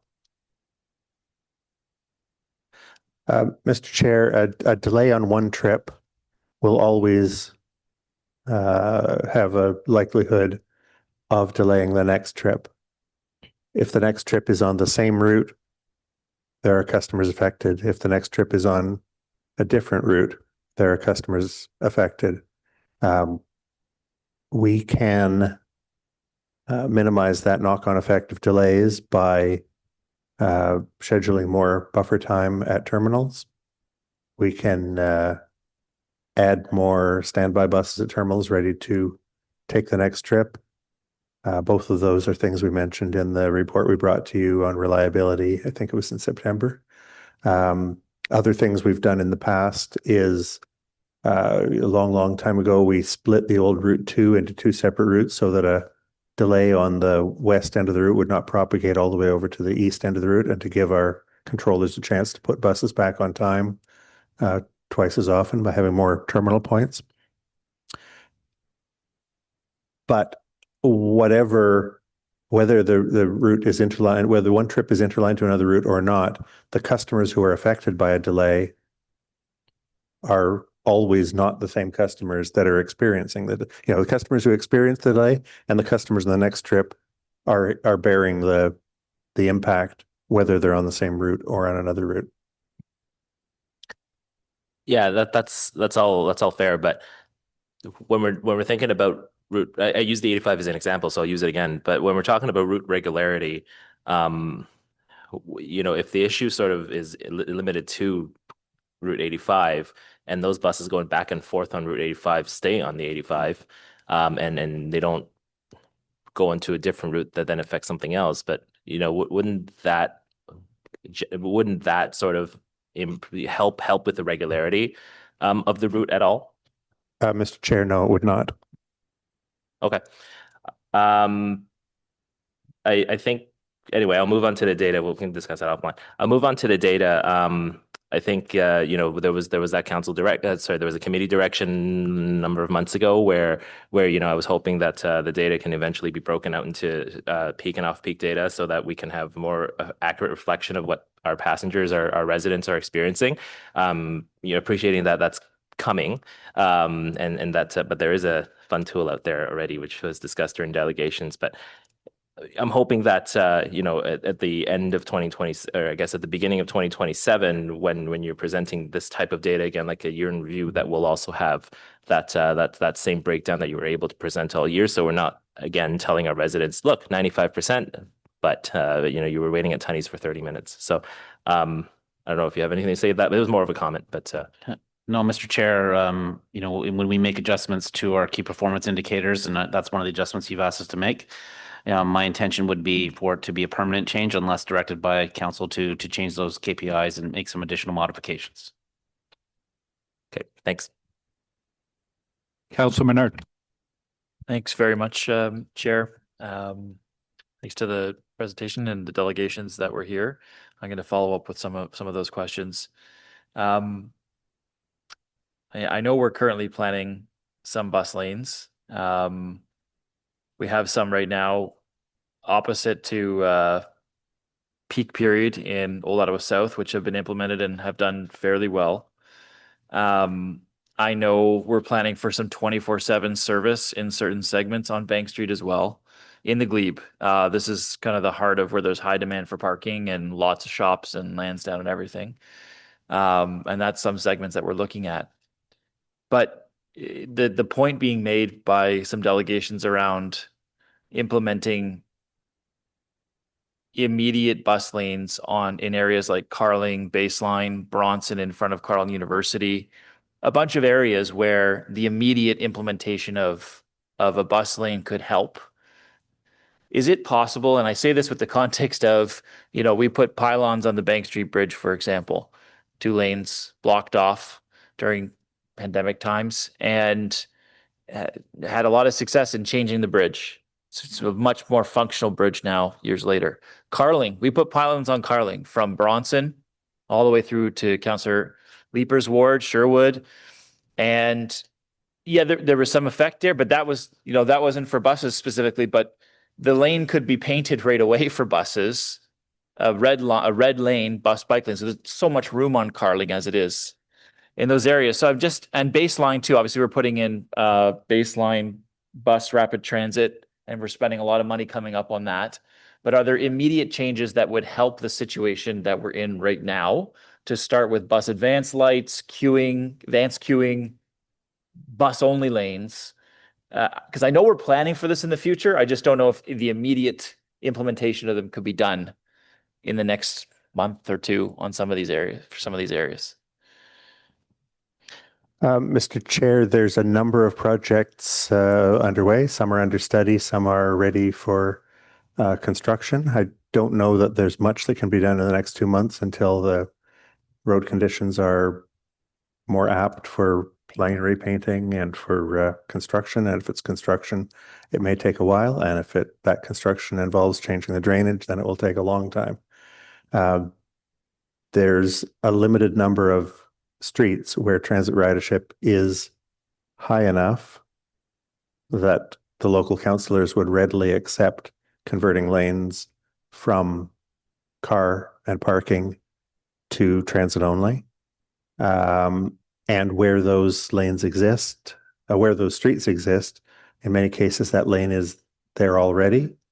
So an example is Rideau Street, where with the cooperation of Councillor Plant, we increased the hours of exclusivity and saw positive impacts at those times.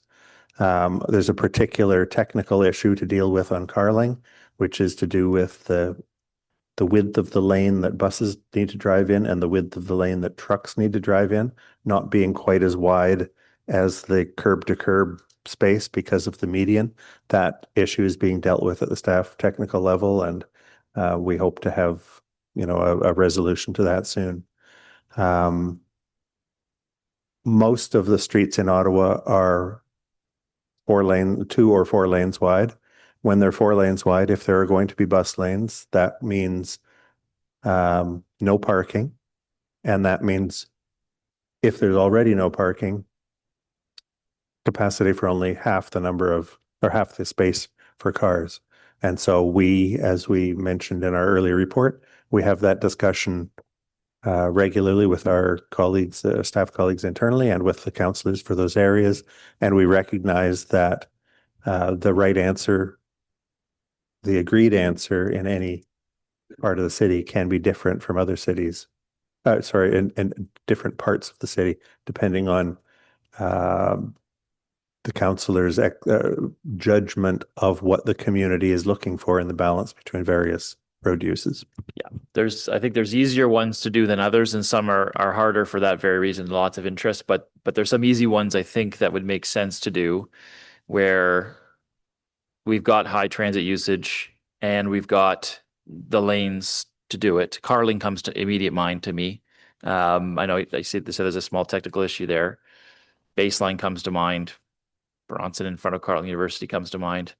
So there's some that's just my ward in my area, but there's some that come to mind where it could be more immediate, and maybe we need to be trialing some of that. I know I talked to the chair about this previously, and it makes sense for us to trial some of these things, I think, sooner rather than later. So especially on the potentially easier wins. So I wanted to go into the presentation that we heard around underfunding the service, criticizing the results, privatize. Public transit works when it's funded and respected. It's an essential service and public good. That there's been problems in the past with recruitment and coming to an organization that may not be as forward thinking on some of those elements. This was obviously this is a very topical issue right now, and budget after budget we do come back and there's funding increases for transit, but it's not always commensurate with where it's needed. And we're in this situation now, and we want to see the way the budget works is staff come up with recommendations, they put them in the budget, and usually that's passed. We might change a few little things, but generally the staff budget gets passed. So when you're drafting the budget, and we're in this situation we're in now, what kind of considerations are being made on the bus service side specifically for operations, for funding appropriate members of staff, and for, I guess, improving the service on the bus side of things, so that when people do think about the city of Ottawa, they do go back and think to it as the 1980s, 1970s, when there was the pinnacle of a lot of success that was happening here in our city. I guess, what kind is it buy-in that you're looking for from committee and all of council? Council thinks differently. We don't all think the same. But what is it that we need to do to make sure that we're properly funding the services, the people in the organization that run the organization, to ensure that we've got that type of, I guess, buy-in from the public, buy-in from our staff, and buy-in from councillors? Thank you for the question, Chair. Just trying to unpack the question and answer it sort of in a consistent approach or concise approach. I think first and foremost, and I appreciate that we're having some difficulties, and when it comes to line one, we're down to really a few key technical issues that are, I'll use the term, plaguing the system.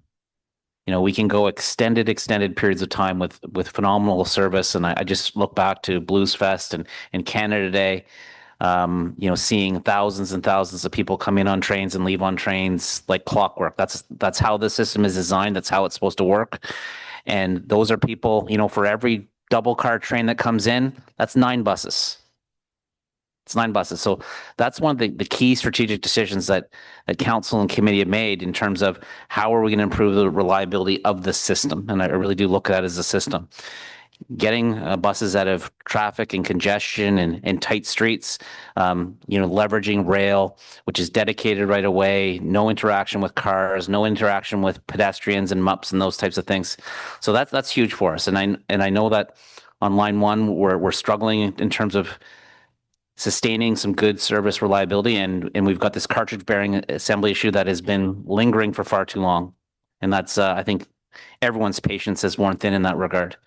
But that's a key piece, and but I think there's a good foundation there, and and you look at lines 2 and 4, and the early success of the first year of operation, and it will just get better as we continue to improve on those lingering issues, those issues that have impacted our performance, namely like the switches and switch heaters in the winter. On the bus service side of things, when we develop the budget, we're looking at we know that we can't do it all in one shot. You're not going to do it all in 1 year, right? So we're looking at, working with our transportation planning colleagues in terms of, the transit priority measures, the lane adjustments, those types of things. What are some of the quick wins that we can do, we can implement next year? What are the longer term things like, transit ways and those types of things, and all planning towards that. But we look at this in terms of developing that budget. What can we implement this year, and how can we make those incremental improvements? And being very realistic in our budget moving forward. I think one of the changes that we could look at in next year's budget would be, I maybe look to Pat a little bit on this, because I know him and I had lots of conversations on this, is, setting aside a target fund for specific bus reliability improvements that are focused on the operations side of things, because where we're at right now, when we look at our peak periods, if Pat wants to add more running time to routes or more layover time so that we can get more buses on time, it ultimately, at those peak periods, it drives our bus count up. And so there's a requirement for more buses and more operators to drive those. And it can go very, very quickly. But those are the considerations we're looking at. We need to leverage LRT moving forward. It is the critical piece of our system, especially as we go farther east and west, get more routes out of construction. And then Pat highlighted a little bit of some of the other transit priority projects that are maybe longer term. And then we've got things like lane queues or light queues, light jumping, and those types of things that we'll be working on this summer and into the fall. That's good to hear. And the bus reliability piece obviously is super important. And I mean, I guess hard to take direction here, where we're away from a budget and we're in year operations, but this is the type of thing that I think people in the city, given where we're at now, will remember and want to see in the budget. And I know our staff and workers that are running the system will want to see those sorts of things as well. So I just, you know, you have my support on that, for whatever that means. But I wanted to go in, and it's a very small issue, Chair, but it's a quality of life issue. Bathrooms and porta potties in our line. So we had that presentation from Gotta Go Ottawa previously in November. They've come back to council and said, look, there's 27 park and ride lots, and here's the ones that we think right away we could have bathrooms, right? We've got them for, I think, operators of three of the lines, existing facilities, at Eagleson, Trim, and Fallowfield. But then there's a whole bunch of other areas where both for drivers, for staff, and for people taking the bus or the park and ride from there, porta potties could be used. I'm literally going through a list of porta potties in parks. And it's $4,500, Chair, for the porta potties for 3 or 4 of them, whatever, this summer. Well, we don't have bathrooms in a lot of these facilities, so I just say, are you now considering, just given where we were in November and the discussion at that time? This is a small issue. Do you need funding for it? But how can we get more bathrooms ready and accessible for people on both our LRT lines and our park and ride areas? Your time, but thank you. Yeah, that's it. Staff can answer. So, Mr. Chair, our budget does not have for additional porta potties or washrooms at either on the LRT or the bus station, so that's not within our budget for 2026. I understand the passenger comfort aspect of it, and or necessity aspect of it, but it's not currently within our budget for 2026. Councillor Brockington.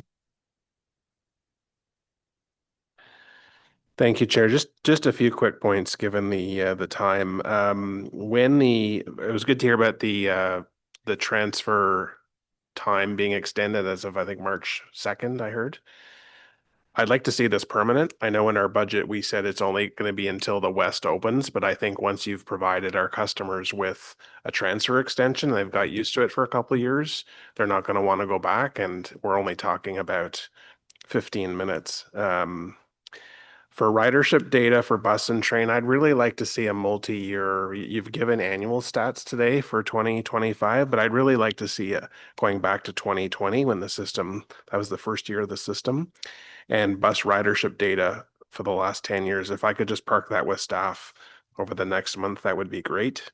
It's great to see that we're up ridership 4% in 2025 over 2024, despite the challenges. And we've now had Trillium Line extension and Line 4 open for a year. So again, I'd like to park with you a slide for a update on ridership numbers. Line 4, are we meeting ridership expectations that we had set for that line? I understand the line still has low ridership in the grand scheme of things. The last real update I heard about Line 2, Chair, was that our ridership numbers were the same pre-extension, even though we had extended a number of stations to the south and in River Ward. So even though we were drawing new riders from the south of Hunt Club Road, obviously we lost some post Line 2 closure for the construction. So I'd like to see data for the year and look at that and understand where our new passengers are coming from. But if we've lost passengers, why? Why have we lost passengers? And finally, I'll just say, Mr. Scrimgeour tabled a report for us in September in response to a motion that the commission passed about all the projects that are being financed. Sorry, there were 2 reports. One was what's our plan to get to on-time bus performance to hit 85%? And then what specific projects are being financed in the 2026 budget to improve? And what I'm looking for, again, sort of my oversight function on this committee, is we set these objectives, you have a plan in place, are we making progress? So obviously I don't want to see, it's not reasonable to have every single project that was listed in those reports every other month. But again, understanding we have our challenges with with LRT, but again, the on-time bus performance data is flat again. So staff have given us a report. They've told us what the ingredients in this recipe are to get to on-time bus performance targets. We need a progress update on those. So again, I'll park that with the acting GM, but I appreciate the updates here today, and I'm going to keep my comments brief given the time. So thank you, Chair. Councillor Carr. Yeah, thanks very much. Just a couple quick comments. I know in the past few meetings, I've asked a number of times about what additional funds do you need? And the answer's always been, no matter what the funds are, we can't speed up mechanics. We can't speed up the opening of line one. We can't acquire more buses. But, you know, we did hear today, I think, from the union that, you know, need more funding and need to get whatever buses are available if we can purchase them. I think we're two of the key messages. Can we get an update on efforts to purchase those used buses? I know we got 11 from Kitchener-Waterloo, I believe, that are now functional. And I know you've told us in the technical briefings that there are efforts underway. You are in contact, but at the same time, we also hear that this is a sort of North American-wide challenge. And so I don't think we've actually talked about that today. If we could just get like a 2-line update on the situation there, like are there any other buses available? Could we be doing more? Is money a factor? Okay, thank you for the question. So yes, we purchased those 11 used buses, and we now have them available for service, and they're being used as a combination. Councillor Tierney, to your earlier point, 11 are available for service, but a few of them are being used for training purposes and other reasons. But I appreciate that point. It's a valid comment that we should highlight more frequently. So I understand that. I'll get Rami to talk a little bit because he's been involved in some properties have reached out to us. His team is engaged in that, but I'll let him get into the details of what we're doing. But we are still looking for used buses, and we're still looking all over North America if people have used buses that are available. And I'll let Rami answer to it. Mr. Chair, our searches, I guess we can classify as 2 different streams. One of them through official sales agents, agencies or vendors that purchase old buses, renovate them or refurbish them, and then sell them to other agencies. And the other stream is through our connections with other transit agencies directly. So through whether it's through CUDA or APTA or any of the other agencies or networks that we belong to, these are the ones we're actually been more successful because the conversations between us and our counterparts directly without the agent in the middle. What we're finding a lot of times is that when there are 10 or 15 buses available for sale through an agency, everybody's jumping to get them. They're not necessarily in the right or have the right standards for Ottawa's use. And so we have to be careful not to purchase something we're going to regret, nor do we want to find ourselves in a position where we're having to outbid unnecessarily and pay more than we should for a bus that's as old as our buses when we can actually refurbish ours. So there are 2 streams we're looking into. The one that's been more successful or we've seen more success in has been definitely the direct agency to agency conversation. And we have more to come on that, hopefully, when we get to the summer months and we have some better information to share.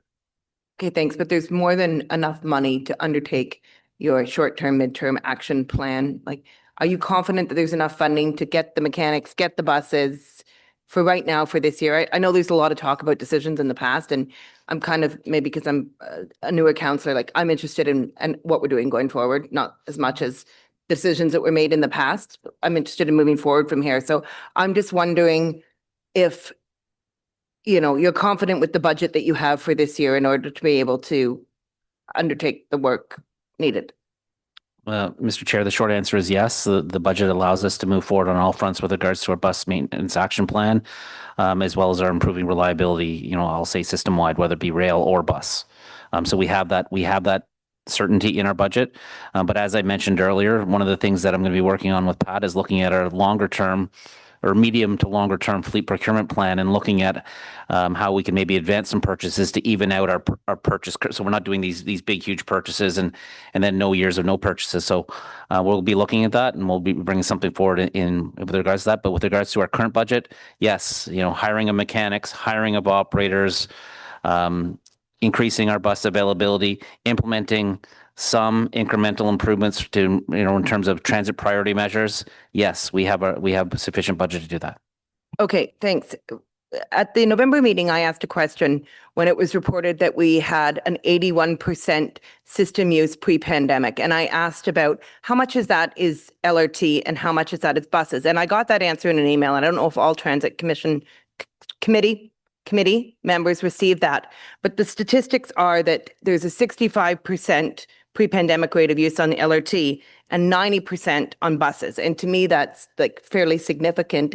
And as we have more workers going back to the office, I've heard that it will mostly impact Mondays and Fridays. But to me, that's significant that we have such a the percentages are so different on the bus service. So I would be really interested as that fleet strategy is being developed to, it's obvious that the ridership is there. People are using the buses, and those measures such as transit priority lanes, increasing our bus fleet, getting a greater percentage are even more important when I look at those statistics. I just have two questions with respect to Paratranspo. You mentioned at the beginning that that the 4 free trips are in place. It's probably too early, Pat, I guess, to have any statistics on whether there's been uptake on that and if you're able to parse out between trips outside of the urban transit boundary and those within. Yes, it's too early, but we're watching the numbers closely to see if we can pick out any trends. Okay, thanks. And is there any way to identify how many Paratranspo users use strictly Paratranspo and those that use para and conventional? Is there a way to break those out? I'm very interested in that. For those people who use Presto cards, yes, we can tell. Oh, you can tell? Okay. We know where the Presto cards have been tapped. Okay, I'm going to follow up with you, Pat, on that. Or people who pay with other means, we're less able to. Okay, thank you. And then I just have a question with respect to something Sabrina said at the beginning of the meeting about a new safety KPI and a new fare evasion KPI. Are those KPIs that would go into that new performance framework that we talked about yesterday? Are those just things that you are going to be bringing to Transit Committee? Thank you for the question. There are ones that we were going to bring to Transit Committee and also integrate onto the website reporting. Okay, perfect. Thanks very much. But they could potentially be, as you do that performance framework and you look at all the elements that are what makes a customer's trip. I mean, I imagine safety is a big part of that as well, right? It could be considered there. I'll defer the question to Troy, but I'm happy to work with my colleagues. Yeah, Mr. Chair, I'm not sure if I'll answer the question directly, but I think maybe where you're going is, so we're going to be updating and adding, more information, more KPIs now. We're not going to wait for that accountability framework. But we are, the accountability framework will also help inform what KPIs we want to have moving forward and the actions that we need to take to get towards that will help us strive towards our, our goals of 99.5 and the 85%, on-time performance aspects. So we're not going to hold off on some of the things that we've committed to doing, in Councillor Lowe's example with regards to, breaking out the peak and off-peak reliability figures, that we're moving forward with that. But then when we'll do that refresh with the accountability framework, and it's entirely possible that some of the KPI, a lot of the KPIs will stay and some will change. I think. Yeah, no, that's perfect. And I just wonder as well, like a lot of that work would be sort of, objective in terms of the data you have, but will you also consider subjective input? Like we heard today, you need to hear from the riders, you need to hear from the drivers, will there be that sort of engagement effort to help get us there when developing that framework? Yes, listening to our customers, listening to counselors is a key piece to this. So obviously we want to quantitate things as much as we can, but the qualitative data is and information is just as useful. And Bart Cormier and I just had a recent conversation with the Algonquin College, and they're doing a lot of sort of qualitative surveys as well. And we welcome, as we had a conversation with them, we welcome that information. And if there's opportunities for us to help shape some of these questionnaires or surveys that people are doing to help get better data, we'll gladly spend the time with whomever, so that better data, better decisions, better informed decision making. Okay, thanks very much. And I'll just add, I don't know if I need a direction, but I really appreciate understanding the breakdown between the increase system-wide, like the 65% LRT, the 90% of bus service, when you're talking about 81% return to the system. If it's at all possible to include that breakdown in future updates, I think it would be appreciated. So the breakdown between, sorry. The growth of bus versus rail. Yeah, I don't know. I would find it interesting, but if you can put it in. Maybe we can take that away and I can see if it's what's possible. Okay, thanks. Councillor Kavanagh. Thank you. And I'm last on the list, so I know everyone's really tired. And I hope not to hold you up. But I waited. I was going to ask about bus lanes, and it was mentioned about the importance of it. We did do, there was work done on Route 11, and that's a route that went through my ward, Kitchissippi and Somerset. And I just want to know if there's been any progress on that work, because it wasn't just about bus lanes. It was about optimizing the route. So I wonder if there's been any progress on that. Yes, Mr. Chair, we're progressing. We reached agreement with the councillors on next steps. There were 3 councillors we spoke to along the length of that route, and we're moving ahead with those changes. Some of them are about putting ideas in front of the community in one ward. In another ward, 2 other wards, it's about moving ahead, and we've got a contractor hired to do design work for us. Okay, thank you. And of course, I've been talking about the bus lanes on Carling for a long time, and it's been delayed. So hopefully that will move forward. As we can see, we're hearing from people about it. In terms of the ridership, it's good to see it a bit up, but we need to do more promotion of our Equipass. I'm finding that people are still not aware, or that they could qualify for it. I've talked about this, and it's very possible to work with OCH on doing some promotion on it. And since it requires a low income threshold, it's a good time to do it, maybe during tax time when people are looking at their incomes anyway, and they're filling out their forms. But I think we really should push it, and we should maximize this, because this is something that people don't even know that they can qualify for. And I just want to get a commitment that we're going to work towards that.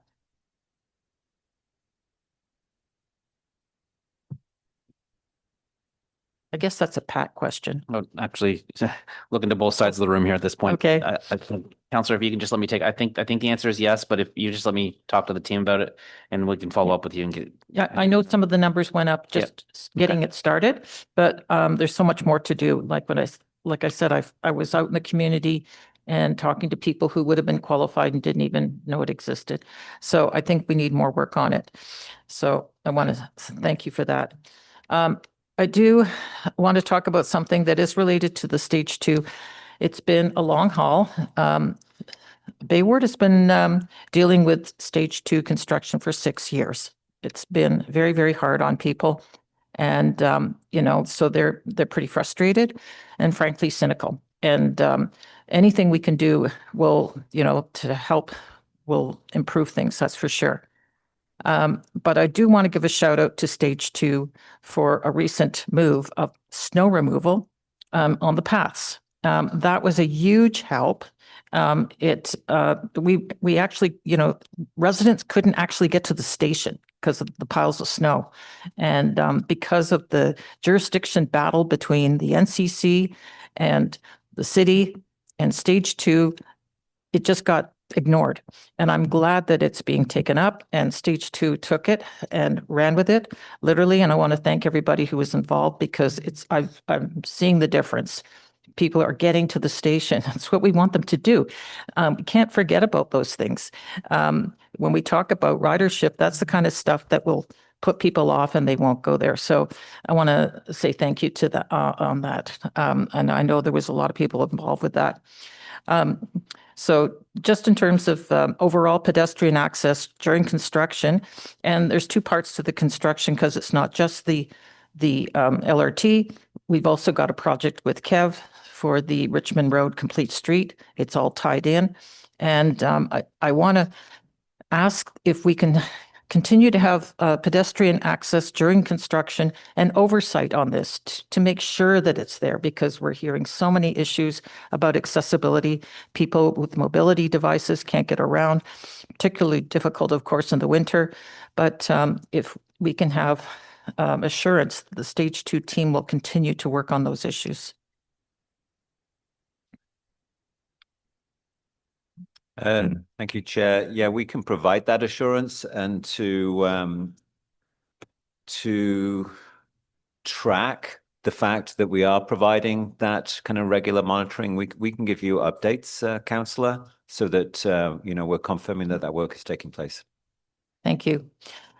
It's been a tough one, and we've already talked, Richard, about some of the things that are just going on, like the constant noise, the problems with working overnight, still being needed. It's just literally driving people crazy. It's just awful. And sometimes it's because of mistakes that were made. We're already aware of one that where they accidentally put cement in a water main, and now they have to dig it out. That's one of the things that happened, and it's delaying the project. They're not going to get overtime for it or anything, but this is just the frustration that people are having, because it's right in front of a building, and it's a lot of noise. So it's just a reminder of how much aggravation people have been putting up with, and we need some oversight on this. And I just want to ask about the oversight of Kev when these things happen. Thank you, Chair, for the question.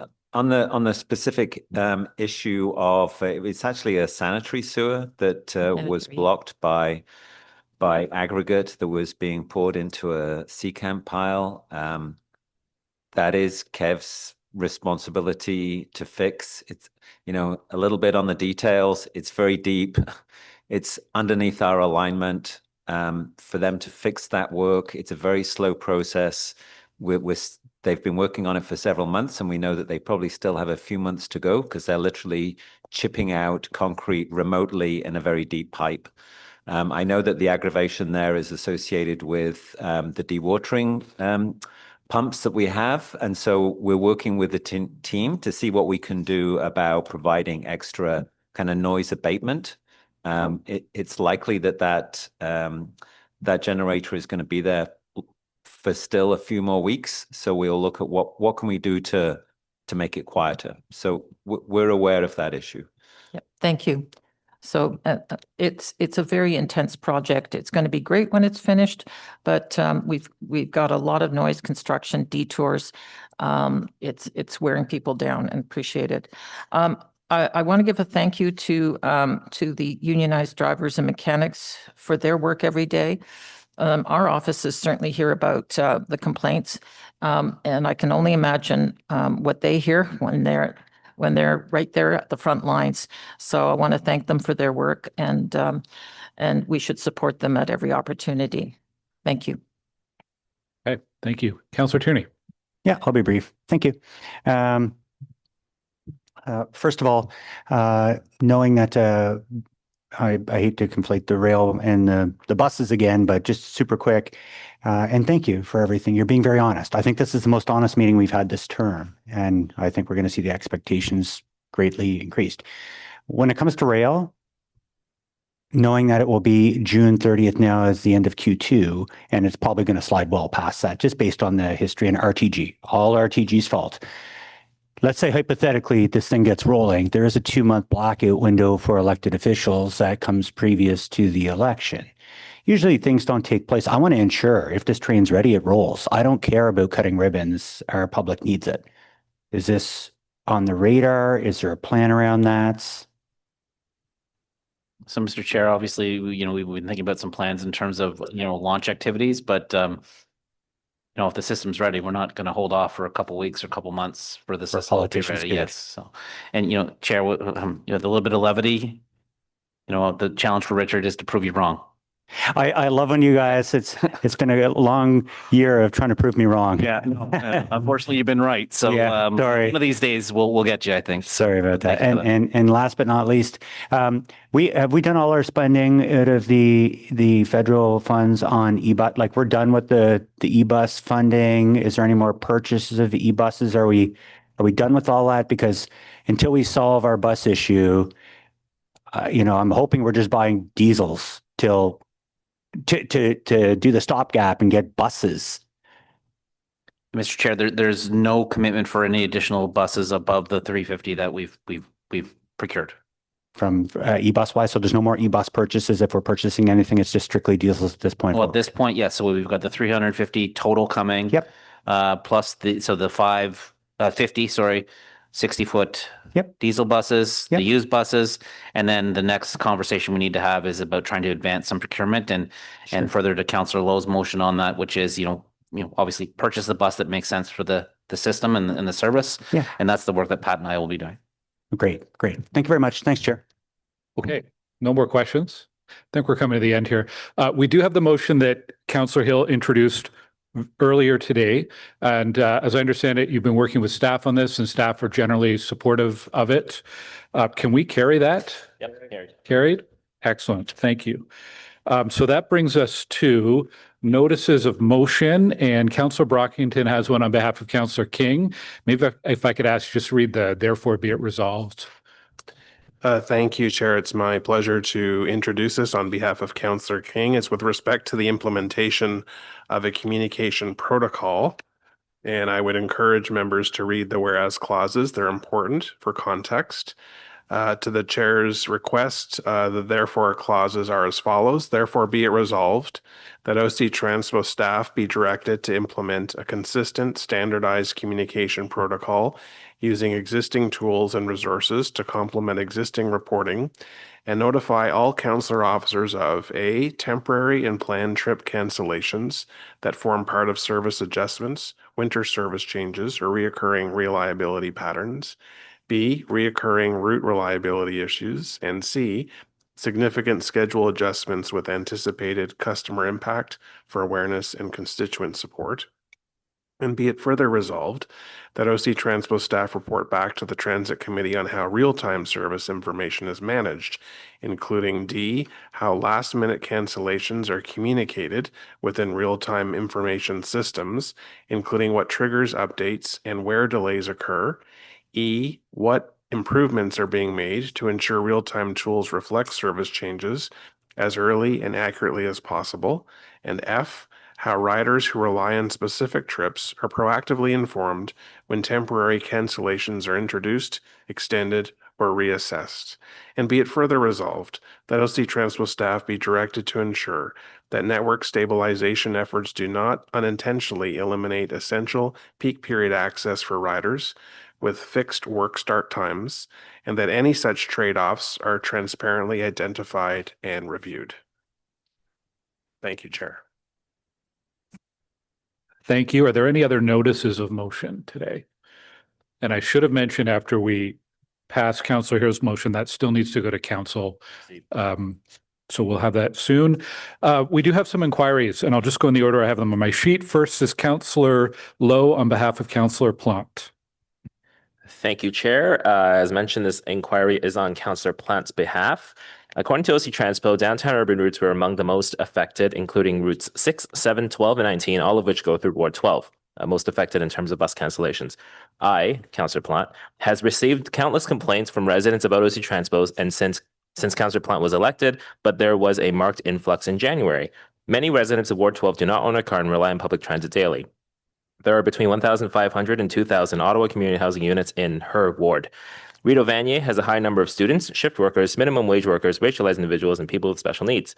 This is opposed to the suburban residents of Ottawa, who, while still impacted by transit disruptions and traffic, are more often homeowners and car owners without the means of getting around the city. Within this context, Councillor Plant has these questions and would appreciate a response by the end of Q2 2026. Okay, and then the questions follow. I would disagree about the note about suburban residents, but we'll move on. Councillor Desroches. Thank you. O Train Line 2 passenger service began on January 6, 2025 with stations serving Riverside South and Findlay Creek communities. Line 2 has seen solid reliability and strong ridership with 4.7 million trips in 2025. With a full year of operations now realized, OC Transpo and city staff now have access to meaningful operational data, including passenger behavior and feedback. For example, residents have shared helpful feedback on the 3 stations regarding station layout, access, and service. Also, ridership trends show that the Bowesville Park and Ride is frequently nearing capacity on weekdays, reflecting increased use of Line 2 by commuters traveling to work and school. I've got a number of questions there I'd like staff to answer as soon as they can. Thank you. Okay, thank you. And Councillor Carr has a trio of inquiries. Okay, perfect. Thank you very much. First one is about elevators. Very uplifting topic.